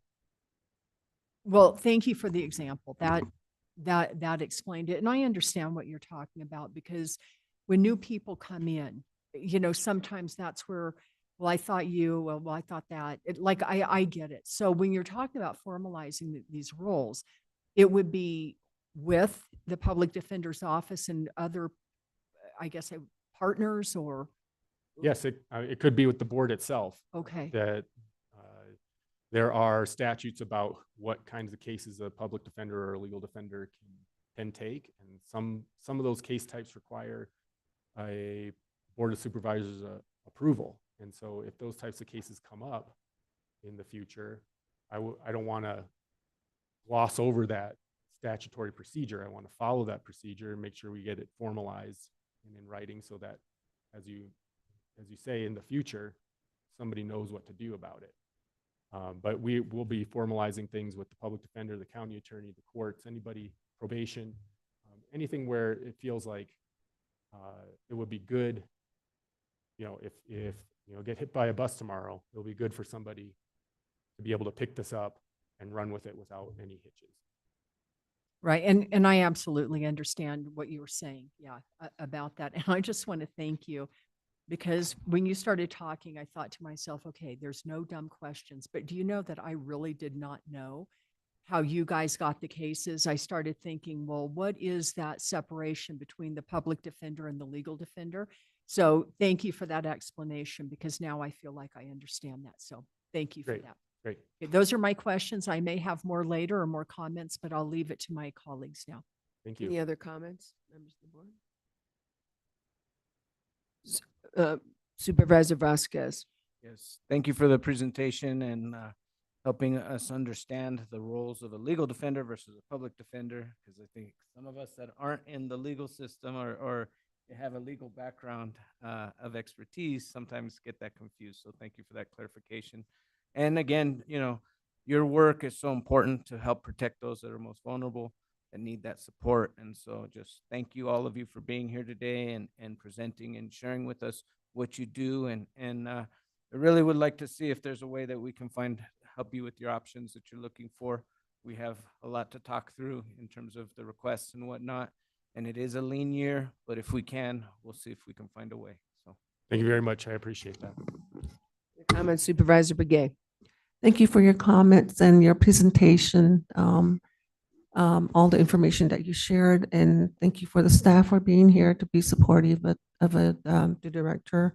And I just want to say that I think, having a position that's just a full person to be there for a position which could be utilized as, for all the caseloads that you may have within your division. And then, having along the way, have an investigative person services for all the criminal cases. And I think this is part of what, we there's like the way I look at it is there's a piece of it missing with the 0.50 position that's not there. And so I just want to say that, I totally think that, we really need to consider something for the department, as a board, not, I'm just talking about yours. So anyway, I just want to say thank you for being out there for the people and helping people that really need the help within our communities. Thank you. Thank you. Supervisor Fowler? Yeah, I want to go back to, thank you. Thank you for your presentation and thank you all for being here and all the work you're doing. Your fee for service, how is that impacting now that, I know we have had this discussion before, that, the court system, all the various offices, they're really dependent on, used to be anyway, on the fee for service. And now those are all declining, and I think we're like, do we really need to put this on the clients? How do we manage this? And this is, we envisioned this happening, but it's really like sliding Right. down. I didn't think it would just slide down. I thought it would kind of slowly, but this is a ski. Right. What I was surprised when I saw the kind of the trend as well. It was fairly dramatic. I'm happy to say that it hasn't impacted our office yet in terms of what we're able to do. I think that's partially because of, the people that had my role before had a good vision for the future, and we're saving the money where they could, so that we have that kind of savings account, so to speak, in the fees for services. But if these trends continue, we are going to have to look at alternate ways to get the training that our folks absolutely need year in and year out. Okay, and I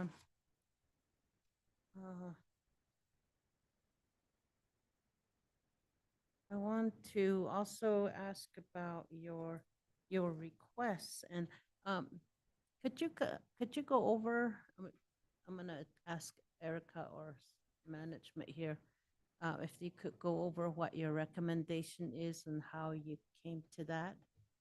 Sure. Thank you, Supervisor Fowler. So on the first page under the legal defender tab, you will see that the 5% CPI was recommended by the county manager's office, and the case manager FTE increase to increase a 0.5 case manager to full-time was not recommended due to the limited funding, and this would be a recurring cost. This is not a limited appointment to extend one time. This is a regular position. And so that was determined. And to go full-time, although Joe did provide several options, full-time makes that a fully benefit eligible FTE, which does have additional cost. And so in this entire budget process this year, while we did extend some limited appointments for 1 year, we did not increase employees that were regular. Siri wants to add anything to that. If I missed anything. Thank you. No. Okay.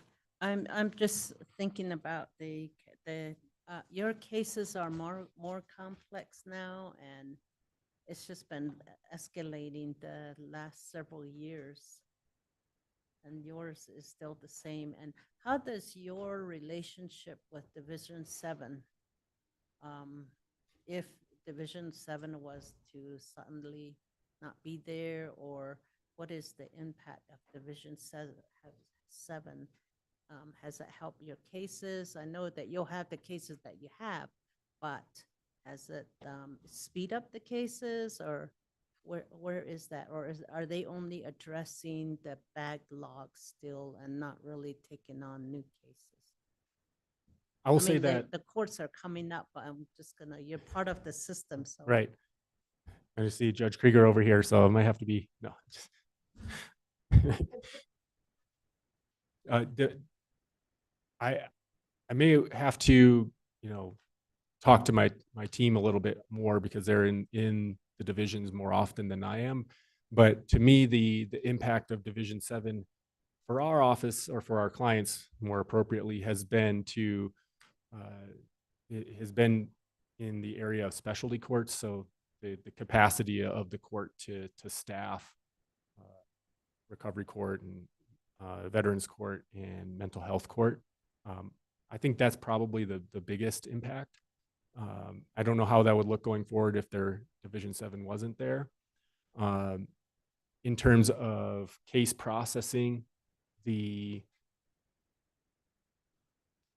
I'll just be blunt and say that there are not a lot of trials compared to other counties in this county. So we don't have a lot of trials, but an impact I could foresee is that there's just, you don't get a trial as quickly as you might if there was Division 7, just because there's a lack of a judge to hold a trial than there otherwise would be.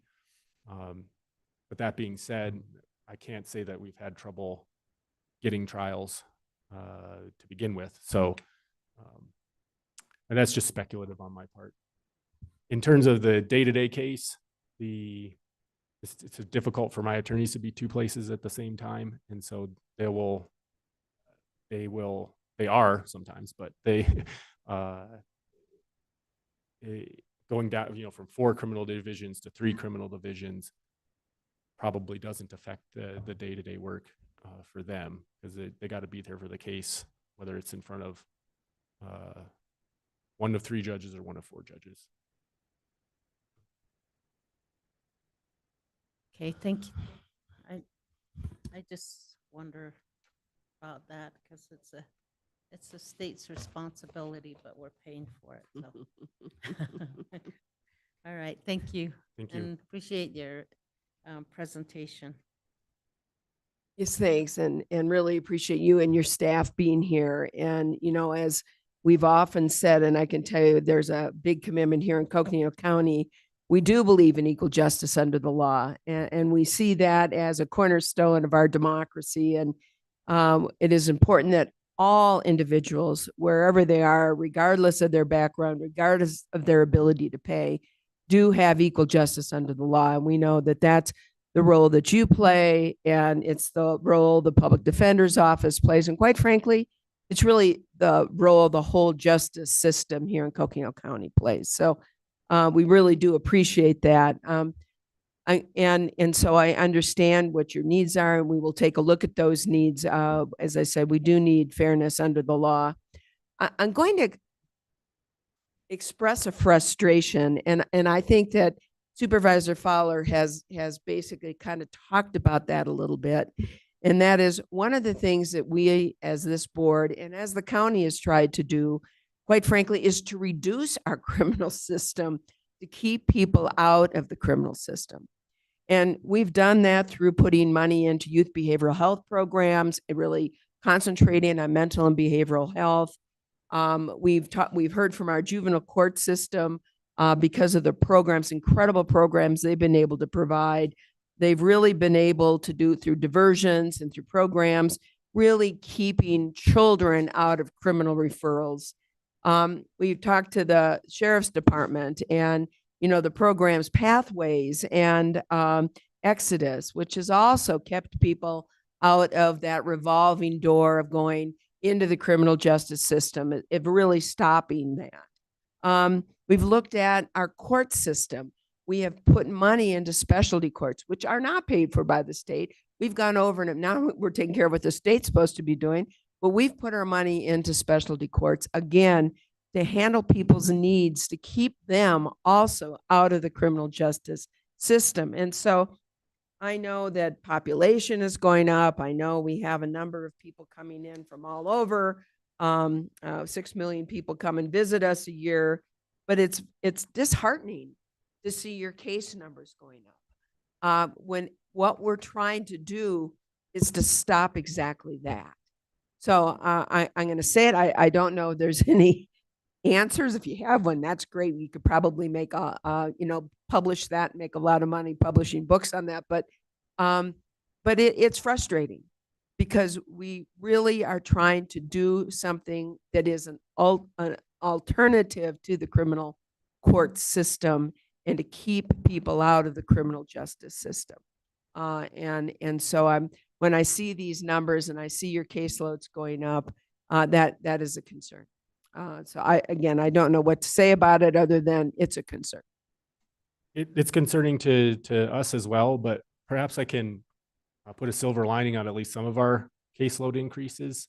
I can't make the connection, but I think there is a correlation between our mental health case increase and our guardianship case increase, and law enforcement and the county attorney's focus on diverting folks who have mental health issues out of the system. And so I think in a real sense, you can see that the increase in mental health cases, there are people going into the mental health system that aren't going into the criminal justice system because we're pursuing Title 36 and guardianship instead. Because I should have touched on this earlier, but those folks do have liberty interests and they do have rights, and that's why they get an attorney. So just because we're not arresting a person and we're sending them to the guidance center doesn't mean that an attorney doesn't get involved, and that's us. But I think that one narrative in the data is that we're pushing in folks towards treatment options in the mental health field, which in theory is less expensive than sending them into the criminal justice system. In terms of why the case filings seem to be trending upwards, I don't know why that is. Maybe we're just catching up from a backlog from the pandemic, and it may just take a little bit longer for the diversion programs to show up in the data. But I'm just speculating on that. But I do share your frustrations.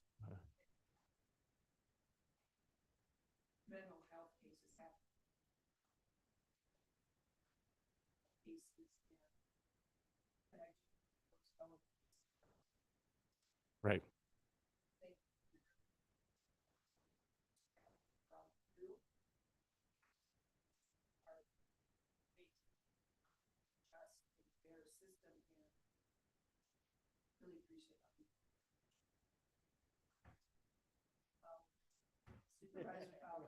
And by the way, please, sometimes you don't, especially this is curved. I have my permission. Thank you, Madam Chair. So the felony cases, it's just like, it's really pointy, and it just, is that, those cases, are they local cases, or are they like, where are the cases? I mean, they're coming from here in our system, but where are the people coming in from? Because it's just interesting how like the 19, that was Right. during the pandemic, and it's coming down. Now it's going back up again. That's a question my data could answer, but I didn't run it. No, So I'm that's not able to answer that question Just at the a moment. thought, because the sheriff and we're just talking about 6 million people that are coming through here, and we talk about how our visitors have impact on our services, our sheriffs and our criminal justice system, and our various services that we provide. So that's always something that we carry in our pocket, and I just wonder if that was part of that. We definitely see a lot of folks, I think the public defender would agree, that are not local, that they're coming through either as tourists, or they're just driving on 40 when they get pulled over by law enforcement. But I don't want to speculate as to the percentage of who's not. I know that we probably have a greater proportion of out-of-town defendants than perhaps other counties, just by the virtue of where we sit on the interstates and having a tourist economy. But beyond that, it would be probably wild speculation on my part. Yeah. Okay, just wondered. Thank you. And if I may too, following up a little bit, you have 5 attorneys in your office, and an ability, if necessary, or conflicts, to be able to assign outside of your office. Is there and I know it probably varies from year to year, but it would be helpful. I know we're looking at percentages and increases, but what's an average? And I know it depends on the type of case and whether, whether it's a felony or whether it's a dependency or guardianship, but is there a average caseload that's maintained in your office? Yes, I have a kind of a general number in mind for the number of felonies that an attorney should be handling. And I want to keep that number around 35 if we can for felony cases, but that's open active felony cases. But that's going to be higher or rarely lower, depending on what comes in. So that's just kind of the goal. Per your 5 lawyers.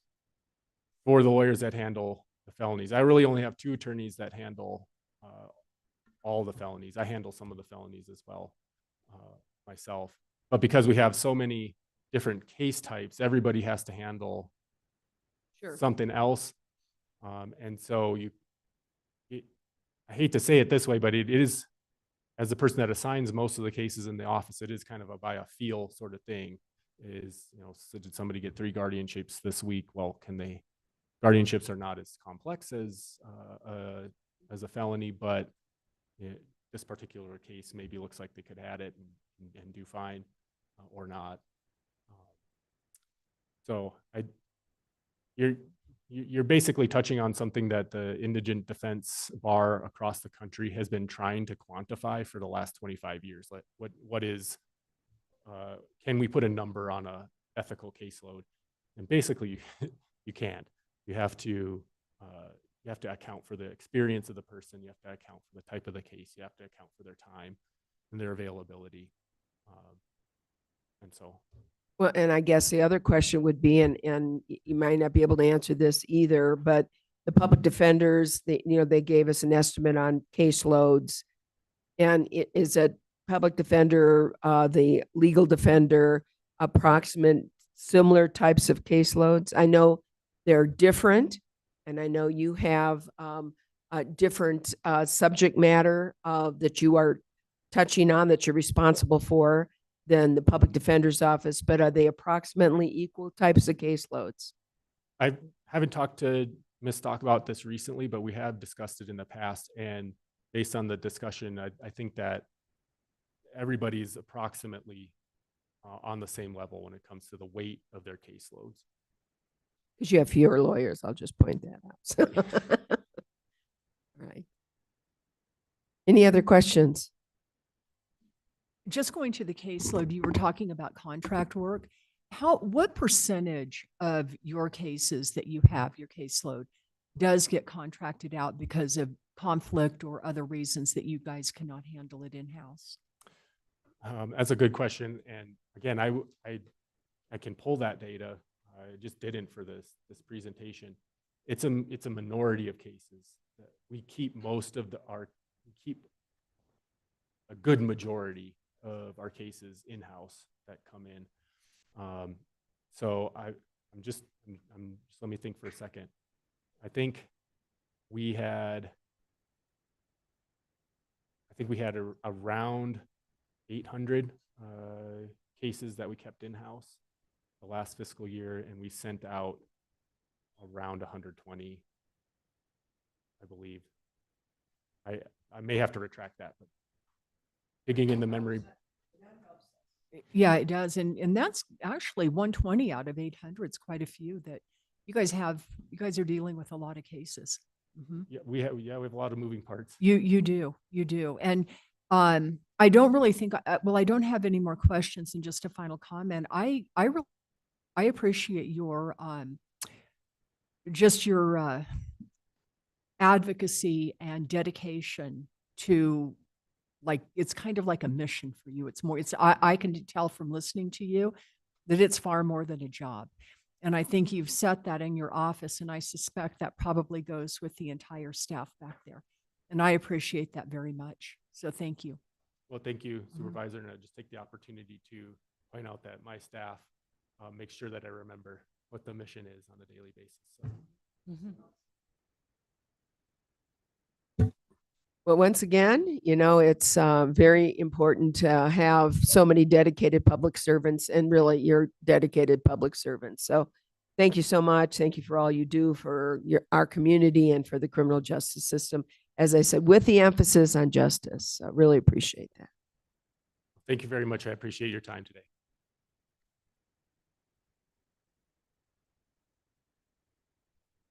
You all get to have the rest of the afternoon, huh?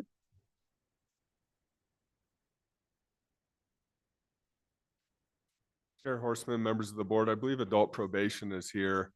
I think you can see why Joe Carver is a leader in our Criminal Justice Coordinating Council. And it's really great to see him work with Eamon Barker, our county attorney, and you see the relationship that they have, and they're often on other sides of the case aisle, but the way that they are able to work together and as part of our larger Criminal Justice Coordinating Council is really healthy for Coconino County. So It is healthy for Coconino County, and it's healthy for our constitution. It's healthy for the rule of law. yeah, It kind of upholds what we're supposed to be doing, and that's wonderful to see. and you as a board look to us to help with the efficient operation of our county government, and really it truly is about those relationships that make it so between both of our defense side and our prosecution side, and Judge Krieger was here as well. And so really that's just, it's just so great to be a part of this organization that functions in that way. So next up, we have our adult probation group. You look sharp today. Yeah. So Erica. Sure. And I will introduce Kara and team while we're getting up the adult probation slideshow. So thanks to Lindsay, who's so dedicated to that. So Kara has been our adult probation chief since January 13th of this year. And we've been talking about first time budget presentations, and so this is her first opportunity to speak to the board, and having worked with Kara and her team, I can tell you that she is a great listener. She's super approachable, and she leads with heart. So we're really excited to have her as part of the Coconino County team. And so adult probation did not submit any increment requests, but the department will receive the CPI operating adjustment of 5% and a motor pool adjustment. So with that, I'll turn it over to Karen, and she can introduce her team, and a lot of her team is online. I've been seeing their names pop up as well. Thank you for the introduction, Erica, and good afternoon, Madam Chairperson and members of the board. As Erica mentioned, I am Kara Singer. I'm the Chief Probation Officer and Adult Director at Adult Probation. I've brought my team with me here today. Well, part of my team, and I guess a lot of them are online, so that's happy to hear that. I have Deputy Chief Probation Officer Kevin Manny with me, as well as Division Manager Mary Walsh Navarro, and I have our Senior Admin Manager Shannon Lucretia also with us today.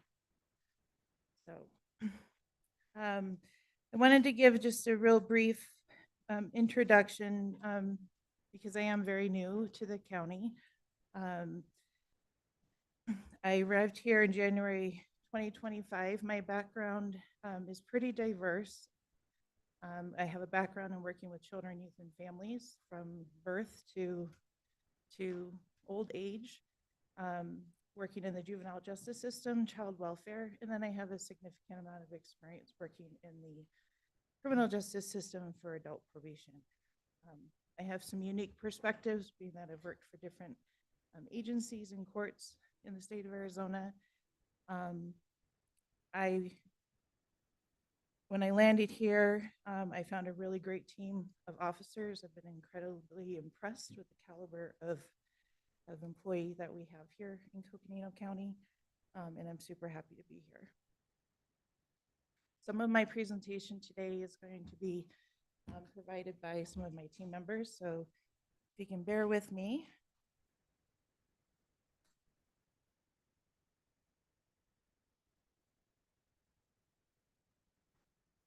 So what drew me to Coconino County is this department's reputation for being leaders in evidence-based practices and supervision, which includes partnering with individuals for change, operating from a person-centered approach, and really working with individuals so that they can hold agency in their own lives. I've been, the probation system is a small system in a lot of ways, very large in Arizona, and Arizona is definitely a national leader when it comes to probation practices. So I've been fully aware of progressive nature of this department, and that's part of what drew me here. This department, when we look at the mission of adult probation, which I won't read through it, but in summary, this department does really fully understand that forming trusting relationships and partnering with people for change is the foundation to promoting public safety, being able to make victims whole, and reducing recidivism.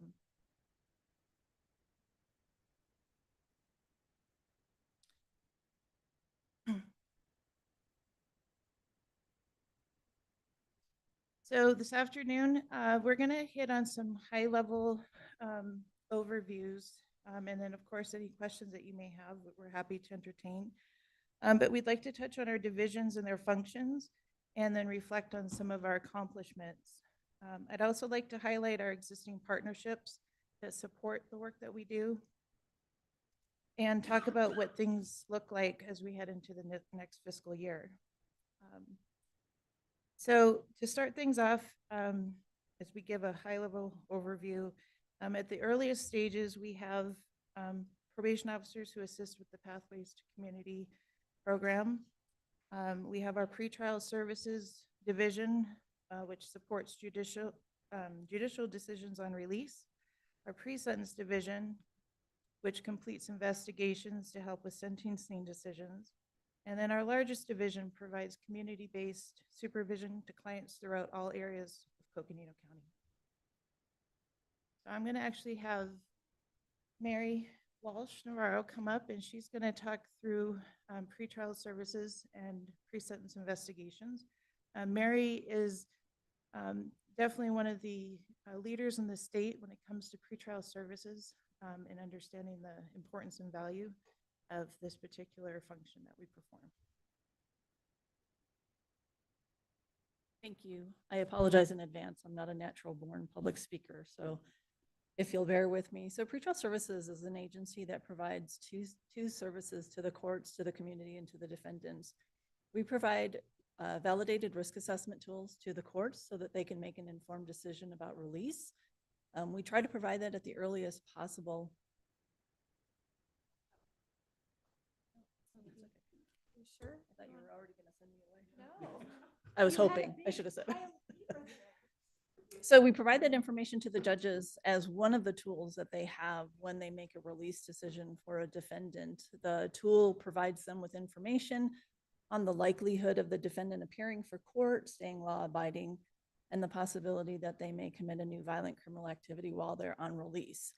So that's something that they use in their release decision. And then if the judges do decide to release the individual from custody, the tool also helps them understand if they're likely to be a good candidate for a release on own recognizance to pretrial services, or if they're probably someone who should be detained based on their likelihood of new criminal activity or failure to appear.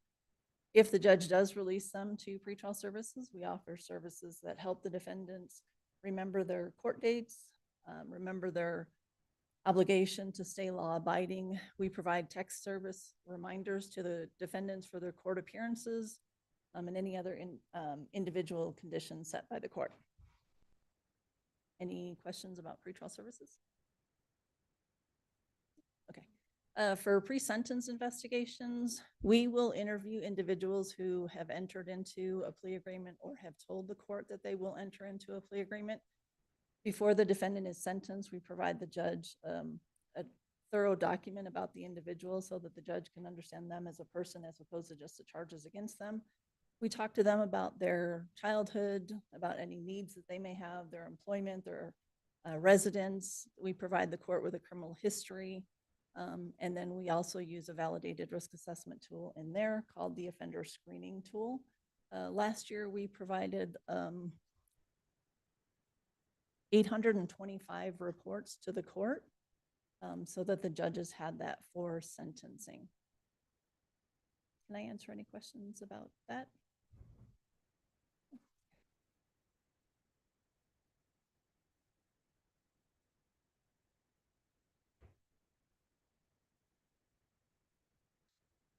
Next, I'm going to have Kevin Manny present on our probation supervision component of what we do, which is kind of the biggest, probably what we're most known for. So he's going to run through some of that information. Thank you. On the left, you've got all the lists of probation supervision services, starting with our standard probation units. Last year in 2023, we reported 859 clients supervised on supervision. With standard probation, this year it's 890, so that has gone up by roughly 50 people. In 2023, in standard probation, these are our medium to low risk offenders. Our officers are generally seeing them once a month or up to once every 3 months out in the field or in the office, making contacts with them, ensuring that treatment is being completed. They're abiding by court conditions and those kinds of things. Victim restitution being paid as well as another main focus for our officers. Our next group is our intensive probation supervision unit. In this unit, we have 6 officers as opposed to our standard unit where we have 16. But with our intense probation supervision unit, these are our high-risk offenders throughout the community. Community being, and we have offices, as you know, in Flagstaff and in Page, both providing standard and intense probation supervision services. So those folks are monitored a little bit more heavily in regards to treatment and contacts, residential contacts at home, contacts with them in the office, urinalysis testing, those kinds of things. Our next group is our interstate compact supervision. Interstate compact is where we transfer cases sentenced in Coconino County, who are a lot of our travelers through, who go and live and lead their lives in other jurisdictions. For our interstate compact, we have 162 members currently on clients on that caseload right now, being supervised all throughout the United States. Intercounty transfer, this is where these are our transferred cases within the state of Arizona. Again, folks who may not live here or have a better opportunity to move to another jurisdiction, better support from family and friends for their supervision while they're with us. Those cases are allowed to also be transferred. So we go ahead and for our inter-county transfers, we have 340 clients on that caseload at this point in time, being supervised by 2 officers. And again, those are farmed out to other communities throughout the state for supervision.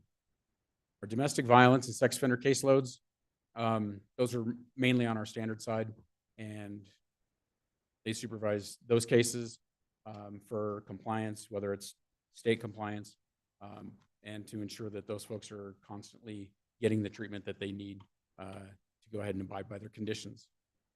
The bottom 3 are all of our specialty courts: recovery court, veterans court, and mental health court. In recovery court, we're roughly at about 75 members, clients on that caseload at this point in time. Veterans court is a program that we've had for several years that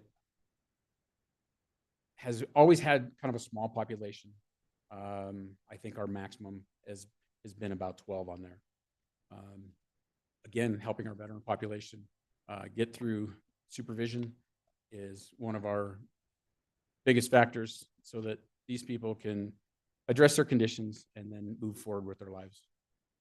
Mental health court is another one where that caseload is currently at 25. You guys have already been hearing about Division 7 in mental health court. So that's where we've invested a lot of our time and space with our officer at this point in time.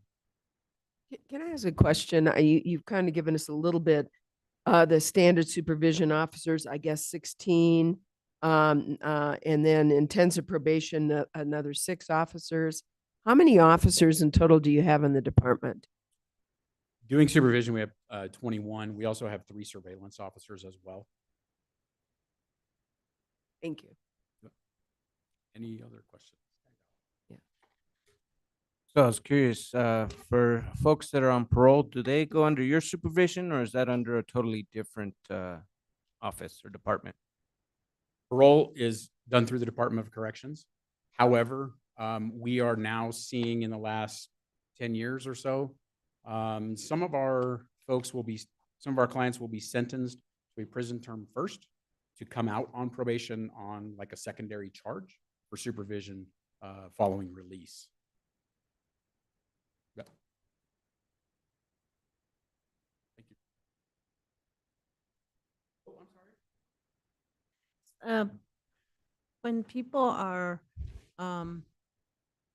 we hear people, when people are released from like they just said prison, when they are residents of Coconino County, when they come back to Coconino, they're hand off to you? Is that how it works? Or is it like, yeah, how does that work? I'm just. Upon their release from the Department of Corrections? Release, yeah. How do they know where to go?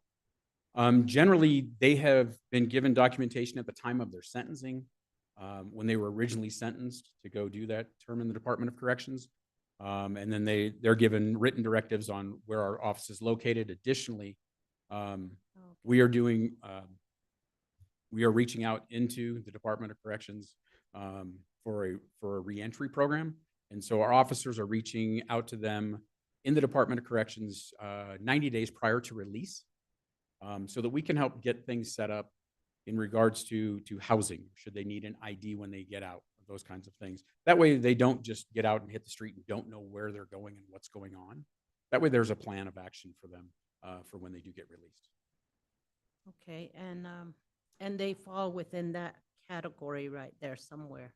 Yep. Okay, I was just, 'cause I was thinking that your cases are actually just coming from the courts, but no, it doesn't just come from the courts. It's actually those people that are being released are actually released into your hands as well. Yeah, most of ours do come directly from court, and then they come up the street and meet with their probation officer, and they start on their journey. All right, thank you. I didn't realize that was. You bet. Any other questions? Thank you.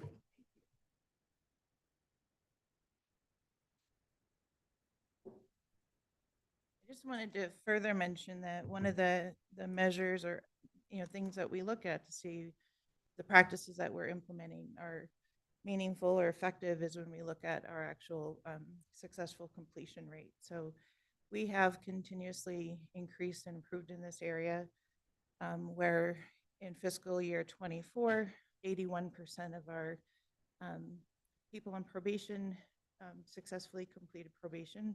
The year before that, we were at 76%. So it was a good jump up and tells us that we're trending in the right direction with our practices.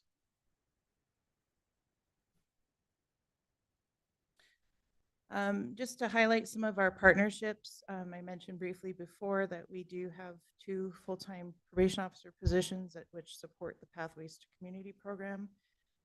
We support the Page Justice Court Recovery program, Justice Court Recovery Court program. We are heavily involved as members of the various treatment courts. And then we have a variety of community stakeholders, many of whom you've heard of today, and through our collaboration and membership with the CJCC.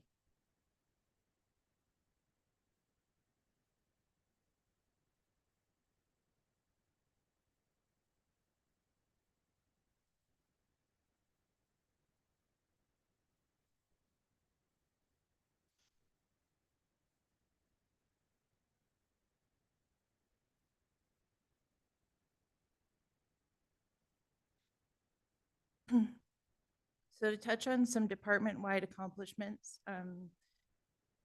You know, there was a lot of really great work happening when I arrived in January. When I started, one of the first things I did in order to get to know the department and kind of know where we're at and take stock and inventory of kind of what I was working with was we conducted one-on-one staff interviews. Those are incredibly insightful and helpful. Definitely affirmed an engaged workforce. I was particularly impressed that no matter where you go in our organization, whether it's the people at the front desk to our IT support, to our surveillance officers, everybody completely understands and gets why we're here and why we're doing the work we do and the importance of the work that we do. A very bright and talented group. Those interviews also identified some areas where further support can be put into place to help people feel really secure in their skill sets. Our department has a reputation for piloting things statewide, and so we were the first to jump on board with the new case management system that has been implemented. I think Maricopa County is the last one to jump on board. With that, it's a bold and brave move because there's always a lot of bugs to be worked out with new case management systems and conversions and so forth. But we're getting to be pretty proficient in it. We're looking forward to some more robust reporting functions available to us so that we can get a little bit more meaningful data to be able to further gauge our efforts and be able to have a constant pulse on our performance metrics. We continue to be statewide leaders in evidence-based practices, in innovation, in working with clients. We use a set of techniques which establishes rapport and increases motivation, engaging people in their own recovery and their own behavioral change. We know that this is what's most effective when working with high-risk individuals. We target factors that put individuals at risk for future criminal behavior. And I can honestly say I feel like this department has completely abandoned that one-size-fits-all probation mentality. I think that's become pretty firmly a thing of the past. So it's very promising. We value culturally appropriate responses and are interested in incorporating cultural needs into responses and interventions. We have a number of hybrid functions in order to try to reduce barriers and keep connections with people. And so we continue to move forward in that arena. Our successful outcomes surrounding behavioral change. I did speak a little bit about our successful completions of probation. I don't have fiscal year 24 numbers because of this case management system issue that I spoke about, but in 2023, we were holding steady at about 70% reduction in new felony convictions from fiscal year 2008, which was kind of the onset of adopting evidence-based practices, and looking at a 46% reduction in revocation rates since implementing smarter probation practices in 2008. Other accomplishments is we are making steady progress with mandated positions and filling those positions and having limited vacancies in those positions. It's something where we need to stay focused on retention efforts in order to we've had people retire, we've had people leave, we've had a lot of institutional knowledge go out the door with a very new and younger workforce, which there's a lot to benefit from new and younger workforce, but we have lost some institutional knowledge. So really investing in our staff is something that has been started and that we continue to move forward with. And then another accomplishment is we have one of our most vulnerable operations has been our Page Probation Office with staffing. We are feeling really secure about our staffing in Page right now. We have a dedicated full-time supervisor out of that office. And we're fully staffed with probation and surveillance up there.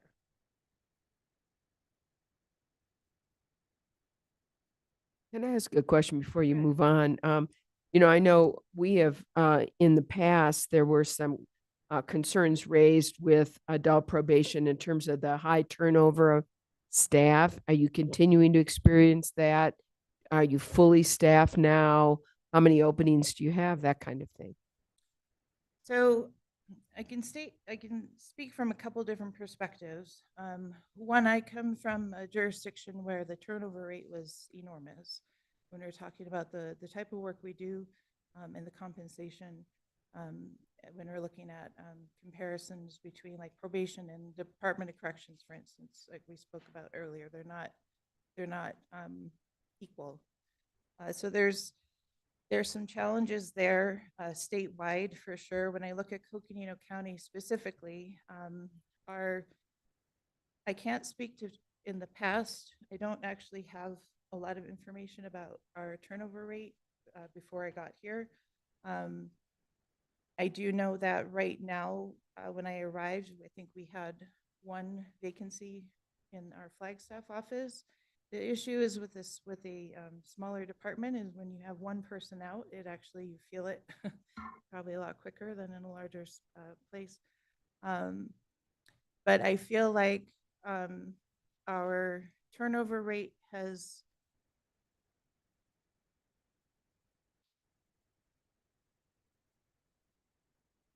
I probably would have to defer to Shannon on this a little bit because she has a little bit more background as far as our turnover rate. I feel like just since we've been here, we have had a couple of people leave. Do you have any openings now? We do. We have 1, 2 full-time probation officers. From about a staff of 21. Is that right?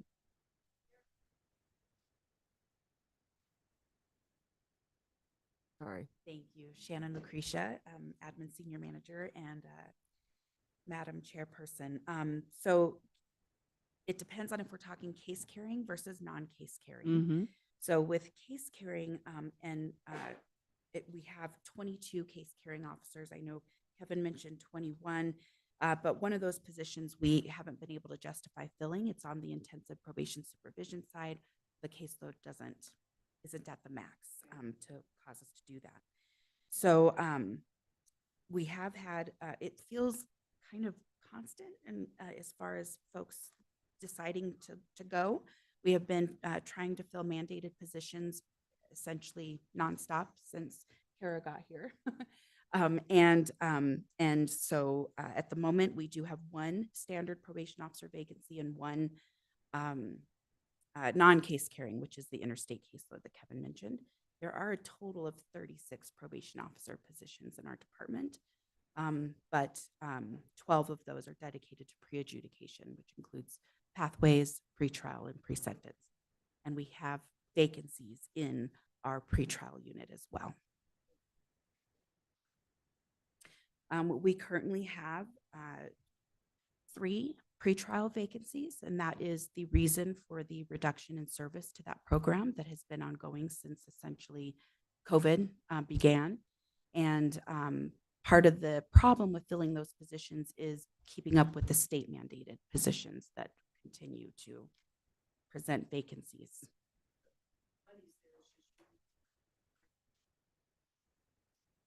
The money is there if we were to be able to fill mandated and then return to the previous pretrial service services that we had prior to the COVID reduction or the reduction because of fees. Then we could maintain the pretrial unit for about 2 years at the total cost of filling all of those vacancies. They are currently funded out of our fee funds. On a limited scale, yes. Mary, would you like to talk about pre and post service reduction? Thank you. So when pretrial services was fully staffed, we were able to provide the PSA for the initial appearance judges.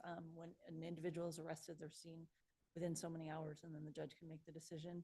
And we also provided the services for release if they release someone to pretrial services. In addition to that, when we were fully staffed, we were able to provide those same services for Superior Court. We would provide the PSA upon order and anyone released to our supervision.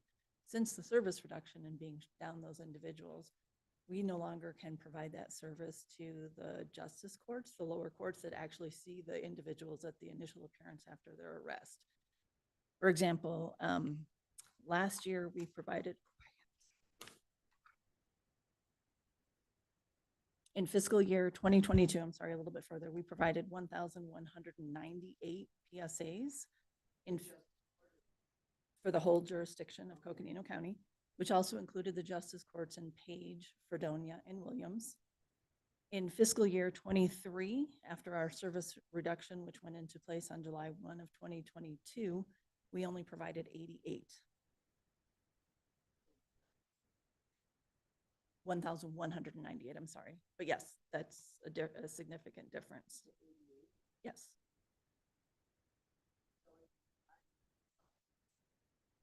Yes, that's the only court that we service at this time because of the service reduction.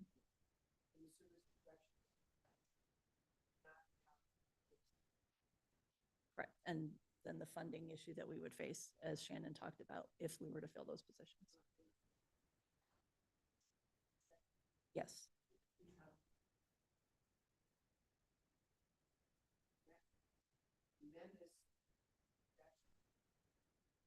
It is. And if I could just plug a little bit for pretrial, oh, I'm sorry, go ahead. Yeah, those numbers, like that's down, what, 1,100?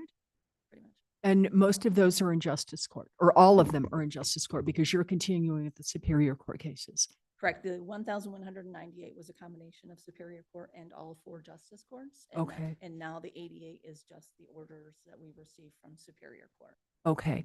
And so practically speaking, then the justice court just doesn't have your input Correct. on release and how it looks and if it's a good idea. Correct. And we also no longer provide the service of supervising anyone. So justice court judges are making a decision without the benefit of the PSA, the validated risk assessment tool. And then they no longer have the option of placing someone under the supervision of pretrial services as an option for release if they were deciding to release someone. And so then as that rolls down, you know, what I mean, kind of rolls downhill, what's the practical effect of that? Like, what are you seeing by not having that service? So the biggest thing that I'm seeing is that the judges don't have that information when they make the decision. So they're going off of, and I don't want to speak for any judge, so please just take this as anecdotal. Right. They just don't have the advantage of knowing what the tool is predicting the defendant will do if they're released. And so they're kind of going by gut on what is a good person to hold and what is a good person to release. Okay. And part of this is I understand money was coming through fee revenue, and this is no longer the case. Is that correct? Sorry, we have to tag team. Yeah. Shannon's our budget. It's just that, you know, we've had this presentation before. This isn't the first time any of us on the board have heard this, but yet what we're hearing now is a little different. So it'd be good to get an idea of what's going on. So we have an idea where you are. The 2 fee revenues that we are utilizing are deferred prosecution cases, as well as the fees that are paid for by clients that are placed on standard and intensive probation. That is essentially $75 a month. That's in addition to all the other costs associated with being on probation, treatment, urinalysis, fees and fines that have also been assessed. So our clients are not able to pay those full costs. So the fee revenues have been reducing. Again, that was the expectation during COVID, is we would have a reduction in revenue, and that is what happened.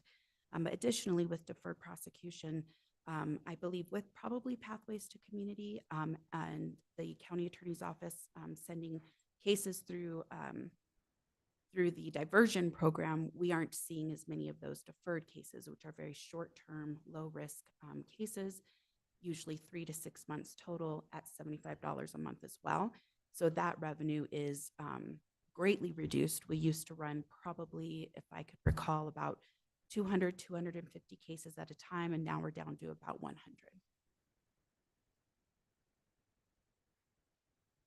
Okay, so, and I know we've also had a lot of discussions about the whole appropriateness of using fees to pay for these types of services. And I know that hasn't probably changed. I'm not sure, that's something we're going to be able to handle this year. But I think that's something we need to really continue to take a look at. And, and I'm going to just be honest with you, I am confused as to what you're doing. And I understand the services that you provide. But it sounds like some of those services that we traditionally think of adult probation providing aren't being provided because of problems with either, number one, not being able to get qualified people for the positions, or number two, finances, or a combination. Is that a true statement? So, yes, it's a combination. We have our legislatively mandated positions, which we have to stay within compliance with our supervision ratios. We have our mandated functions as far as pre-sentence investigations that need to be completed. Pretrial service is not a legislatively mandated service. Right. It's definitely a best practice, and one that we've embraced and would like to continue to provide.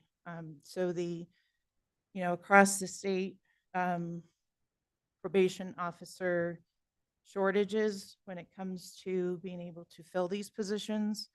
We do feel that here as well in Coconino County. I'm grateful it's not to the degree that some other counties have vacancies, but at the same time, it does still impact our ability to provide some of those non-mandated positions. And then the other component being the financial component of how do we fund those positions when they're not state funded positions. So we are definitely interested in continuing the conversation to find solutions because we do strongly believe in those effective practices. I have another question, and this may be way beyond, but Sure. the pretrial services, and I know we talked about that, this is not something that's mandated. It's not something that the state provides us any money on. Of course, they don't provide us on other monies that are mandated. But, and I guess my question is, how many counties are able to cover pretrial services? Anybody? So I can't give you an exact number. My understanding is the majority of some counties don't have pretrial services at all. I know the county where I just came from, which is in southern Arizona, it is funded through general funds, county general funds. And this, my understanding is in other areas it's a similar situation. So you don't know how many have pretrial services versus don't? I would have to look that up. Yeah, I think it'd be interesting to see what's there and how those that do have pretrial services, how it's being funded. Sure. I'd be happy to research that. Yeah, and that would be communicate great. right away. Good. Thank you. Sure.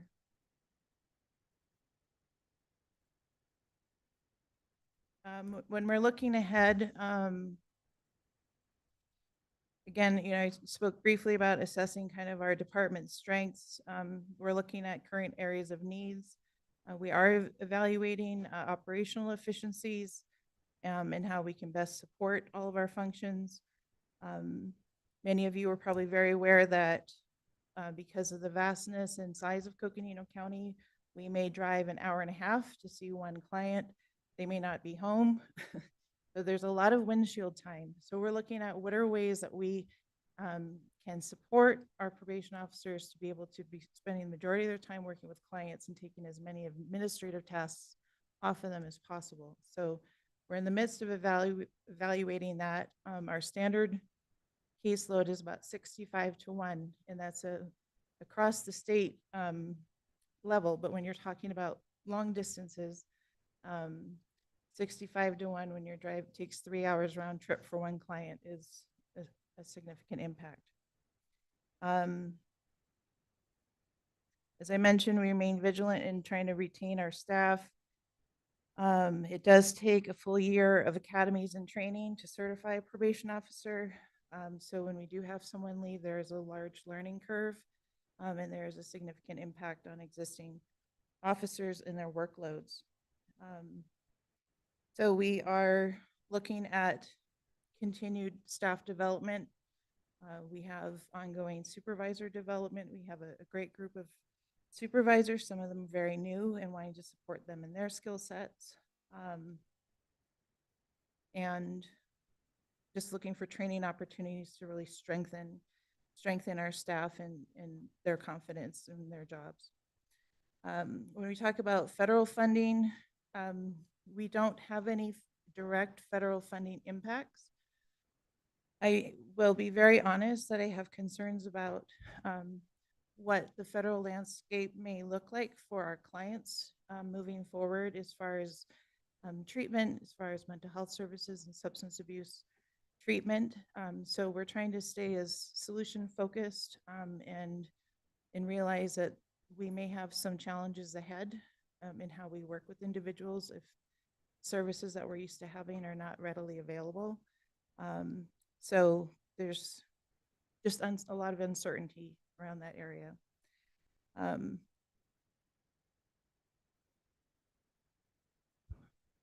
When we talk about state funding, we've been made whole this year. We will be made whole next year.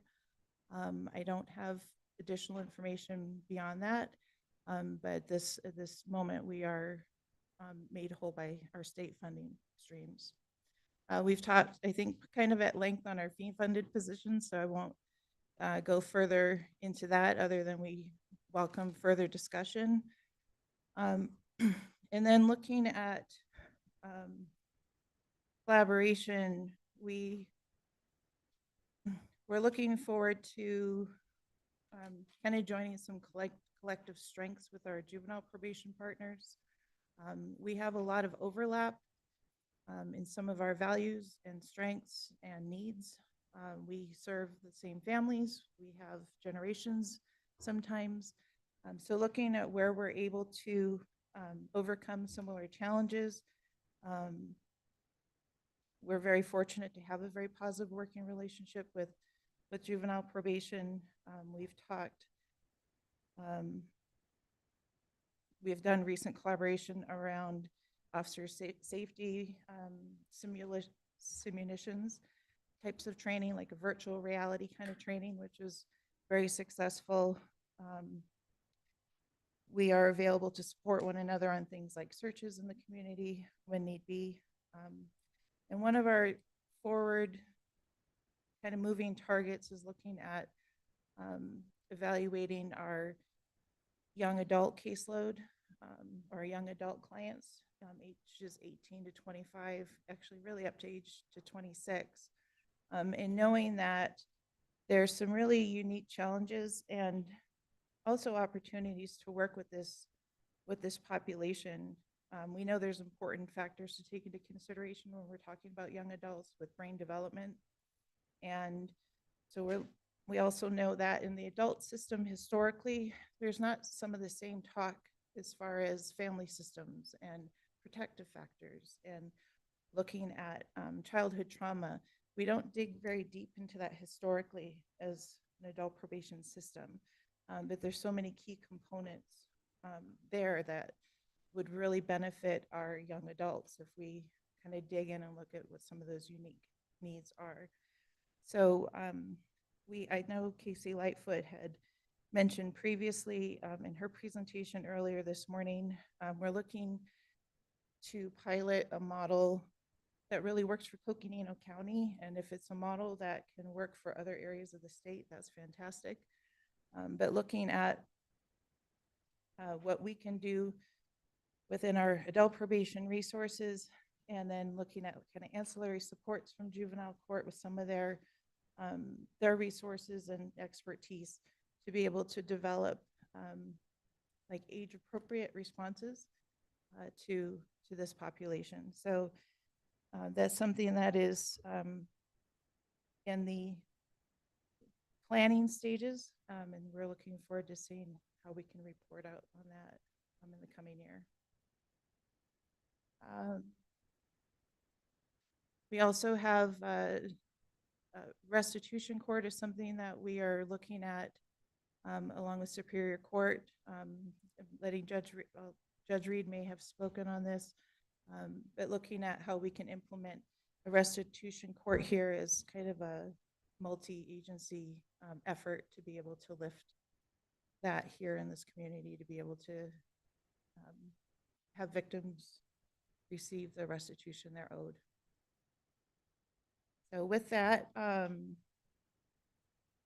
thank you for your time today. Thank you for your patience in me stumbling through my first presentation with you.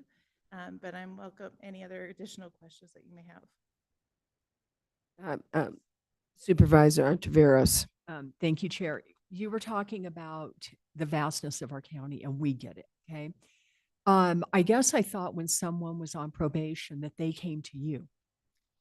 No. To like the office in Flagstaff or the office in Page. So there's some components where that's appropriate.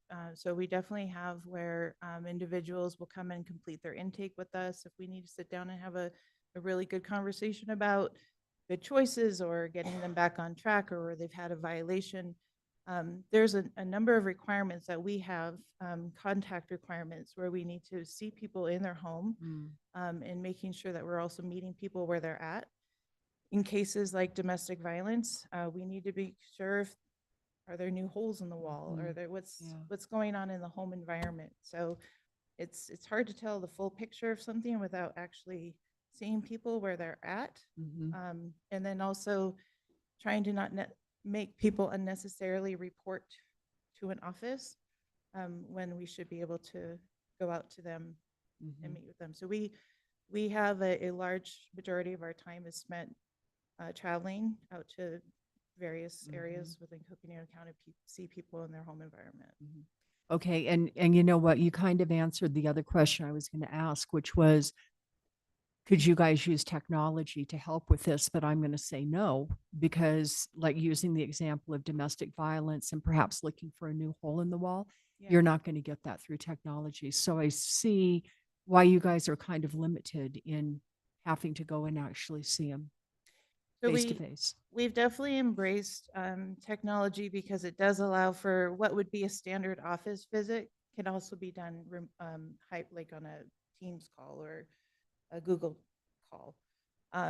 So we definitely have like a variety of ways to be able to meet our code contact requirements, but at the end of the day, we still need to get in there and see people in their home environment. So depending on their risk level, because there's different risk levels and the requirements vary depending on that risk level.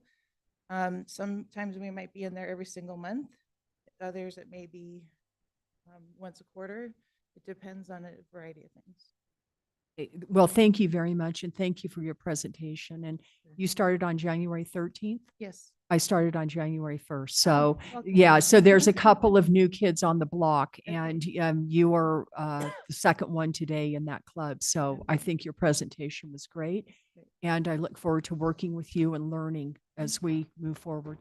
And you're welcome to come by, see us in one of our offices. You're welcome to come on for a ride along anytime to see what we do. So, and welcome. Thanks. Other members? Thank you for your presentation. Good job for first time. Wasn't so bad, was it? Good, thank you. She's silent on Right? that. You notice? Right. Thank you, thank you. Well, I think it went better than you think it went. So, but no, just I want to say just want to say thank you to you and your team for such an important job. Probation is so important because it gives people the opportunity not to be incarcerated, right? And just to kind of follow up on the previous comments by my colleague, video technology can help, but it's not the solution. You need that interaction, and you need to go see those homes. I remember a time one of my sons was on probation, and it was crucial that he had those visits because that helped keep him in line. And so, I just want to commend your work and just say that we're glad that things are working well. A little disappointed to see that there isn't the pretrial services to the extent we'd like, but under the funding constraints that we have, totally understand it. So it's nothing on you guys. it's once again, as we are constantly saying, we need more state support in helping with funding probation. And so, thank you for what you do, and look forward to working with you moving forward. Thank you. Thank you. Supervisor Fowler. Yes, thank you. I think, I always thought probation is like people in a transition. They're being held up and then they're in that process. There's some maybe help in getting housing, job, and then maybe some kind of counseling, and then they're free and they're back and all the shackles are taken off. And so now I'm kind of concerned that maybe they're not getting all that because of the shortage of staff, not being able to provide all of that. And I don't know where and how that gap can be addressed. And it's already spoken about, but I just had to just express my concern on that. Maybe it needs to go to the CJCC or something and have a conversation there. We have our system that has discussions about that. So thank you. But thanks for all your work and all your staff. This can be very difficult. They can be challenging people, I hear. And so just really stay safe, and thank you for your dedication.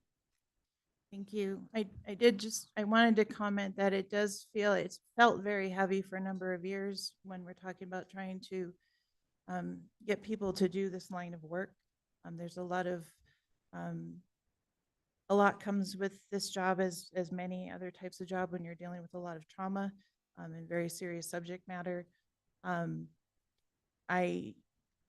we talk about successful outcomes and the fact that we continue to improve every year, despite some of those challenges, really is a testament to the work ethic and the skill and the talent of the probation and surveillance officers and probation staff that we do have. So I definitely want to underscore that heavily, because they do make it work.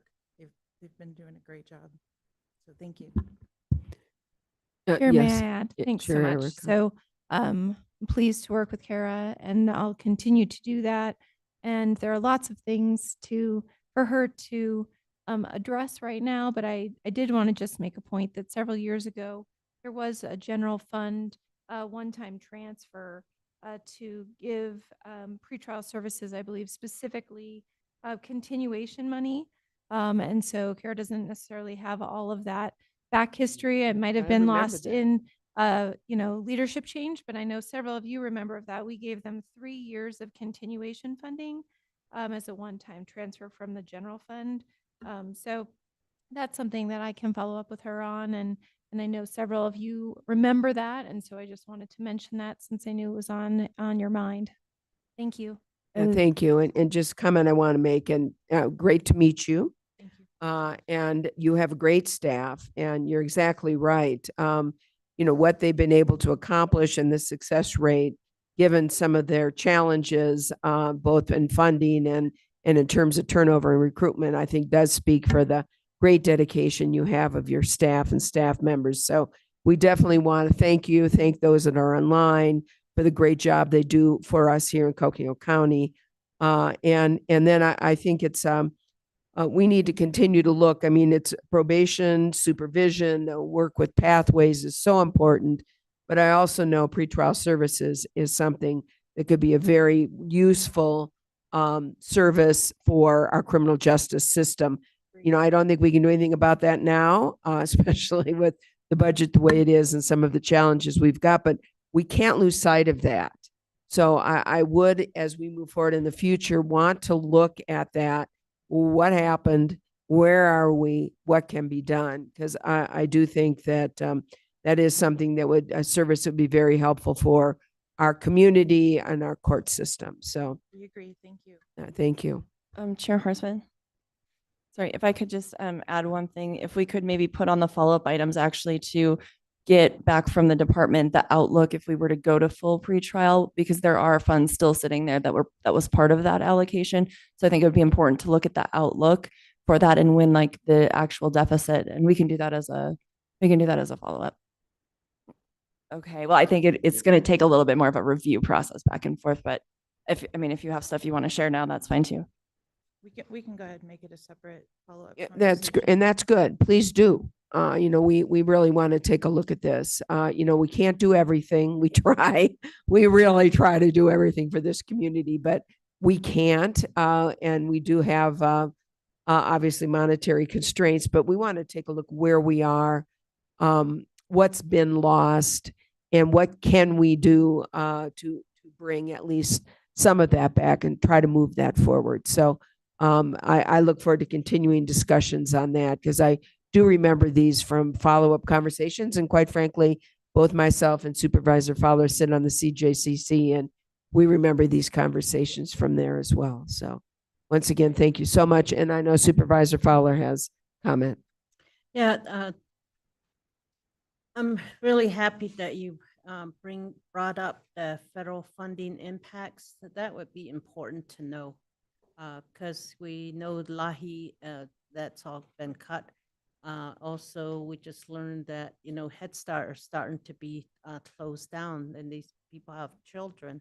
So it just the impact on these individuals, I think it just helps us to advocate for one, but also, sometimes we put, when we have money anyway, sometimes we put funding into for certain items to help our residents. So, yes, thank you. Thank you. Any other comments? Supervisor Begay. Thank you for your presentation, and your staff and the ones that are online. Thank you for all the hard work you guys do. And certainly, we have a lot of decisions to make regarding the budget. So, and the big thing is that the federal funding impacts is going to really be a factor in this whole thing. So I just want to say thank you. Thank you. And thank you for recognizing the impact that may have. It doesn't change the needs that our clients have. It's then trying to, how do we meet those needs as probation officers? So thank you. Thank you. Thank you all for being here. It's good to see some of you again, and have a great rest of your day. Let's go ahead and take, I see the constable is here, but let's go ahead and take a 5-minute break.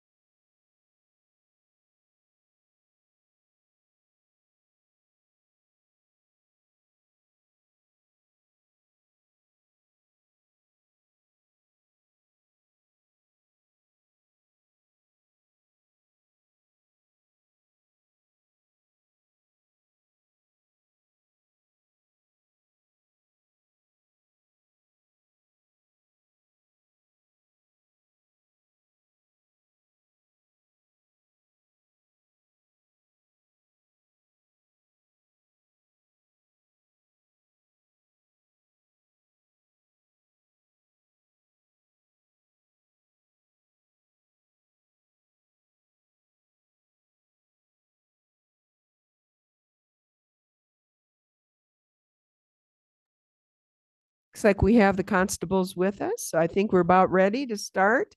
And at this point, I'm going to turn this over to our county manager, Andy Bertelson. Thank you, Chair Horstman, members of the board. I think Kim is going to lead us off. I believe Constable Thomas will start with our conversation. And Kim, you want to go ahead and give a little background? I sure do. Thank you. Thank you, Constable Thomas. So I think you're going to start this afternoon. Great. So we appreciate our constables both being here. I think they did Rochambeau to decide who was going first, but just to lead off with respect to the Flagstaff Constable's budget, as you will see if you turn to your tab with respect to increments, the Flagstaff Constable's office is getting the 5% CPI, and also the benefit of the centralizing of our motor pool repairs. And they had one increment request, which was a temporary wage increase. And that was not recommended by the county manager's office. We're hoping that the additional capacity provided by the other adjustments, the 5% CPI and the motor pool repairs centralizing, will be able to be utilized to cover some of that, because they won't be hopefully expending as much. And I know Constable Thomas has had some difficulties with some vehicles, and so hopefully this will help address those issues going forward. But with that, I will go ahead and turn it over if Constable Thomas wants to come up to the mic over here and provide any information he would like to the board. There's not a specific presentation that we'd be pulling up on the screen, but we'll turn the time over to our constable.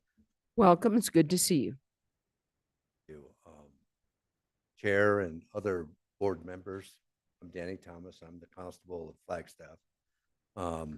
I've spent 13 years as a deputy constable before I became the constable, and now my deputy is the former constable. So we're a pretty good team. I've got a total of 52 years in law enforcement, and I've got 20 more months to go, and then I'm pulling the plug. So we got to start looking for another constable. So what I'd like to say is that the temporary wages here, I understand that it's been requested that we don't get that raise. But I can tell you that the work that we do in our office and the volume of work that we do is monumental. I'm the one that actually goes out and does most of the service of documents, and Linda does all the administrative work, which is pretty involved. She takes care of all the bank checks, everything else that has to do with the administrative end of the business. And then also she takes over my position if I have to leave for a day or so and I'm not going to be around. And she'll do both jobs at that point, which is pretty limited. But the amount of time that Linda has to be able to do the work efficiently lacks. And I believe that the work that you're getting for the number of people that we have in this office, we deserve to get that money for Linda. I'm not asking for myself because that's a whole different process. But Linda really works her tail off, and she's worked for the county ever since she worked for the county sheriff's department. She worked there and retired as a civil deputy before she went to the constable's office. So I would just request that you at least give some consideration for the amount of work. I know most of you know what the administrative work is within the departments.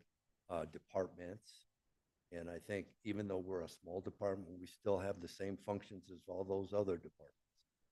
And I personally, with the time that I have to spend out in the field and serving documents, I don't have time to do the administrative work. I just don't have the time. Matter of fact, I'm sorry I was a little bit late today because I was out serving. So I got over here as soon as I could, and thank God you were running a little bit late, so I didn't have to hold up the process. But I'd like you to really consider that. We do a lot of work in that small office, and I think we work in a cubicle that's about 100 square feet. So that's another issue we can address later on. But right now, that's the only thing that I'm asking for. And obviously, we had problems with the vehicle I had. The transmission went out on it. And so when that transmission went out, took it to the shops, and the shops had it over there, and then they ended up taking it to, I guess it was AMCO, which wouldn't have been my first choice. But apparently I was without that vehicle for about 3 months. So we were paying the money for the rental of the car that we had to get, plus the fees that we had to pay monthly for the car that was in the down position. So just asking that you consider at least helping Linda out a little bit. I think right now she's only making about $20 an hour, which is minimum wage almost in Flagstaff. And I think for the amount of work that you get and the experience that you have with this particular individual grants, her being able to receive at least something. I mean, if it's not the whole amount of money that you consider giving her at least some kind of a bump in pay there for that. Chair Horstman, would you mind if I just added a little bit of context to the recommendation for the upcoming fiscal year? And the constables, we've previously had a liaison, and so my apologies, I haven't had a chance to connect with you gentlemen yet on the budget recommendation, but I think that we have a solution that will get close to your request between the 5% CPI that's being added to every department, and then some changes we're making to motor pool. So I'm glad you brought up the motor pool and the repair situation, because we are doing some things a little creatively next year that will take that pressure off of your budget and give you a little bit more freedom on your temp wage side of things. So if you don't mind, I can follow up with you after this meeting, send you some information, and then give you kind of what that would look like in terms of either an hours increase for Linda or an hourly rate increase or some combination. But I can give you a couple options of how to utilize the benefit that's going to hit your budget as a result of those recommendations to help alleviate that increment request that you had. That's good news. That is good news. Supervisor Vasquez. Yes, sir. Yeah, the question I had is for this person, they wouldn't qualify for the compensation package of the staff, or would they? That is correct. So for both of our constables, the constables themselves have salaries that are set within statute, similar to other constitutional officers. And then the support that is with the Flagstaff constable is a part-time temporary position. So yes, it would not automatically receive a pay increase, but there is a mechanism in which we can do that, working with the changes to the budget for fiscal year 26. Any other questions, comments? Supervisor Ontivero. First, I want to thank you, Siri, because my hand was raised because I was going to ask to maybe put dollar figures to some of the things that you're already talking about. So I'm glad that she's going to be working with you and hopefully finding a solution to honor your request. How many people work in your office? Just you and Linda? That's it. Okay. How many hours a week do you work, do you think? Anywhere from 40 to 50. Mm-hmm. And sometimes I work on the weekends because that's usually when you're going to catch them home or on the holidays. Mm-hmm. And so I travel. I've been trying to catch this guy down in Sedona for like 5 trips down there already, which, it takes a couple hours. Right. But yeah, that's it. It's just the two of us and we do everything. Mm-hmm. And how many hours do you think Linda works a week? Well, she's restricted because she's only allowed to work 2 days a week. Okay. Okay. All right. Thank you. I was just trying to get an understanding of your office and what's going on. So I think between Siri and you, I think I've got an okay idea. Thank you. Any other comments, questions? Supervisor Fowler. And the boundary that you work, I know I think it's bigger than just the city with a flag. 11,000 square miles. That's bigger than 5 United States.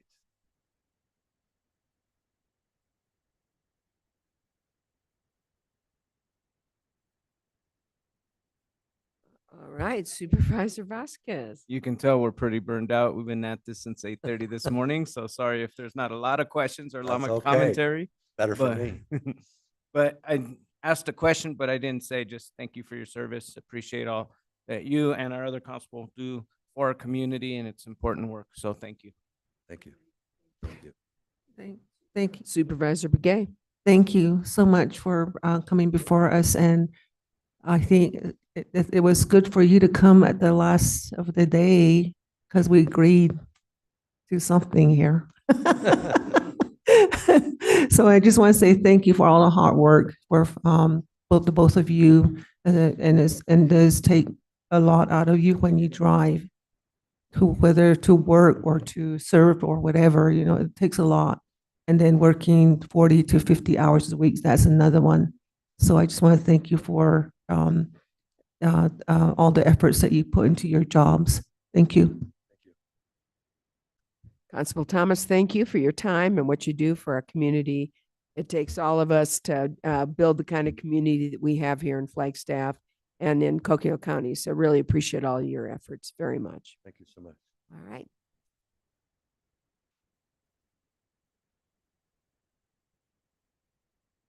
All right.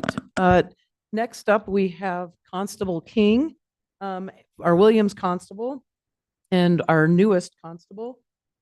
In behind that tab, you will see a similar kind of situation, and I think Siri probably will be also getting with Constable King as well. He had asked for an operational increase of $1,500 for his budget.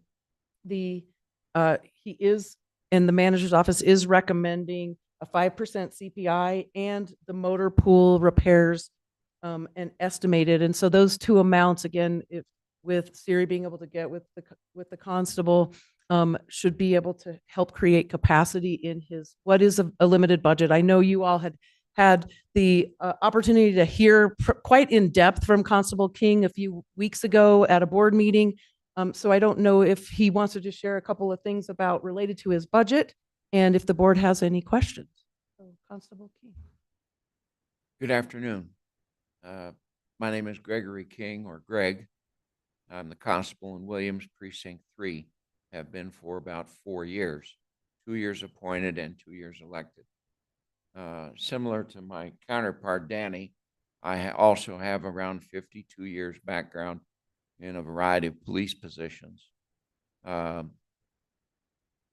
appreciate you taking time for me, and I know you're tired and it's been a long day.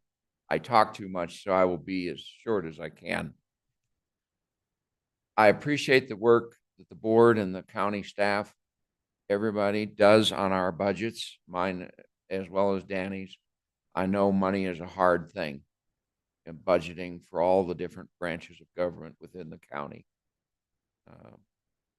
Vehicles have been an issue for both of us, as we've kind of covered it already. The fact is they are old cars, but they are serviceable at this time with continued repairs. Danny, more so than I, drives on better roads, but not always. The roads I drive on, there is the highway, and then there is the trail that becomes a worse trail that ends up at an even worse trail at a doorstep. And it is very hard on the vehicle. And it's not because I'm uncaring or being unnecessarily rough with it. It's just rural countryside. I go everywhere the sheriff's deputies go, and probation too, when they go out and do on-site visits at houses outside the city limits. So it's hard on the vehicle. And the fact that they're old makes it that much harder. But we appreciate the effort on the part of the county, especially Javier at the Fleet Service Garage. He does magic sometimes to try to get them to run and keep running. So we appreciate that. Other than that, I've read most of the documents and everything that we're all looking at, and I appreciate what you can do for us this year. Myself as well as Danny. I'll keep trying to look for grant options when we need equipment and when I ask for grants, I ask on behalf of all Coconino County constables, not just one precinct or the other. When I applied for grants for vests, I applied for both constables. When I asked for the radio grant, and that was a substantial amount of money, I asked for both constables. When I applied for the gun grant for service pistols and related equipment, I applied for both constables again. And I'll continue to do that because it's not necessarily about me or Danny, it's about the position. And like he said, we won't be here forever. So somebody will come after us, and what we have or are going to get, the person after us will need the very same thing. And if you open at whatever point in time in the future, constable's office in Fredonia and Page, which ultimately will probably come, they will need everything that Danny and I have in our two offices. So that's the direction I've tried to go with this to date. Beyond that, is there a question I could try to answer? Thank you, Chair. Well, first of all, I appreciate your team effort. I mean, what you just described, I don't ask on behalf of myself, I ask on behalf of us. And I just very much appreciate that. What is your service area like? What is your eastern boundary? I start just west of Belmont, about where that rest area is. Yeah. If you use the freeway as a kind of a line, Mhm. all the way west to the Mojave County line at Grand Canyon Caverns on Old Route 66 near Indian 18. Indian 18 is 65 miles north and south, goes to the Supai Village Landing, which is where you get out and either take the helicopter or walk to the village in the canyon. 5 miles of that road, 45 miles north from the caverns, goes back into Coconino County and is in fact a county road. So if there's a problem out there, a police problem, deputies from the Williams Station have to respond out there because it's in Coconino County, even though the route is an Indian route most of the way. And some of it in Mojave, some of it in Coconino. My predecessor served 2 papers at Supai Village Landing. It is about a 3-hour drive at the speed limit in good weather to go from the Williams Courthouse to there. If I go down into the village, then I either have a 5-hour walk or I need to pay the helicopter, which takes 15 or 20 minutes. Do you have jurisdiction to go down into Supai? I would have to take a deputy U.S. Marshal or a tribal policeman. All with right, me. that's what I thought. All right, thank you. So I have not had to do that yet, but I'm told my predecessor went to the landing twice. On following that line from that area east or north to the Colorado River, the canyon, all the way east past the east edge of the south rim, just outside the east gate to the park. That line and then turns south and goes all the way back down to Belmont. And then Yavapai County below us to the south. So in general, there is a Supai Village Landing. There is the Grand Canyon Caverns area. There is all of the area north of Seligman and Ash Fork. Those towns, unincorporated, are in Yavapai County and policed by their sheriff. But everything north of there, all the way to the river, is in Precinct 3 of Coconino County. You would be surprised at the number of people that live out there on roads that aren't even roads. There's huge numbers of trails and roads out there. There's people living out there in cars, in outfitters' tents. Here and there, you'll find a $500,000 house, trailers of all kinds. They buy land cheap and then survive on hauled water, hauled fuel for a generator, what do they call them, solar panels, batteries, and that kind of thing. And they have life's issues like all people.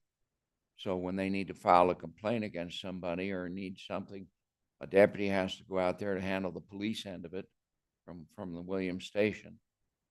Or when it comes to serving the papers, the constable or a deputy. Sheriff serves some papers out there, but I serve a lot of them. The difference between the constable and the sheriff in that regard is that the sheriff runs a jail. He does search and rescue. He does general police patrol of the county. He does criminal investigations, preliminary and all the way through to conviction and so on cases of all kinds.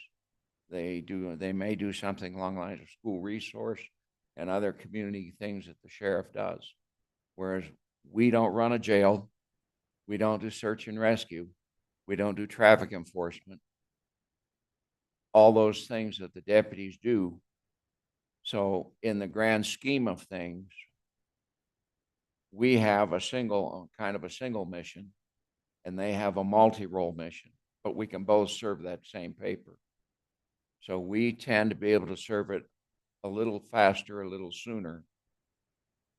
And that's important with regard to court and even probation, because if papers don't get served on people, whether they're a defendant, a victim, a witness, whatever, somehow figured into a case, civil or criminal, then the judges have to delay the case until people can get served, so that all the right people get to come to court and have their say and get their say in court, or at least the option to do it. And that's where constables serve a large role in the overall criminal justice system. And it can affect, like I said, it affects the courts and probation and even the sheriff's office, PDs. I served a paper yesterday, an order of protection out of a county court in Butte County, Idaho, an order of protection up in Valley. It was 35 miles from the courthouse to the remote trailer where the man lives. And they had a request that it be done soon because it has bigger ramifications on a criminal case. They initially sent it to the Williams PD because of the street location given. The street name is the same, but in town it's called Grant Avenue. Out in Valley, not on a map, a dotted line, it's Grant Street. And only because I kind of getting, after 4 years, the lay of the land out in Valley, all these trails and things, different people call them different things other than what the developer plotted to planning and zoning. And there are very few signs, and nobody puts a number on their trailer, their tent, their door, their gate, except this guy. And he actually bought a road sign and put it on his 1-track trail off the 2-track trail that goes out to 180, and put numbers on his gate post that matched the paper. So it was kind of a surprise. He way out there. So that's the role of a constable in general. Constables have been in Coconino County since 1899. I've been reading the docket books at the Williams Justice Court when I have time. I've read the books from 1899 to 1924 so far. Constables in Williams Precinct have served every kind of paper there is, from the Justice of the Peace in those days, the Justice Court, to the Superior Court out of Coconino County. Writs of replevin, restitution, execution, summons a complaint, subpoena duces tecum, landlord-tenant issues, evictions, and arrest warrants too. And one constable was killed by gunfire in 1919, Victor Mellick in Williams, trying to arrest a man for stealing a horse. The constable was killed and the man escaped. He ultimately was sentenced to state prison in Florence. for life back in the day. But it's a huge area, and like Danny said, it takes time to first process the paper, and I do not have an office staff. So I keep my own logs. I account for the money that where I can collect fees for constable fees, I do. All those things. And then after you serve it, you have to go back into those logs and show that it's been served or not served and why. And if the person that wanted you to serve it owes you money or not for the trips you made from the courthouse to where the person supposedly is, all those things. It takes a lot of time. And then there is the danger element. That paper yesterday, because of the bigger ramifications of a pending criminal case, probably in Idaho, when I talked to the sheriff's dispatcher on the phone, because our radios are not turned on yet with regard to the city and the county because of a contract issue between the city and the county. So we have radios, but I can't talk on them until that contract issue is settled. So I use the phone when it works. Yesterday it worked, and I ask a lot of questions of the dispatcher and to find out what the danger element is. There was any known history of this person in Coconino County being violent, which takes a little of their time too. And it would have been a little faster on a radio by using police jargon and police codes, but on a phone it takes longer. So, but I know that's more of an answer than you probably wanted. We cover a huge area. Right, but that was an interesting answer, and thank you for that. And I appreciate the history. So you've gone from 1899 to 1924. Yes, there's about 12 more books that go up to 1996 that are handwritten. Okay. Well, interesting. Yeah. It's many of the same. It sounds like many of the same stuff was going on then is going on now. Maybe not the horse stuff so much anymore, but yeah. Well, absolutely it could. But okay. Well, thank you very much for that, and thank you for your service to Coconino County and what you do, because there is a risk involved to it, going out there to those very remote and isolated locations by yourself. So thank you for doing what you do. Thank you, ma'am. Any other comments or questions? Appreciate your service very much. So, and you're not just in District 3, you're in District 1 and 3. You know, occasionally I come into town here and serve a paper, and it's kind of refreshing because the streets all have names. All the buildings are numbered, odd and even, left and right, east and west, and you can generally find them without too much looking. So it's a neat trick. I represent Valley actually in that area out there. So our boundaries are right next to each other. Yeah, It's an interesting area. There's a lot of nice people in the rural and remote. There are some unsavory people that would cause one to be very careful when you go out, to serve Danny or I. But in general, people have been pretty good. Thank you for your service, and thank you for being here this afternoon. Really appreciate it. And stay safe, both of you guys. Thank you for time. I appreciate it. Sir.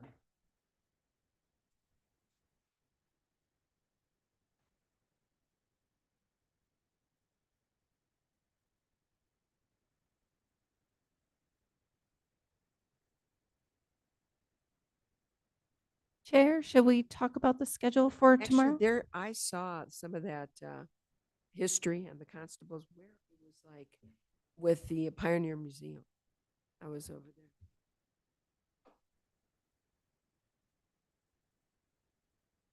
Chair, do you want to talk about the schedule for tomorrow? I don't know. Do it. No. Yes, of course. Of course, we want to talk about it. But before we get there, I'd like to open it up to my board members and see if there are any overall comments, concerns, thoughts, and then I'll turn it over to you, Erica. You know what? I will tell you that this is my first year doing this, as you know. And I can honestly tell you that so oh man, I feel like I'm about to jinx myself here. But I was warned that it's a lot, and it has been, but I tell you, it has been manageable, and it's not been as bad, I think, as I had prepped for. So, and I think that goes to the work that you guys have done. So thank you guys for, and the manager, Siri, everybody.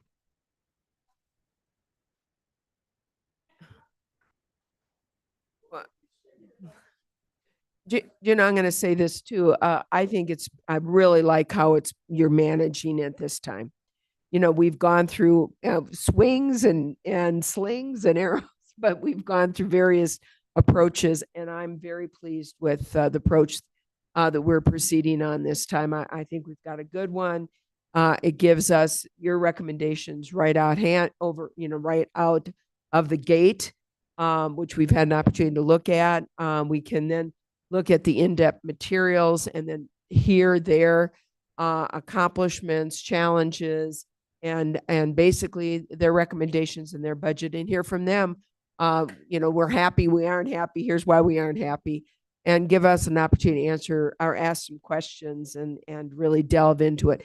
The other thing is not only just to create a budget, it gives us an idea of what this county is doing with so many different departments and with so many different services that are provided over 18,644, 33, whatever it is, square miles. It's really wonderful to hear what everybody's doing and how they're all serving our community. So thank you as always. You guys do a great job. Any other comments or overall? Otherwise, what are we? Supervisor Fowler. Yeah, it's good. I figures. No, but anyway, so we'd love to hear what's going on for tomorrow. Thank you, Chair, members of the board. So tomorrow we are going to continue with criminal justice partners. And so you can see that's also color coded in light blue on your schedule. Both today and tomorrow are both light blue because they're all criminal justice partners. So thanks to Siri for even color coding our schedule. One of the things that Siri did today, which I appreciate, is she asked Sharon Yates to come at 8:30 in case you're ready or have limited opening remarks. Or so Sharon Yates, our court administrator, will be here tomorrow at 8:30 to kick off our day as soon as you're ready. So if we don't have opening remarks for as long as scheduled, you'll be ready and poised to move forward. And then following that, I believe Maya will be with her as well. So the justice courts will be ready to follow whenever Superior Court is done. So we're thinking that morning will be moved up just a little bit based on today that we didn't have that many opening remarks. And if that's the case, then we'll have a longer lunch break, which could be helpful as well. Well, or we can just proceed and end the day a little bit earlier, which might even be better. Okay. I do need to leave town and fly out. So it would be for me the sooner tomorrow that we can hear from all of our departments. We don't want to cut anybody short. But it would be fine, I think, to have a normal lunch break, and if you can leave a little early, would be fabulous. So we will reach out to both the clerk of Superior Court and the county attorney to see if they're Okay with available everybody. to move up their time then. Yeah, it is. And that would be my preference Great. as well. So I very much support her recommendation. Thank you.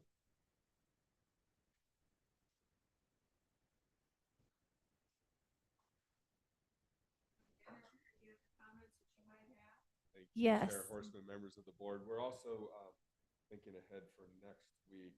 We're working to accommodate the Coconino Community College graduation that you all would like to attend. We're able to get you in to a good seat, but you have to be there at 9. And so that really is causing us to look at Monday's schedule. We start with emergency management at 8:30. So it may be that we would ask emergency management to move to 2 o'clock on Tuesday. Our last with Parks and Recreation, there is a bit of a break there, and we want to make sure that we think that emergency management will take a bit longer because you'll have a lot of questions for them and on preparedness, et cetera. So we're looking at the schedule for next week just to see how we can best accommodate right now. So, Yeah, that makes sense. Actually and basically our first item of business Monday would be CCC graduation. yeah, and you need to That- be there at 9. It's Yeah, at and that's Audrey. good. And I can tell you, having done it quite a few times before, there's a lot of people. It's hard to get there because there's a lot of traffic, and then just even getting in the door. And you were going to try to We've get made us. arrangements for you. That's good. Yeah, to get That- there and get you in for that- good seating, but you have to be there at 9. And then Lindsay and Nico have posted it as well, so Good. we're in good shape going into next week. Perfect. That sounds wonderful. All right, we're going to see everybody tomorrow. Is it time for me to bang this? There we go.